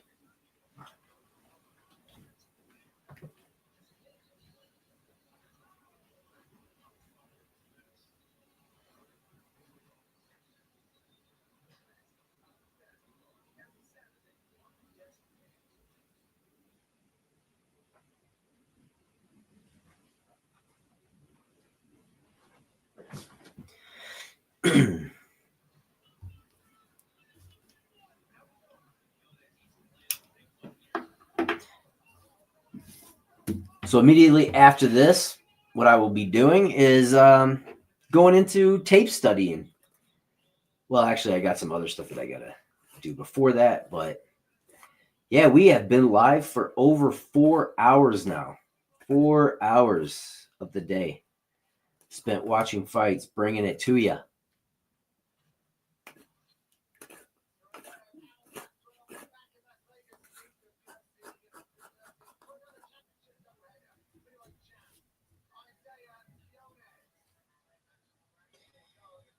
If you are just joining and have not liked and subscribed to the page, please do. We are going to come back next week and do a UFC 312 live, obviously, and be pumping it through for that one, having some fun.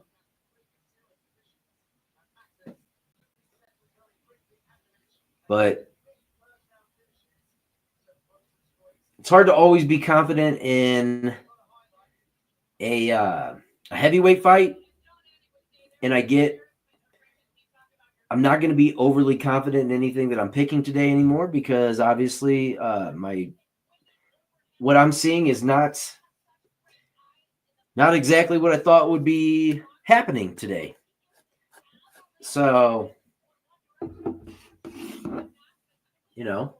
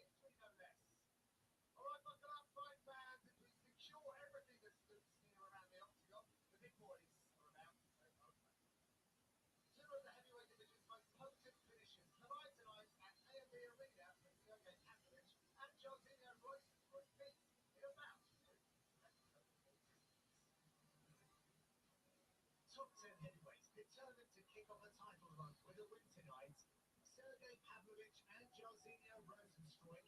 Both one-punch stopping power that has already produced a host of highlight reel finishes that each hope to repeat.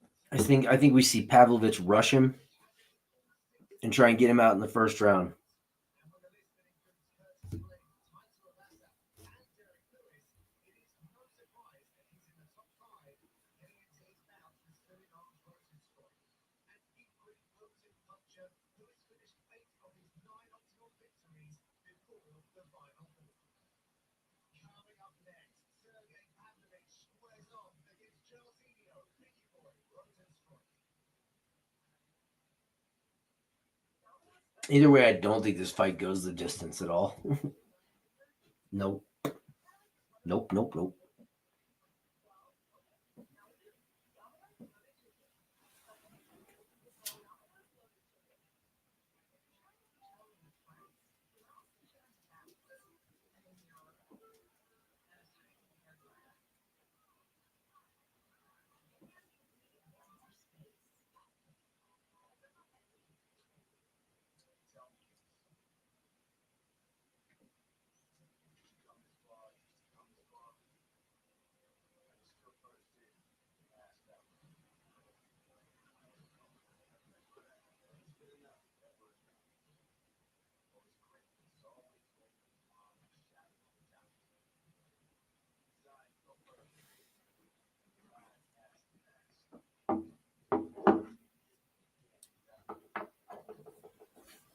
Who do you got in this fight?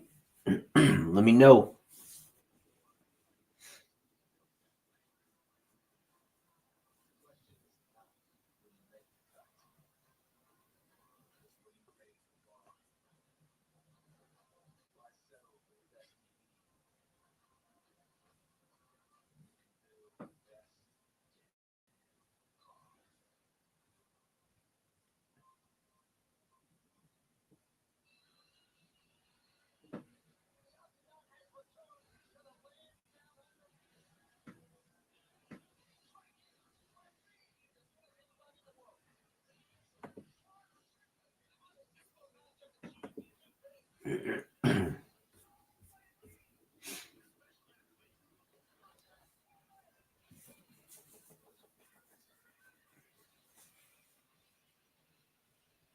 Looking forward to next weekend.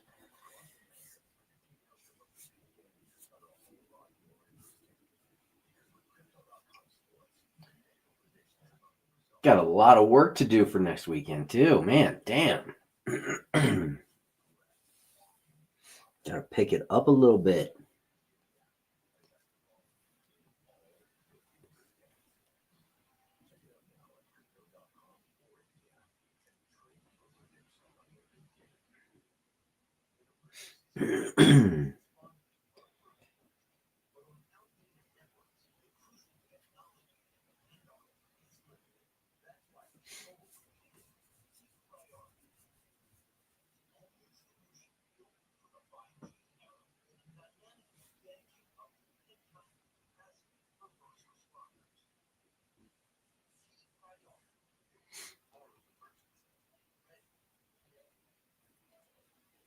So yeah, this next fight, Pavlovich versus Rozenstruik. When I'm going through it, what I'm looking at is the fact that Rozenstruik hasn't beaten the top-notch competition when he has faced him. I mean, other than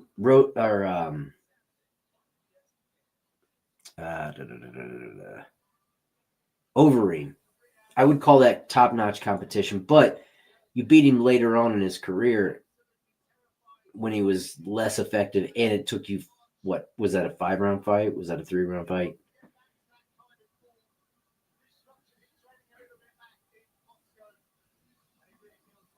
And Shamil Ghaziev, yes, he finished him tonight, but that was a different level. And Tai Tuivasa,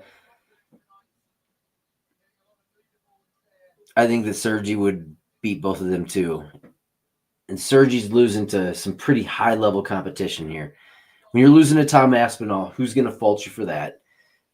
When you're losing to Alexander Volkov. You went to decision, just didn't go your way. So I just think he's a better fighter than Jairzinho. I've been wrong today, though. I mean, look at it. Sometimes it happens, you know. Sometimes it happens.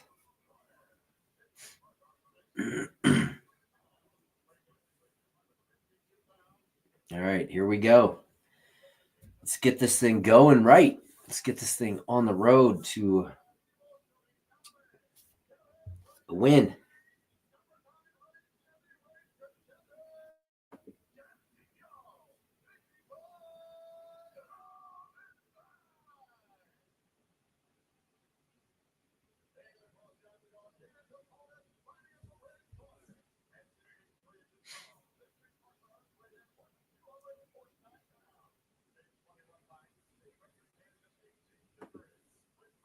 I think he can get this done. I think Sergi can get this done.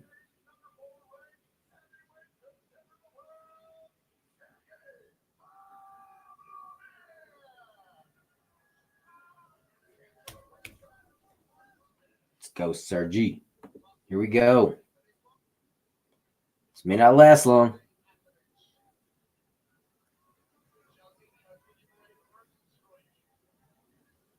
You think the refs get nervous?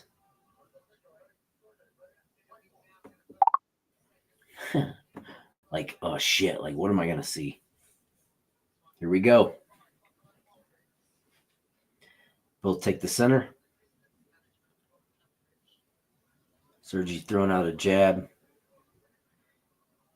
Jairzinho with the little leg kick there. Another leg kick by Jairzinho. Rozenstruik looks fairly quick. If Pavlovich isn't going to wear him down, then this might be a different fight. Sergi's not coming out rushing anything. Looks to be kind of in control, just wanting to control the center right now.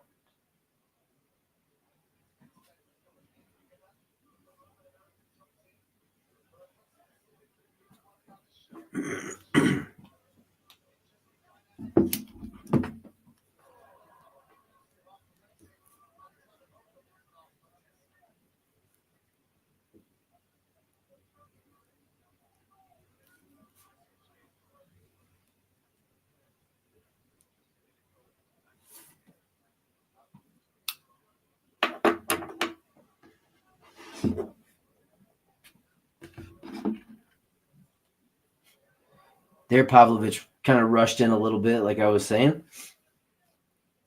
and then ducked under. He hit him.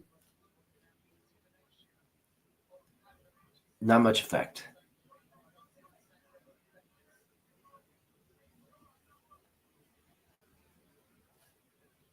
Both are still in the center right now.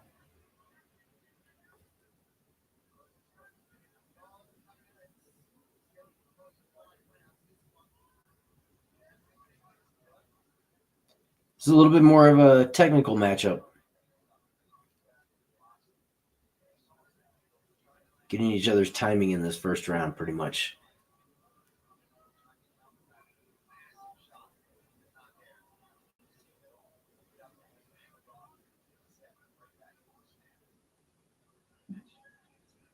Pavlovich, both of them taking the center. Both of them fighting more, just trying to find each other's range right now. Throwing out jabs. There's only been one flurry. Pavlovich came over the top, tried to come over the top, didn't connect fully, but got him a little.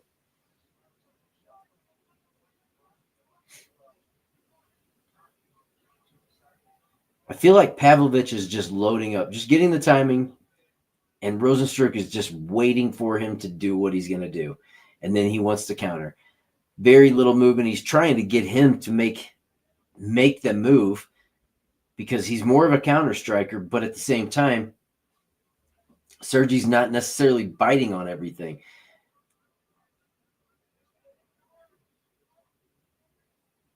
Throws a jab out there. Nice jab by Sergi.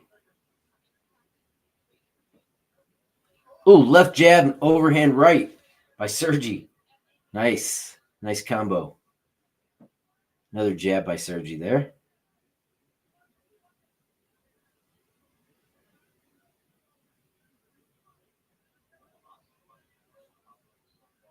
I think part of Rozenstruik's problem is if he doesn't feel the advantage there right away, he doesn't do enough quick enough.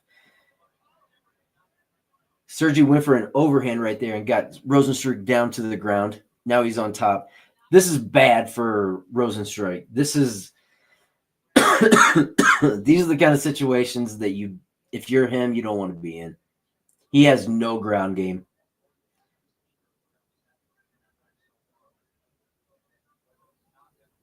Rozenstruik has no ground game.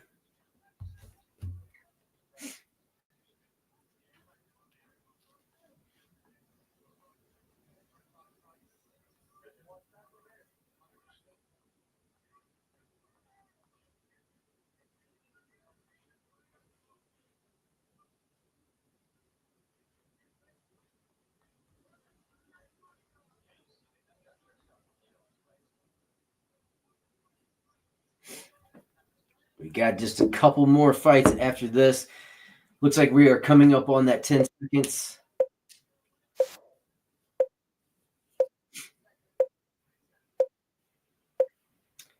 It's a Pavlovich round. Pavlovich.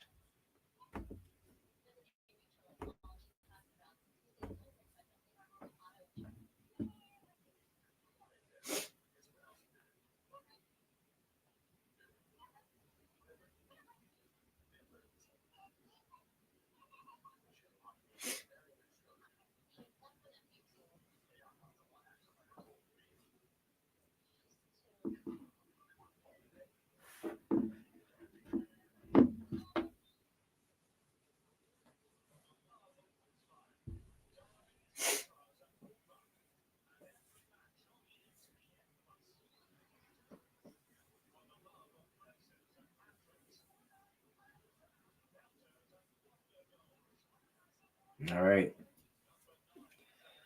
Definite Pavlovich round in that first one.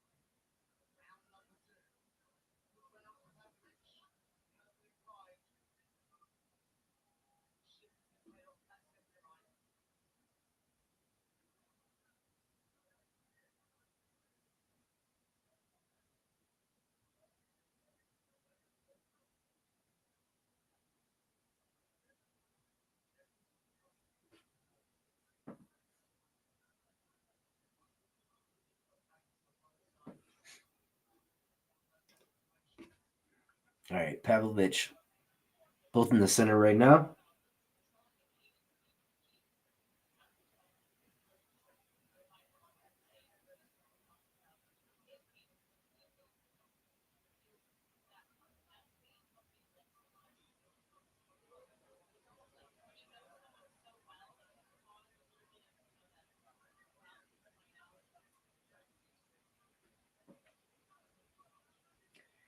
If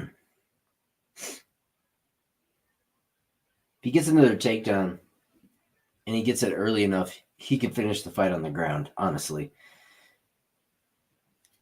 What up? You watching these fights or you just joining us? I'm going to give you a little play-by-play here. Obviously, I can't show this stuff streaming, but we've right now we're round 2, 3 minutes, and I forgot to start my clock with 3 minutes into the Pavlovich Rozenstruik. They're both in the center right now. Rozenstruik is taking a little bit of damage right now. Pavlovich throwing out a nice jab.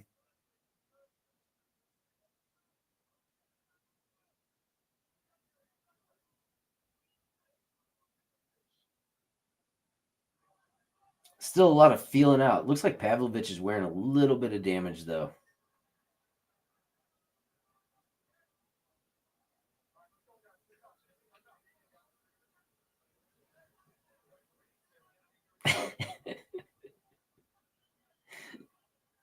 Oh!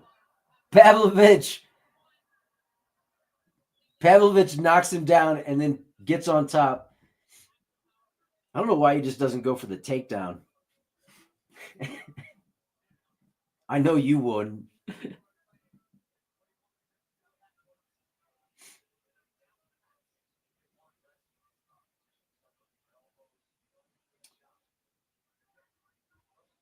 In this match, I got Pavlovich.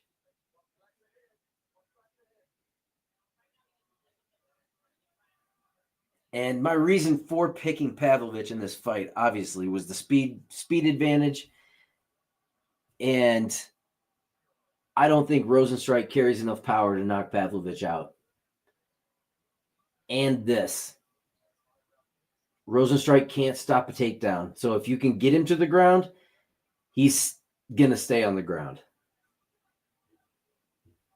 I got MVP. Anybody disagree does anybody disagree that Shara hasn't won? I haven't seen him face any top level competition. And if you go back and you're watching the fight against Arman Petrosian, look it up. Arman hit him. Before he did that double spinning back fist, he was getting hit. He was getting hit by Bueno Silva. If you watch Shara, he lowers his hands when he throws that leg kick every single time. And Michael Venom Page can stand away from you, I mean, sometimes like 2 feet away from you, and close that distance so fast that by the time you throw a leg kick, you've taken a shot in the face. That's my opinion, and I think that he is way faster. And when he comes in, he's going to come in with that flurry of 2 or 3. I think he's going to hit him. I don't think he's going to knock him out. I totally agree. But here's one thing that I will say. If it goes to decision, this judging has been so fucked up today. There's been some shit that's like, I think they probably won, but at the same time, I don't think the judging was right. I think it was a little bit fucked up.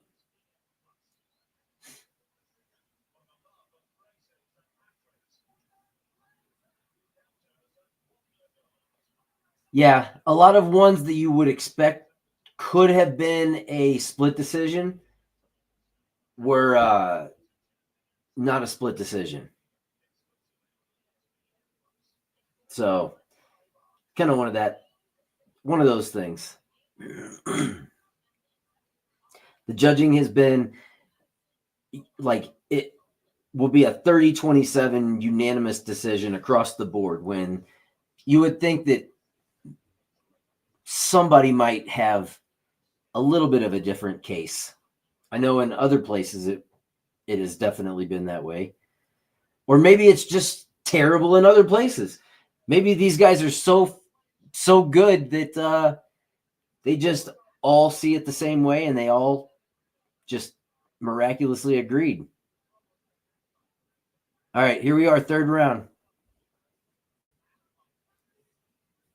I'll have to update the time as we go. Start out in the middle again. This is what I'm talking about, is he's not his punches have slowed down. And if you're not knocking Pavlovich out in the first round, I don't think you're carrying it enough into this last round that you're going to be able to damage him enough to knock him out. Maybe anybody can get caught, but I just don't see that being the case.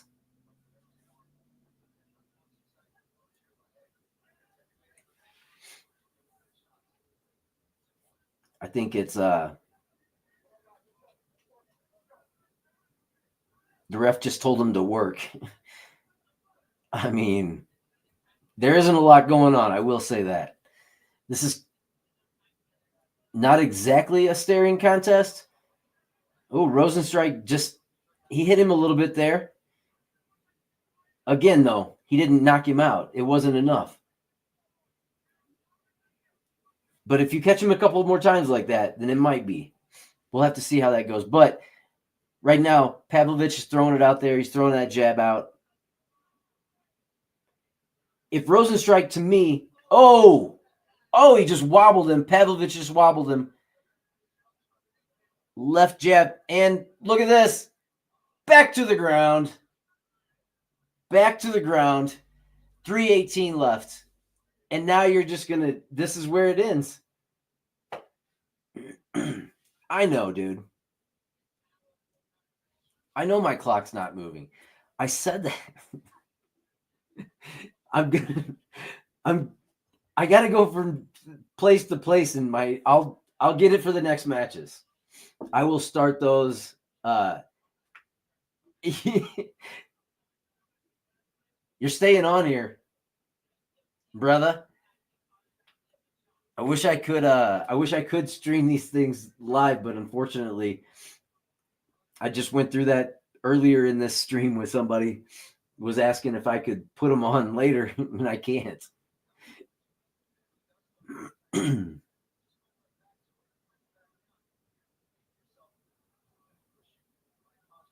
But the best I can do is give you a play-by-play, and right now, you're not missing anything.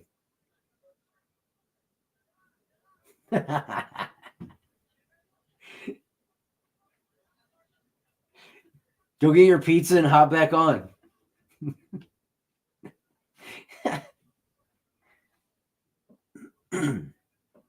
Yeah, right now, here's the method to beat Rozenstruik. Just take him down. And that'll be that. We got 2 more fights, and this thing will be done.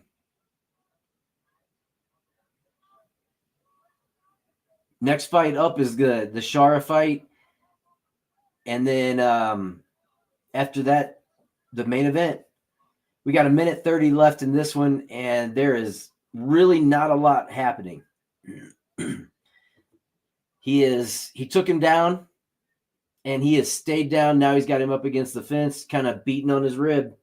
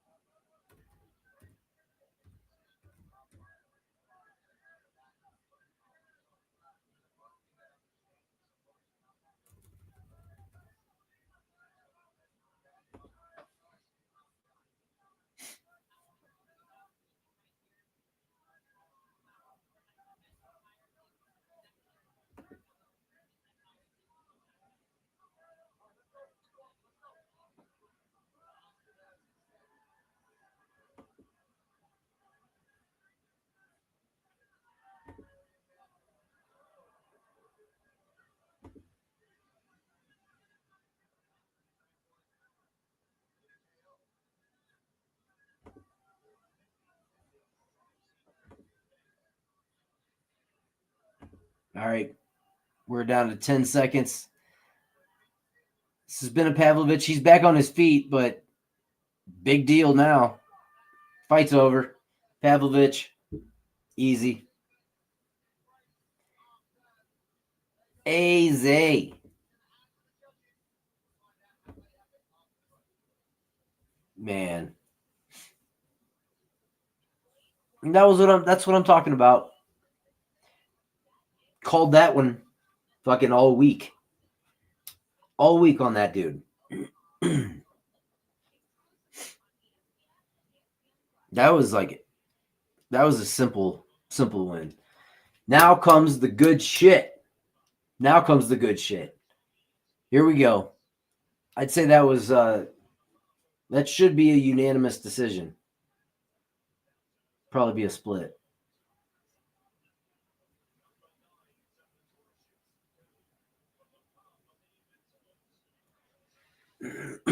Anybody else hate commercials sometimes?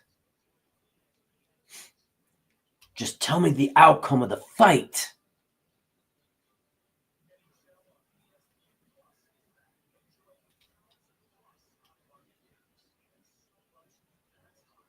All right.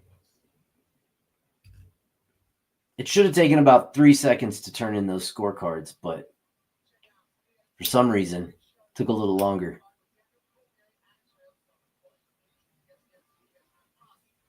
Here we go.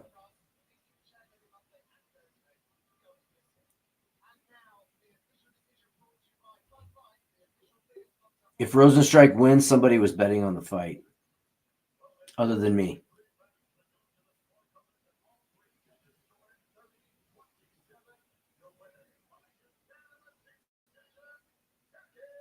Okay. All three saw it 30-27 for Sergey Pavlovich.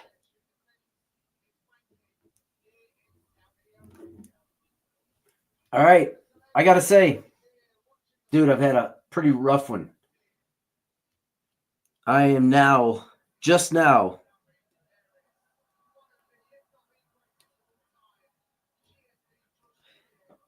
I am 4-5 on my picks today so far. I have to win the next two, which I've picked Venom and I picked Adesanya. I am hoping that we get both of those, so I go 6-5. That's terrible. I got to crush it next week. I got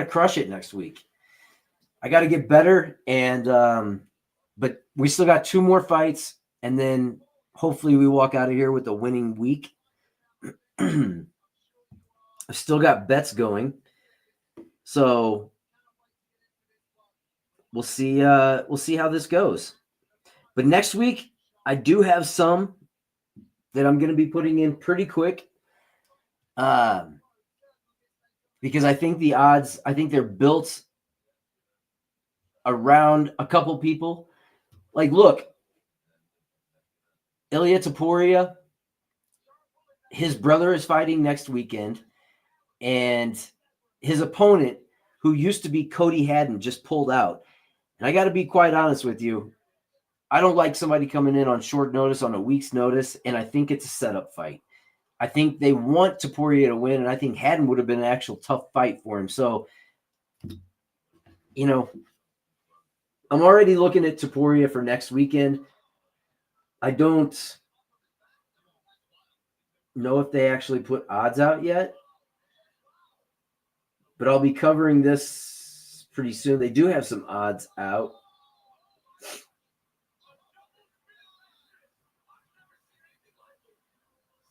But not for him yet. I don't see any for him. And I've kind of been waiting on it, but I know it's because has just been added. So definitely expected that.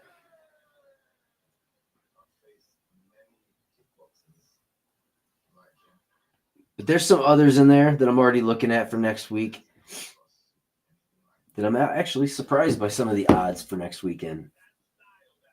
Next weekend is UFC 312. That's going to be Duplessis and versus Strickland.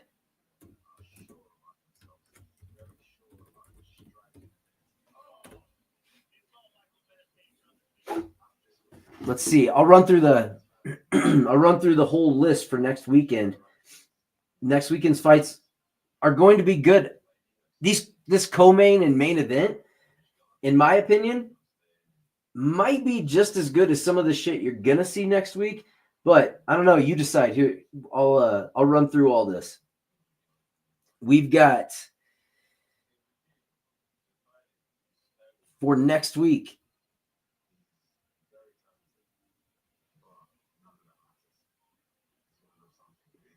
Hold on. All right, next week, main event. We got Dricus du Plessis versus Sean Strickland. That's for the middleweight championship. Then we've got Wiley Zhang versus Tatiana Suarez for the strawweight. We've got Taliesin Teixeira and Justin Tafa. We have Jimmy Crute versus Rodolfo Bellato. Jake Matthews versus Francisco Prado. Quillen Salkild versus Anshul Jubli. Tom Nolan versus Vyacheslav Borshev. Jack Jenkins versus Gabriel Santos. Kong Wang versus Bruna Brazil. Cody Steele versus Rong Zhu. Kevin Jusset versus Jonathan McAuliffe. Hyung Sung Park versus, let me get this name right,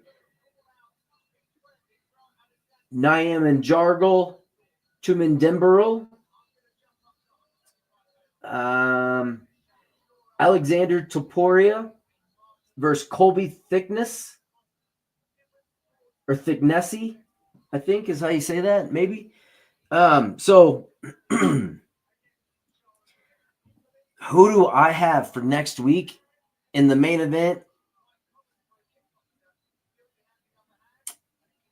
I don't know. You might have to tune into my video coming up because I'm putting one out very, very soon. And I'm detailing who I'm going to put in. But if I'm 100% honest, I haven't made a final decision on how I see that fight. In my opinion, I would probably, I've got to lean. I've got to lean for now. And I would probably lean du Plessis. We'll see though. I got to consider all the options, like who he's training with, what he's doing, and Sean Strickland. You always got to wonder how he's going to come in. I think he might come in a little bit more aggressive to start off with. The takedowns, he's felt them once, and I don't, I'm kind of going back and forth with this, like that he did kind of wear down later, and if he does it right, I think Strickland can get this fight done. I think it was close the last time. I'm going to go back and watch that fight, so it's going to be something that I'm going to look at further. And to answer the question in the chat, I think yes that his brother is very, very good, but at the same time, I also think that he got clocked one time by a dude that was basically didn't have many fights in the MMA at all. So I don't know. That one is kind of up in the air right now. So I don't know. We'll see. I'm going to do more tape study on him and watch him a little bit more. But from what I hear, where he trains at, it's a top-notch gym. I can tell you that. And who he's training with, if he's training with his fucking brother, then yeah, he should be pretty good. If he's anything like his brother, I'll take him. But I don't know. I'm going to do more tape study and see. Everybody loses in this game. We all know that. So you can get caught. Whether or not, I think this is a setup match for him. So I think it's his older brother, honestly. Maybe no, it is his younger brother. I think, but he's not much younger. I don't think he's much younger. I think it's like on par with each other.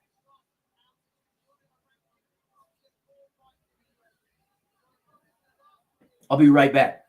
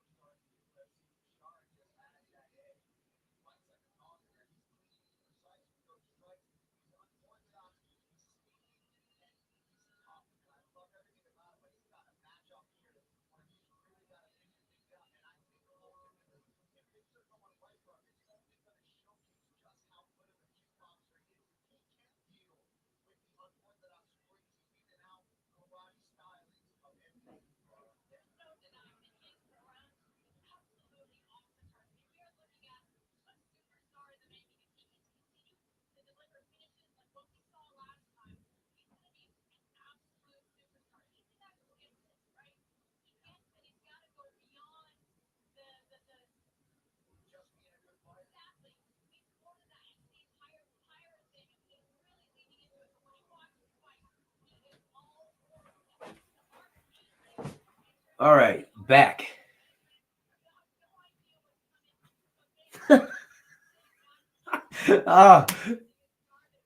Yeah, dude, you're right. I should.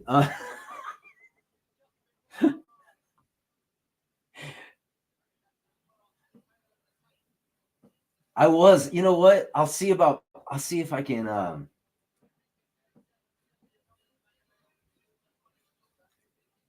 could do something there. I'll give you some little bits of music on my next breaks. All right, here we go. We are getting the announcement from Joe Martinez. The fight is canceled. No, I'm just kidding. Here we go. They're both in there. MVP's looking a little thick, a little flabby in a way, but he was never like the built beast.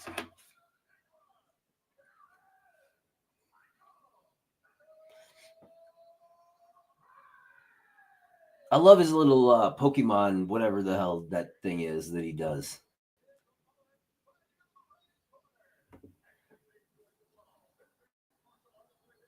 Shara, I don't know if you know, but supposedly cannot fight in the States. Nobody will commission him due to his lack of an eye on the right side. And he just did some walking. He just did the Running Man walk.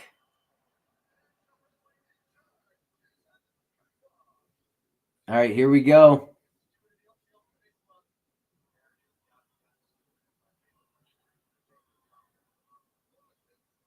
MVP looks focused.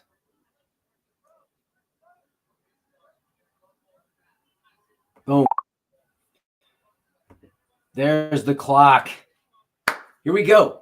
MVP starts off in his normal kickboxing, hopping stance.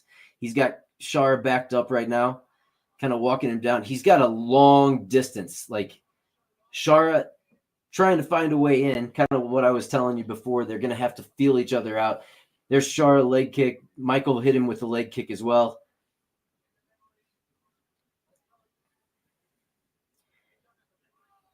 Shara is going to the legs. That's what I was saying he might do. I was worried about that because Shara he's got a whip for a kick. He's going to the legs. He's hitting Michael too.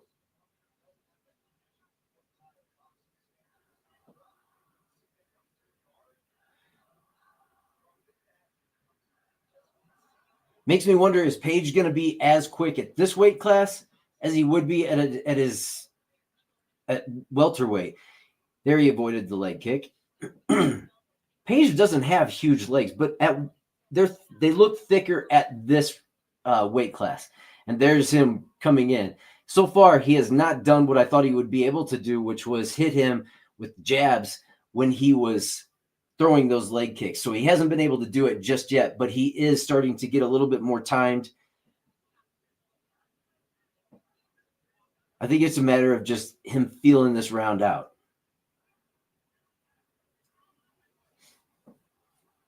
Playing with each other a little bit. There was double jab by Page right there. Shara tried to go in. Oh, Page pushed him down.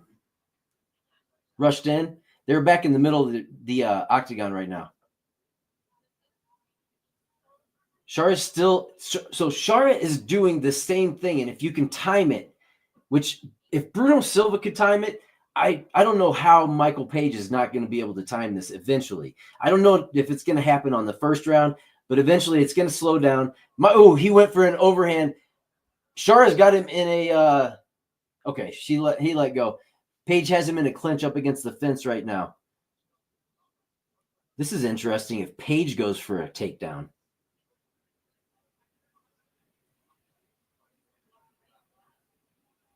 All right, they separate. Page has still got him in a little bit closer range. He's still walking him down, and he's got his hands down by his side like he always does. Shara is still throwing those leg kicks, but they're going to get slower. And I think that's when Page is going to start coming in with those jabs, hitting him. Shara's got his hands down too. And the speed advantage is definitely for Page. He's still walking him down. Back to the center. 147 left. Shara does not use his hands that much, but when he does, I think he's dangerous. And that might be that might be where he has to do this. He might have to change it up instead of the leg kicks. He starts throwing punches. He gets different in a different range. Still controlling the distance pretty well.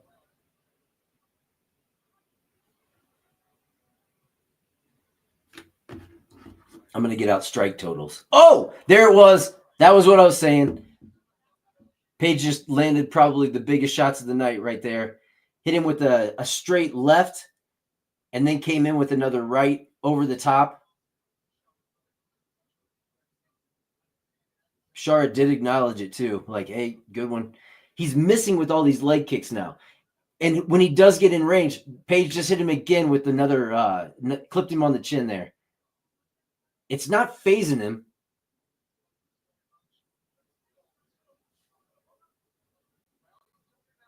I mean, he does have a hell of a chin.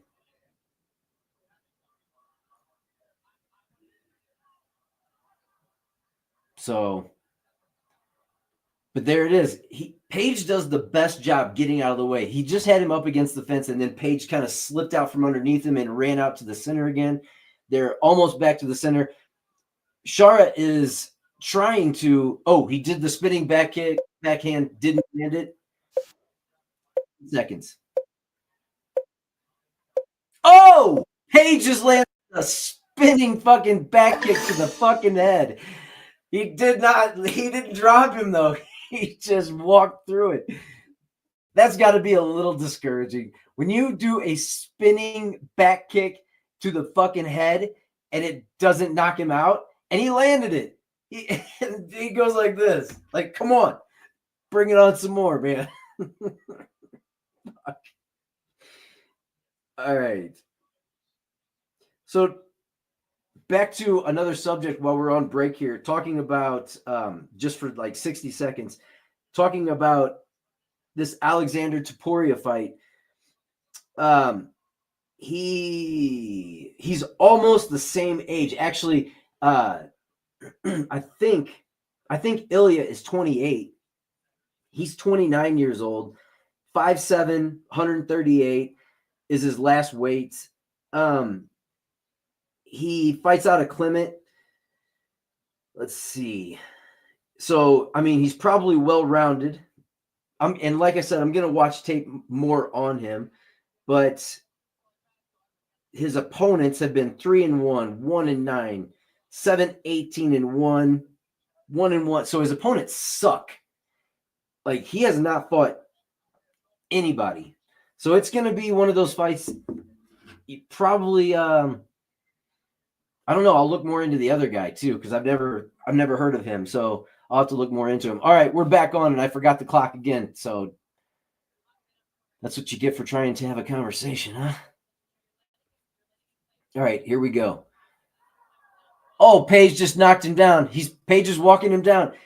Page is the better striker, plain and simple. Shara is learning that, yeah.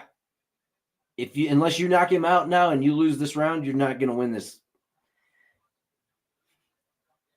All right, first round, I'm definitely going to give it to Michael.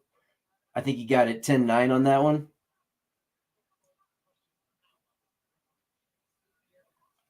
And judging by everybody that's talking on Twitter and stuff like that, that's kind of the consensus. All right. Shara's trying to walk him down. Michael does a spinning back kick again. Misses this time. Or hits him, but he blocked it pretty much. Wasn't as powerful. If you're not going to knock him out with the last one, you're not knocking him out with that one either.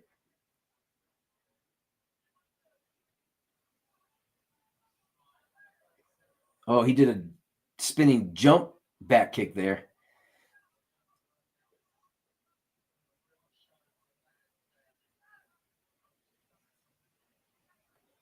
All right, back to the center.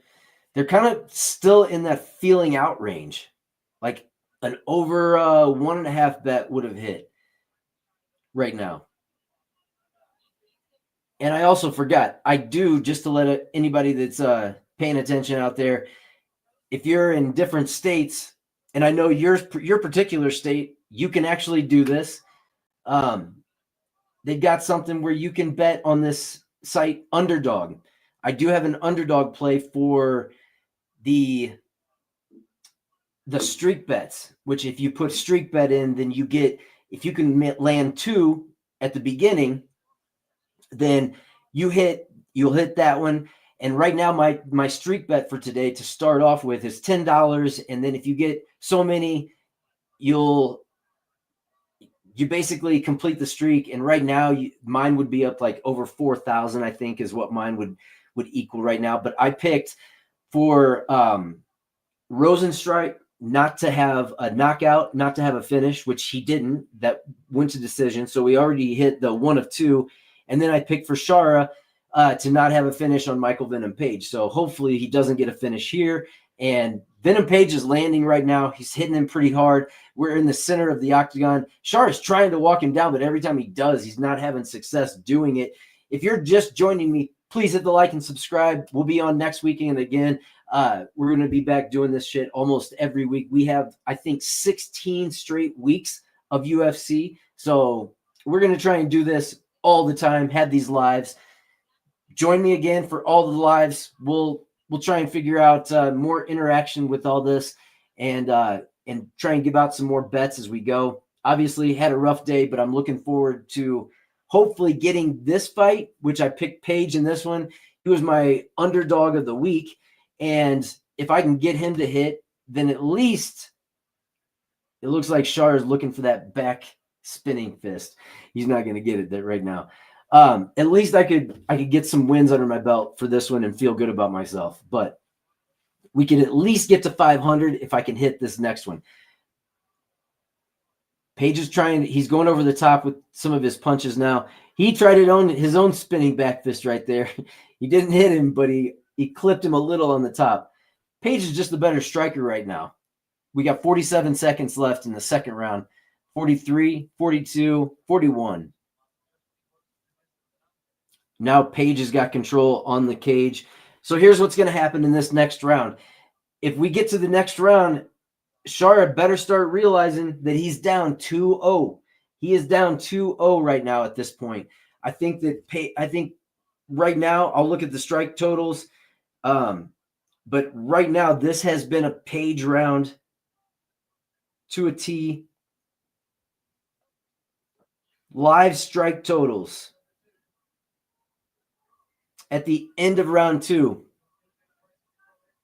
We have for Magomedov, 20 out of 54 total strikes. Page, 29 out of 49. We have significant strikes at 19 out of 53 for Shara, 29 out of 49 for MVP, 1 out of 25 for Shara to the head, 16 out of 34 to the head for Page. We have 7 out of 10 to the body for Shara, 6 out of 7 to the body for Page, 11 out of 18 for Shara to the leg, 7 out of 8 for Page, 0 out of 1 on takedowns, but Shara hasn't tried any on his end, but Michael hasn't got any either. So right now, the way I'm seeing it, just what's being landed out there, I think it's Page. I think he's got the advantage right now. I think he's up 2-0. It's just what I'm seeing. But I think he's up 2-0. What does anybody else think that's watching?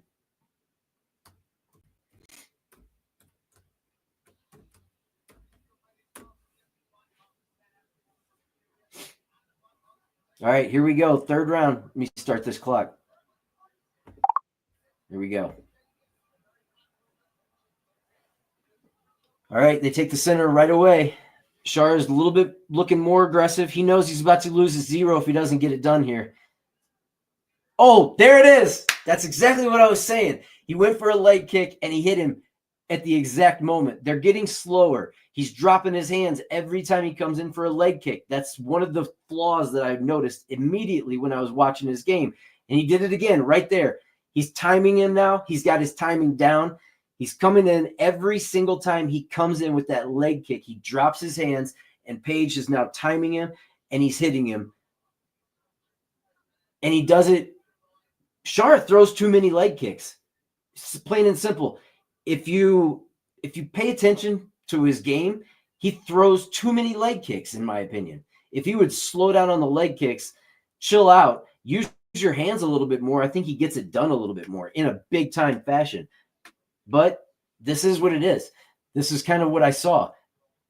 We're at 350, coming up on 350, and he did it again. Shara comes jumping in, and Page timed it, hit him with a straight right and then a left.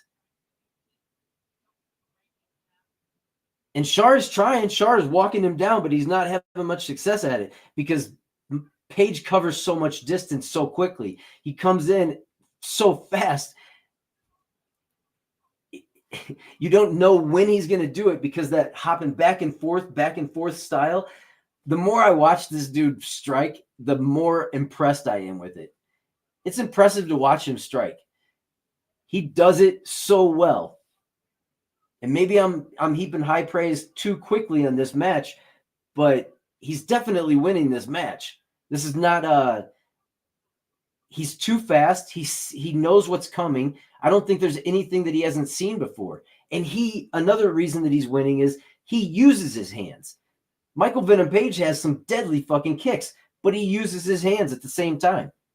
He mixes it up extremely well. 240 left.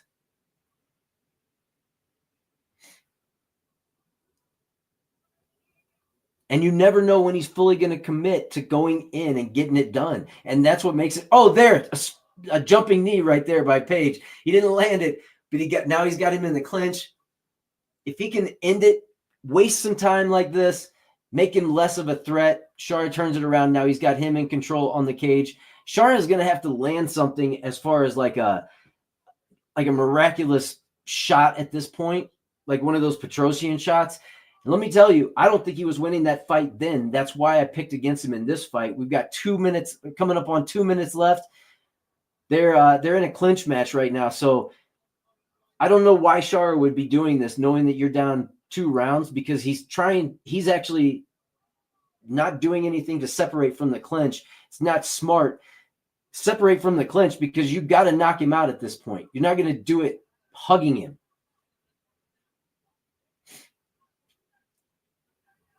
Back to the center. Shara's trying to walk him down. He's just not having success. Page, on the other hand, he can clinch and initiate those and be okay with it because he's up 2-0. For him, that's a great game plan. He knows what he's doing. He's a smart fucking fighter. He's got a high IQ. That's why he's only lost 4 fights and he's fought some of the highest level competition there is out there. This was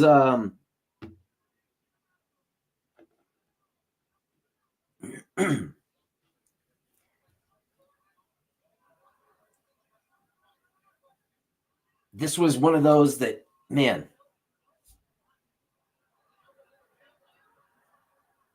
he's trying. 50 seconds left.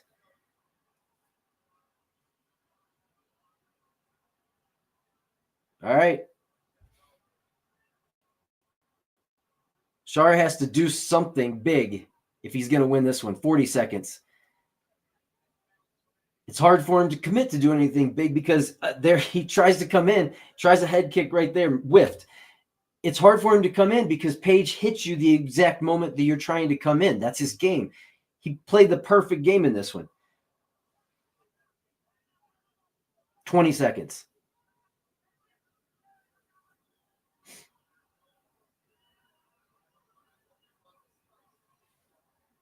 Oh, that was, oh. All right. He went for a spinning kick. Oh, he got him in a triangle right now, but it's not going to be enough. He's done. That was beautiful. That was a great matchup. Great match.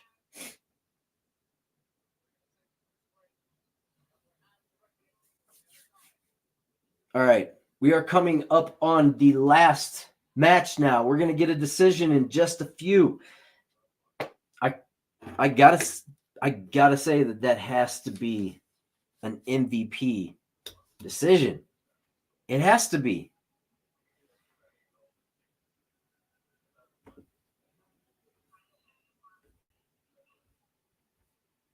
We're going to see. You know, while we wait,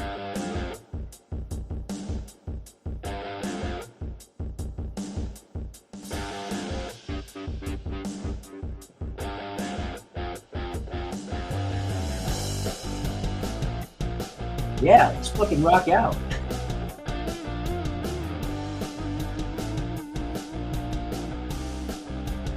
I'll have to put up when I leave, I'll have to put up like a blank screen and let this music play.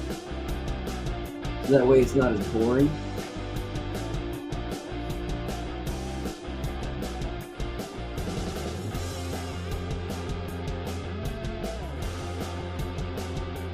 All right.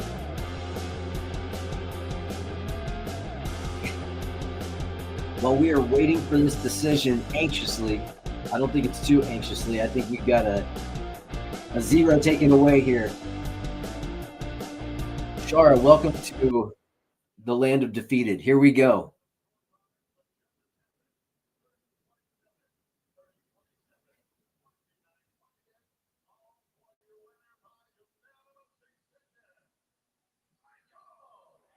Michael Venom. Michael Venom Page. I can't believe this. 2 judges gave it a 30-27. 1 gave it a 29-28.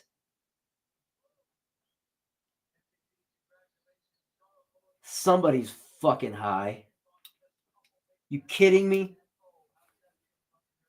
Stealing the O, going to a new weight class, kicking some ass.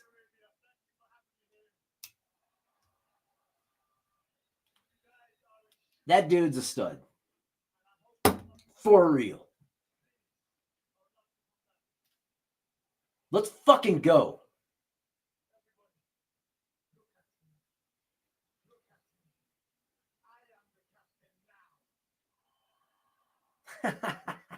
He said, I am the captain now. I like the guy, man. I dig Michael Venom Page. He's cool as fuck. We have been on for over 5 hours today. And I still have a whole day of work to do stuff that I got to get done. But I am sticking with you for one more. And then got to do some other stuff for a little while and then go right back to watching tape for next week. So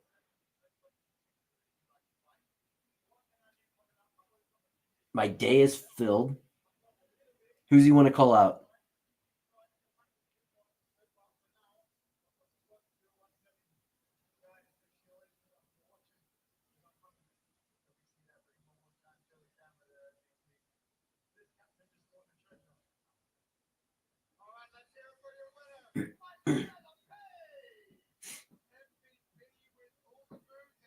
I don't know. He had a diamond ring that somebody, I don't know if they just presented that to him or what. But that thing was probably $100,000 ring, $50,000. I don't know. Shit. Looked pretty expensive. I don't think it was fake.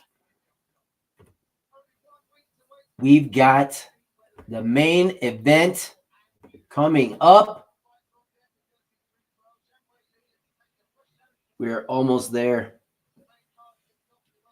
It's almost time to rock out.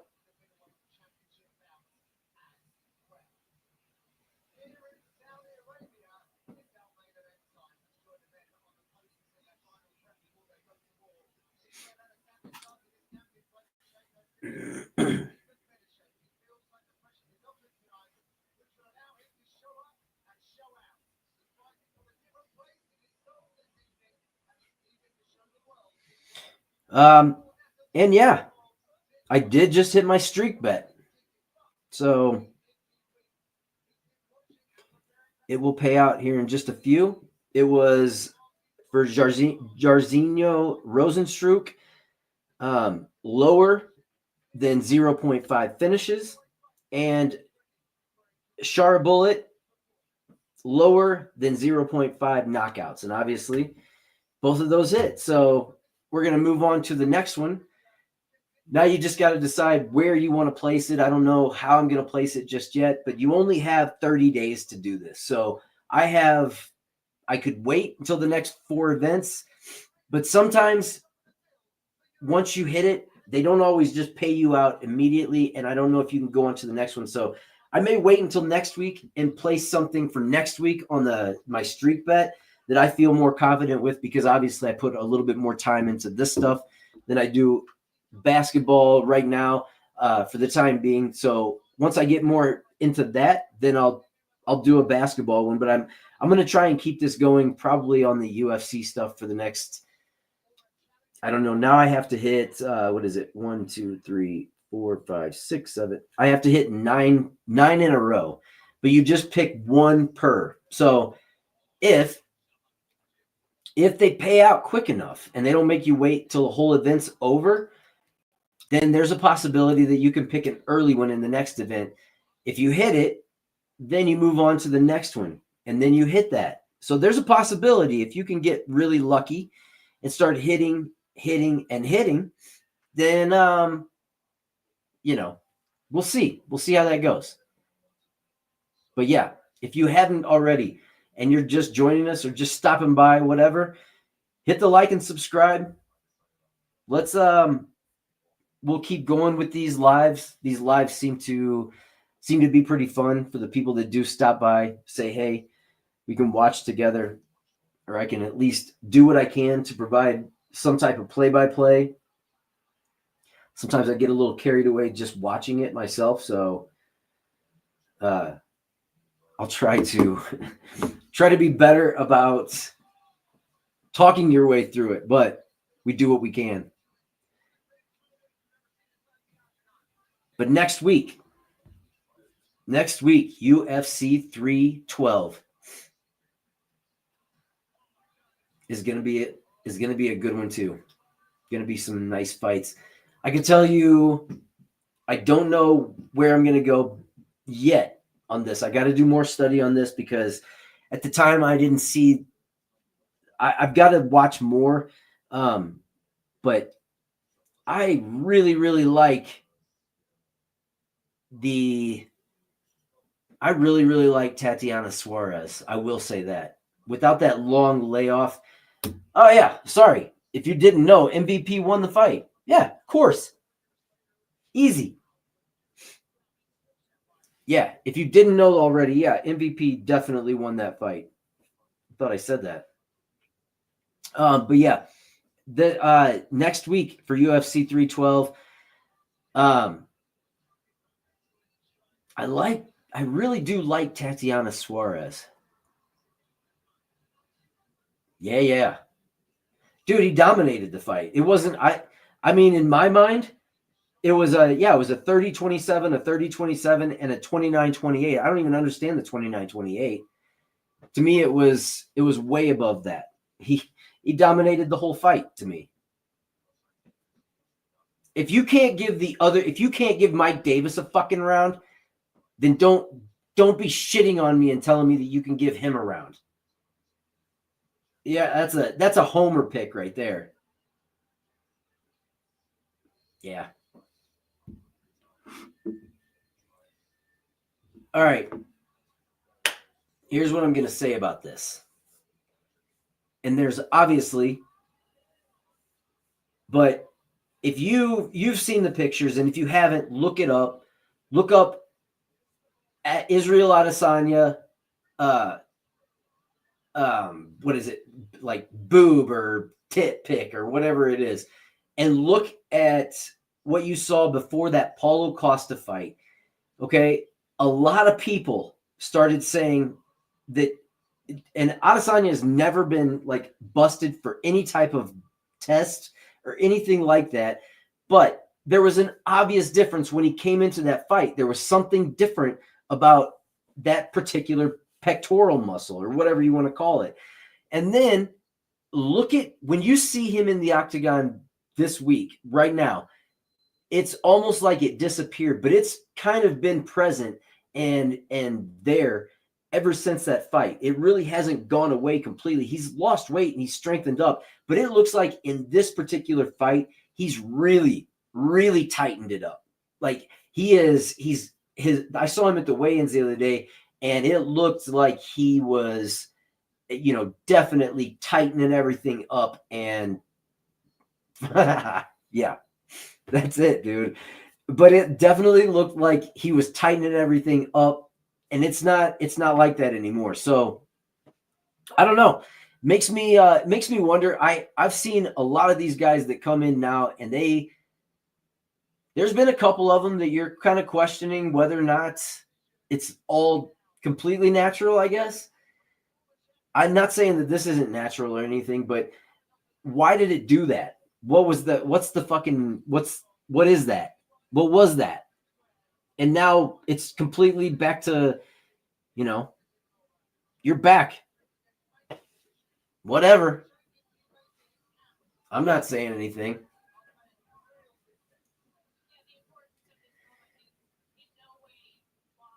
Are you talking about, are you talking about like Juice? I mean, if they're all doing it, like separate it out then. Like put them in different places. Like, hey, if you're doing it, then we'll put you against these people. I mean, you kind of, yeah. That's what I thought you meant. Yeah, I mean, like I said, if you're gonna do it, then let them fight others that are doing it. I guess if you want to make it fair, whatever. There's been a lot of people that are on that side. Like, let them do it. Who gives a shit? I don't know. But let me put this in. Whoop.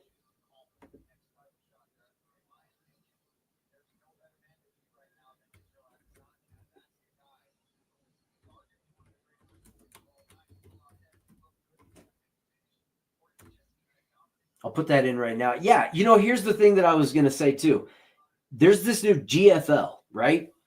And those, it seems like they're taking from the UFC fighter pool and they're bringing them over, older fighters that are not going to be able to make it in the UFC anymore, but they could still probably do something along the lines of being decent in the GFL, an older fighter league, where you've got like Rampage Jackson and Rashad Evans, Tony Ferguson, Donald Cerrone. I don't know if Chuck Liddell is going to be over there, but like, people along those lines, the older people that have been in the UFC that are not going to PFL because their career is not to that point. It's a little bit past even the PFL. They're all going over to this GFL now, and it's a little bit different. It's almost like a team format where I think I don't know if it's a country or a city goes in and picks who they want to fight for them. They go in and pick their fighter, and then you pretty much represent that town or that city, and it's a team aspect. So I don't know. Here he comes. Adesanya's walking out now.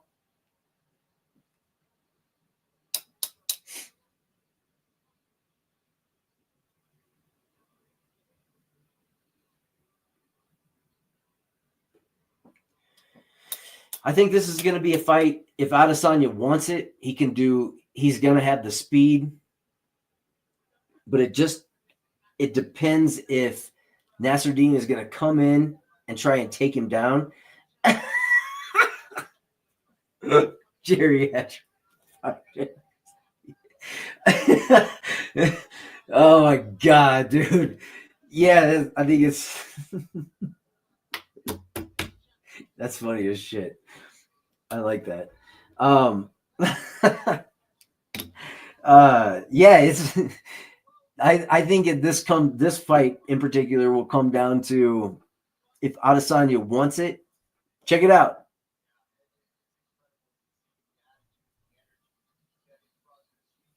Okay, I was wrong. I mean, it's barely maybe. Barely maybe. I don't know. It's still there. Never mind. But he does look like he's kind of like tightened up a little bit.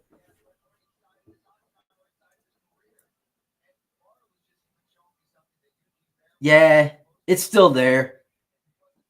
I don't know. Maybe it was just the weigh-ins. I don't fucking know. Maybe he was flexing. He probably did a bunch of push-ups before he went out.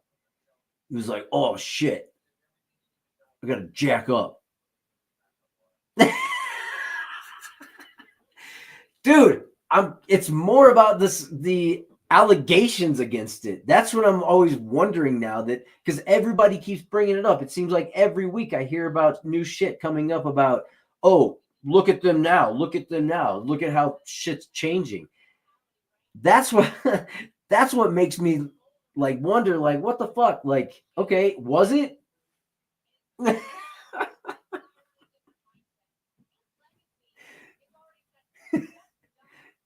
I mean, dude, it's not like I'm getting joy out of that, you know? But all right, we are both in the octagon now. Here we go. We're going to get some action on very shortly. Let's see if they touch gloves. Let's see if they are going to touch gloves. Are they going to say, fuck you? I'm going to beat your ass. All right, we've got an 80-inch to 75-inch reach advantage for Israel Adesanya. 6'4" Israel, 6'3" Imavov. The seven-year age gap. Israel's 35, Imavov 28. Here we go.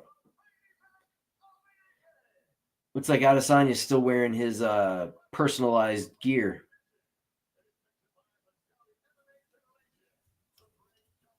I think he got that for the he would have had that for the Pereira fight. Oh, damn, Izzy. You gonna put on the shorts that you got fucking...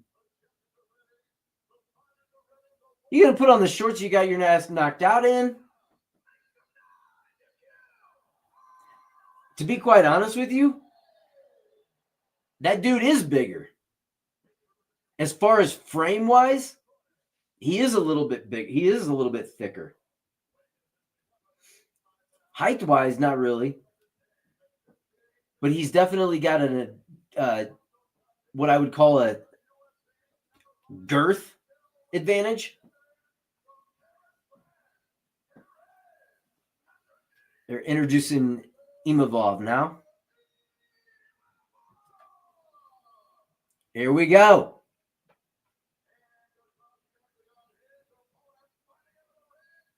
Really hoping that my cat doesn't fuck something up. Hey, yo.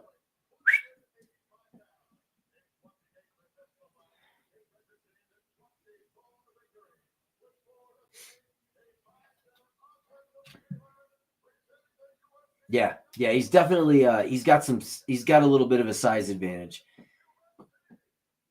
If he bullies him, he could bully him. This could be a bully fight. But I think Izzy's movement's going to be...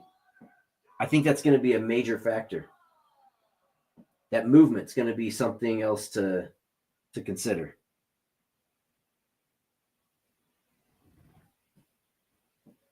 All right. They're in the octagon. They're in the middle. Goddard's giving him the rundown. They touch gloves. All right, here we're on. Let's get this timer going right.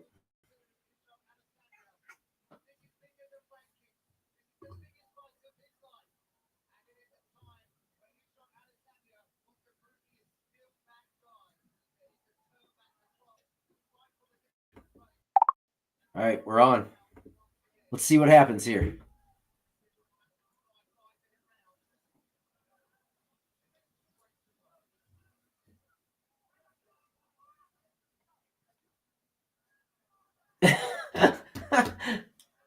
My take on Bryce. Do you want me to tell you now? It'll take about 1 second.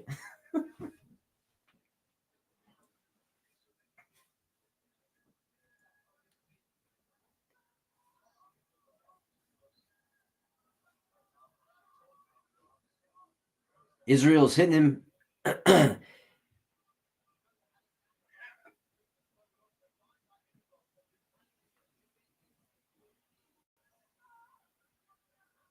Israel came in. There's a lot of movement going on right now, but Israel's not moving as much as I would expect. Imavov is kind of just landing some overhands, kind of avoiding kicks, avoiding punches right now.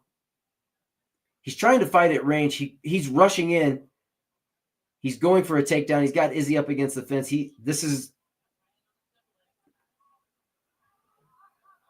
Izzy avoided the takedown and actually turned it around and then took him down too. Izzy said that he had wrestling. Izzy said he had wrestling.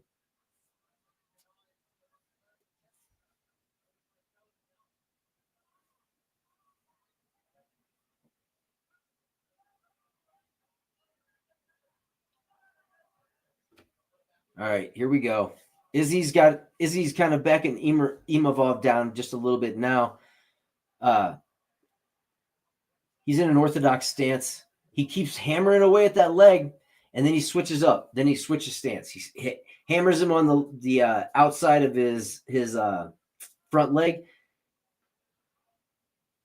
Imavov just initiated the clinch. Izzy's doing a good job getting out of the clinch spots, though, and then getting it back to range. Right now, he's got him back to range.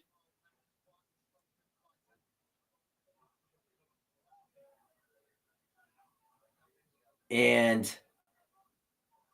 right now it's that was a nice teep kick to the gut by Imavov. Izzy's keeping it at range nicely, and when he does try and initiate, he's not having much success, so I don't think that's going to be an advantage for him later on in the match either. Izzy just hit him with a nice jab. Right now, Izzy's still in the orthodox stance. And then he switches up, and then he's got a teep kick. Imavov said he kicked him in the nuts, but he didn't. Imavov comes in. He's rushing in there. Izzy avoids it really well. Gets off the match. Ow, dude. What are you doing? He avoids the match really well. He avoids that the big punch. Damn, my cat just fucking clawed my back. Right now they're in clinch. But Izzy gets separated again. Imavov's throwing the jab out, but he's not having much success doing it. Izzy's avoiding it pretty nicely, and he's keeping it at range. If Izzy keeps it at range like this and just does this, he's going to win this fight. Imavov's going to have to make it dirty. He's going to have to get in on him. He's going to have to clinch up, and he's going to have to throw something that changes the outcome of this, because right now, Imavov just came up with an uppercut right. That hurt Izzy. That affected him. That was a nice punch, but it didn't knock him down. It didn't knock him out, but that was the biggest punch of the match. Now Imavov is going for another takedown. He didn't get it, but he does have him up against the fence right now. 50 seconds left. If Imavov gets a takedown, he might steal this round. I don't know. He might have stolen this round with that punch, to be quite honest with you. That was the biggest punch of the night so far. I want to see the live. I want to see the stats on this one.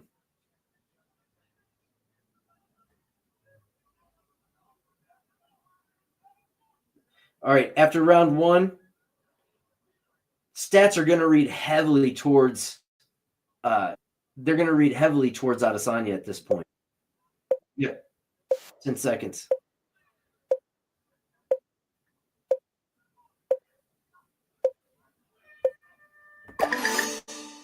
All right, end of round one. Adesanya 26 for 50. Imavov 7 for 25 on total strikes.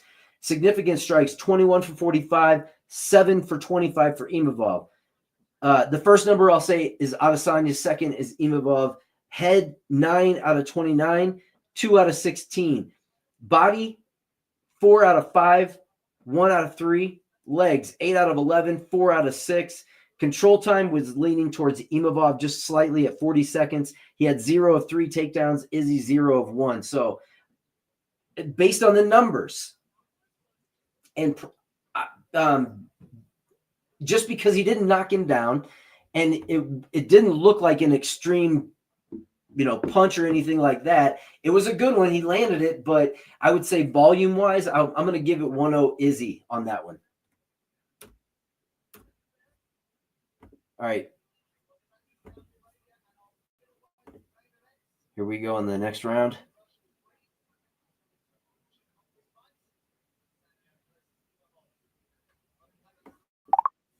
Here we go.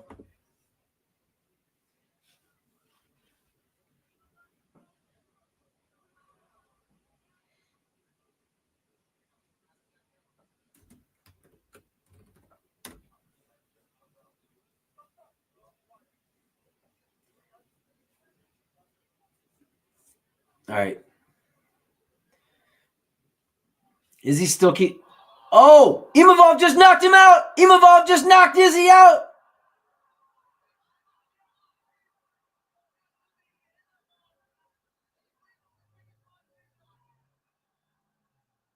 Imavov just knocked Izzy out.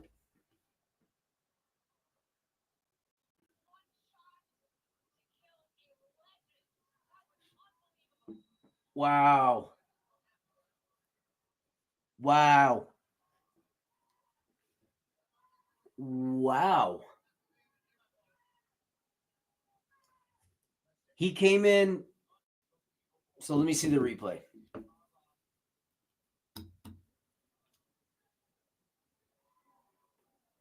He's congratulating him.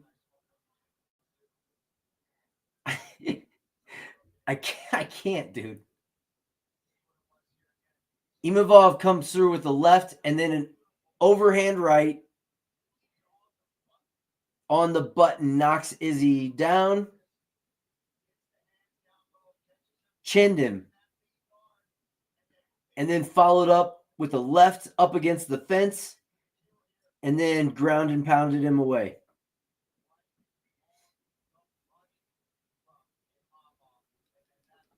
Damn.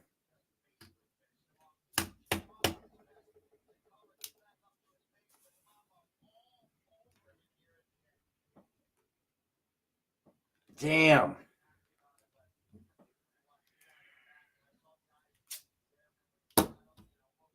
Well, there you have it.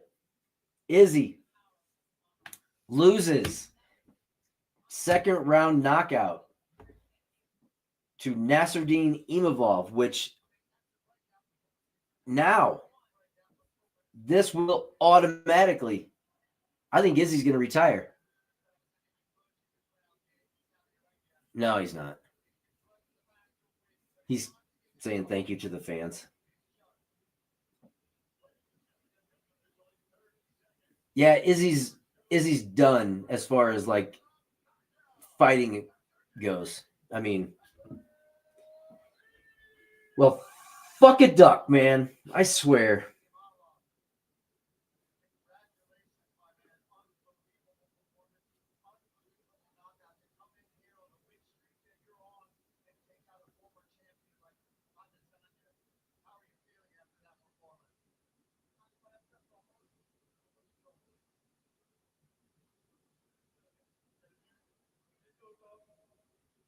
Well, some were won.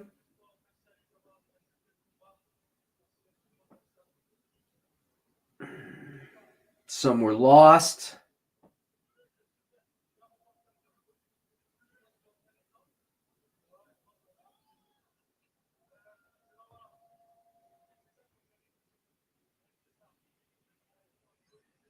But we live to fight another day. And yes, the new breed of fighters are coming up. The young guys are going to be taking over this game.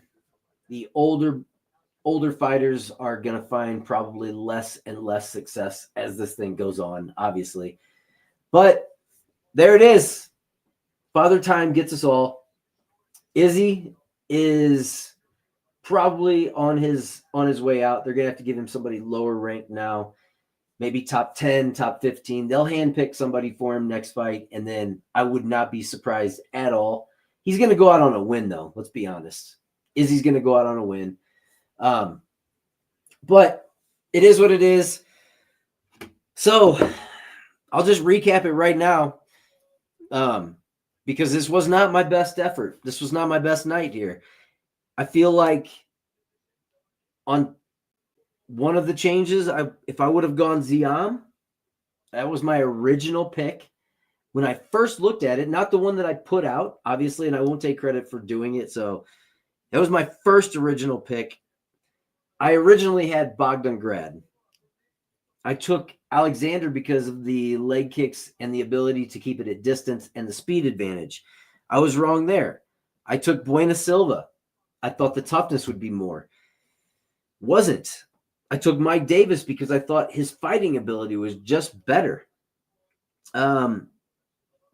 But all in all, we went. Oh, this one hurts to say, but I went. This was a bad week. I went 5 for 6 this week. So again, we'll just recap it right now, and let you know where we went wrong, obviously, because I don't usually do the recaps when I come on. So we'll just go ahead and stick on here for a second longer and do the recap if you're watching. And if you fast forward to the end, we had Mike Davis, we had beating Faraz Ziam. Obviously, he lost that matchup. Mike Davis lost. We had Terrence McKinney beating Damir Hadzovic. Terrence McKinney got it done. He won by knockout. We had Lucas Alexander beating Bogdan Grad. We lost that one. Shamil Ghaziev ended up beating Thomas Peterson. We had that picked. I lost the Jasudavicius and Myra Bueno Silva fight. I had Bueno Silva in that one. Jasudavicius ends up pulling out the win there. We also lost the Jamal Pogues and Hamdi Abdel Wahab match. I had Jamal Pogues. He ended up losing that one. I'm not necessarily sure about that decision. We did have we lost the Vinicius Oliveira versus Saeed Nurmagomedov. I did have Saeed. He ended up losing by decision. I ended up winning the Muhammad Naimov fight. He did end up pulling it out against Khan Offley.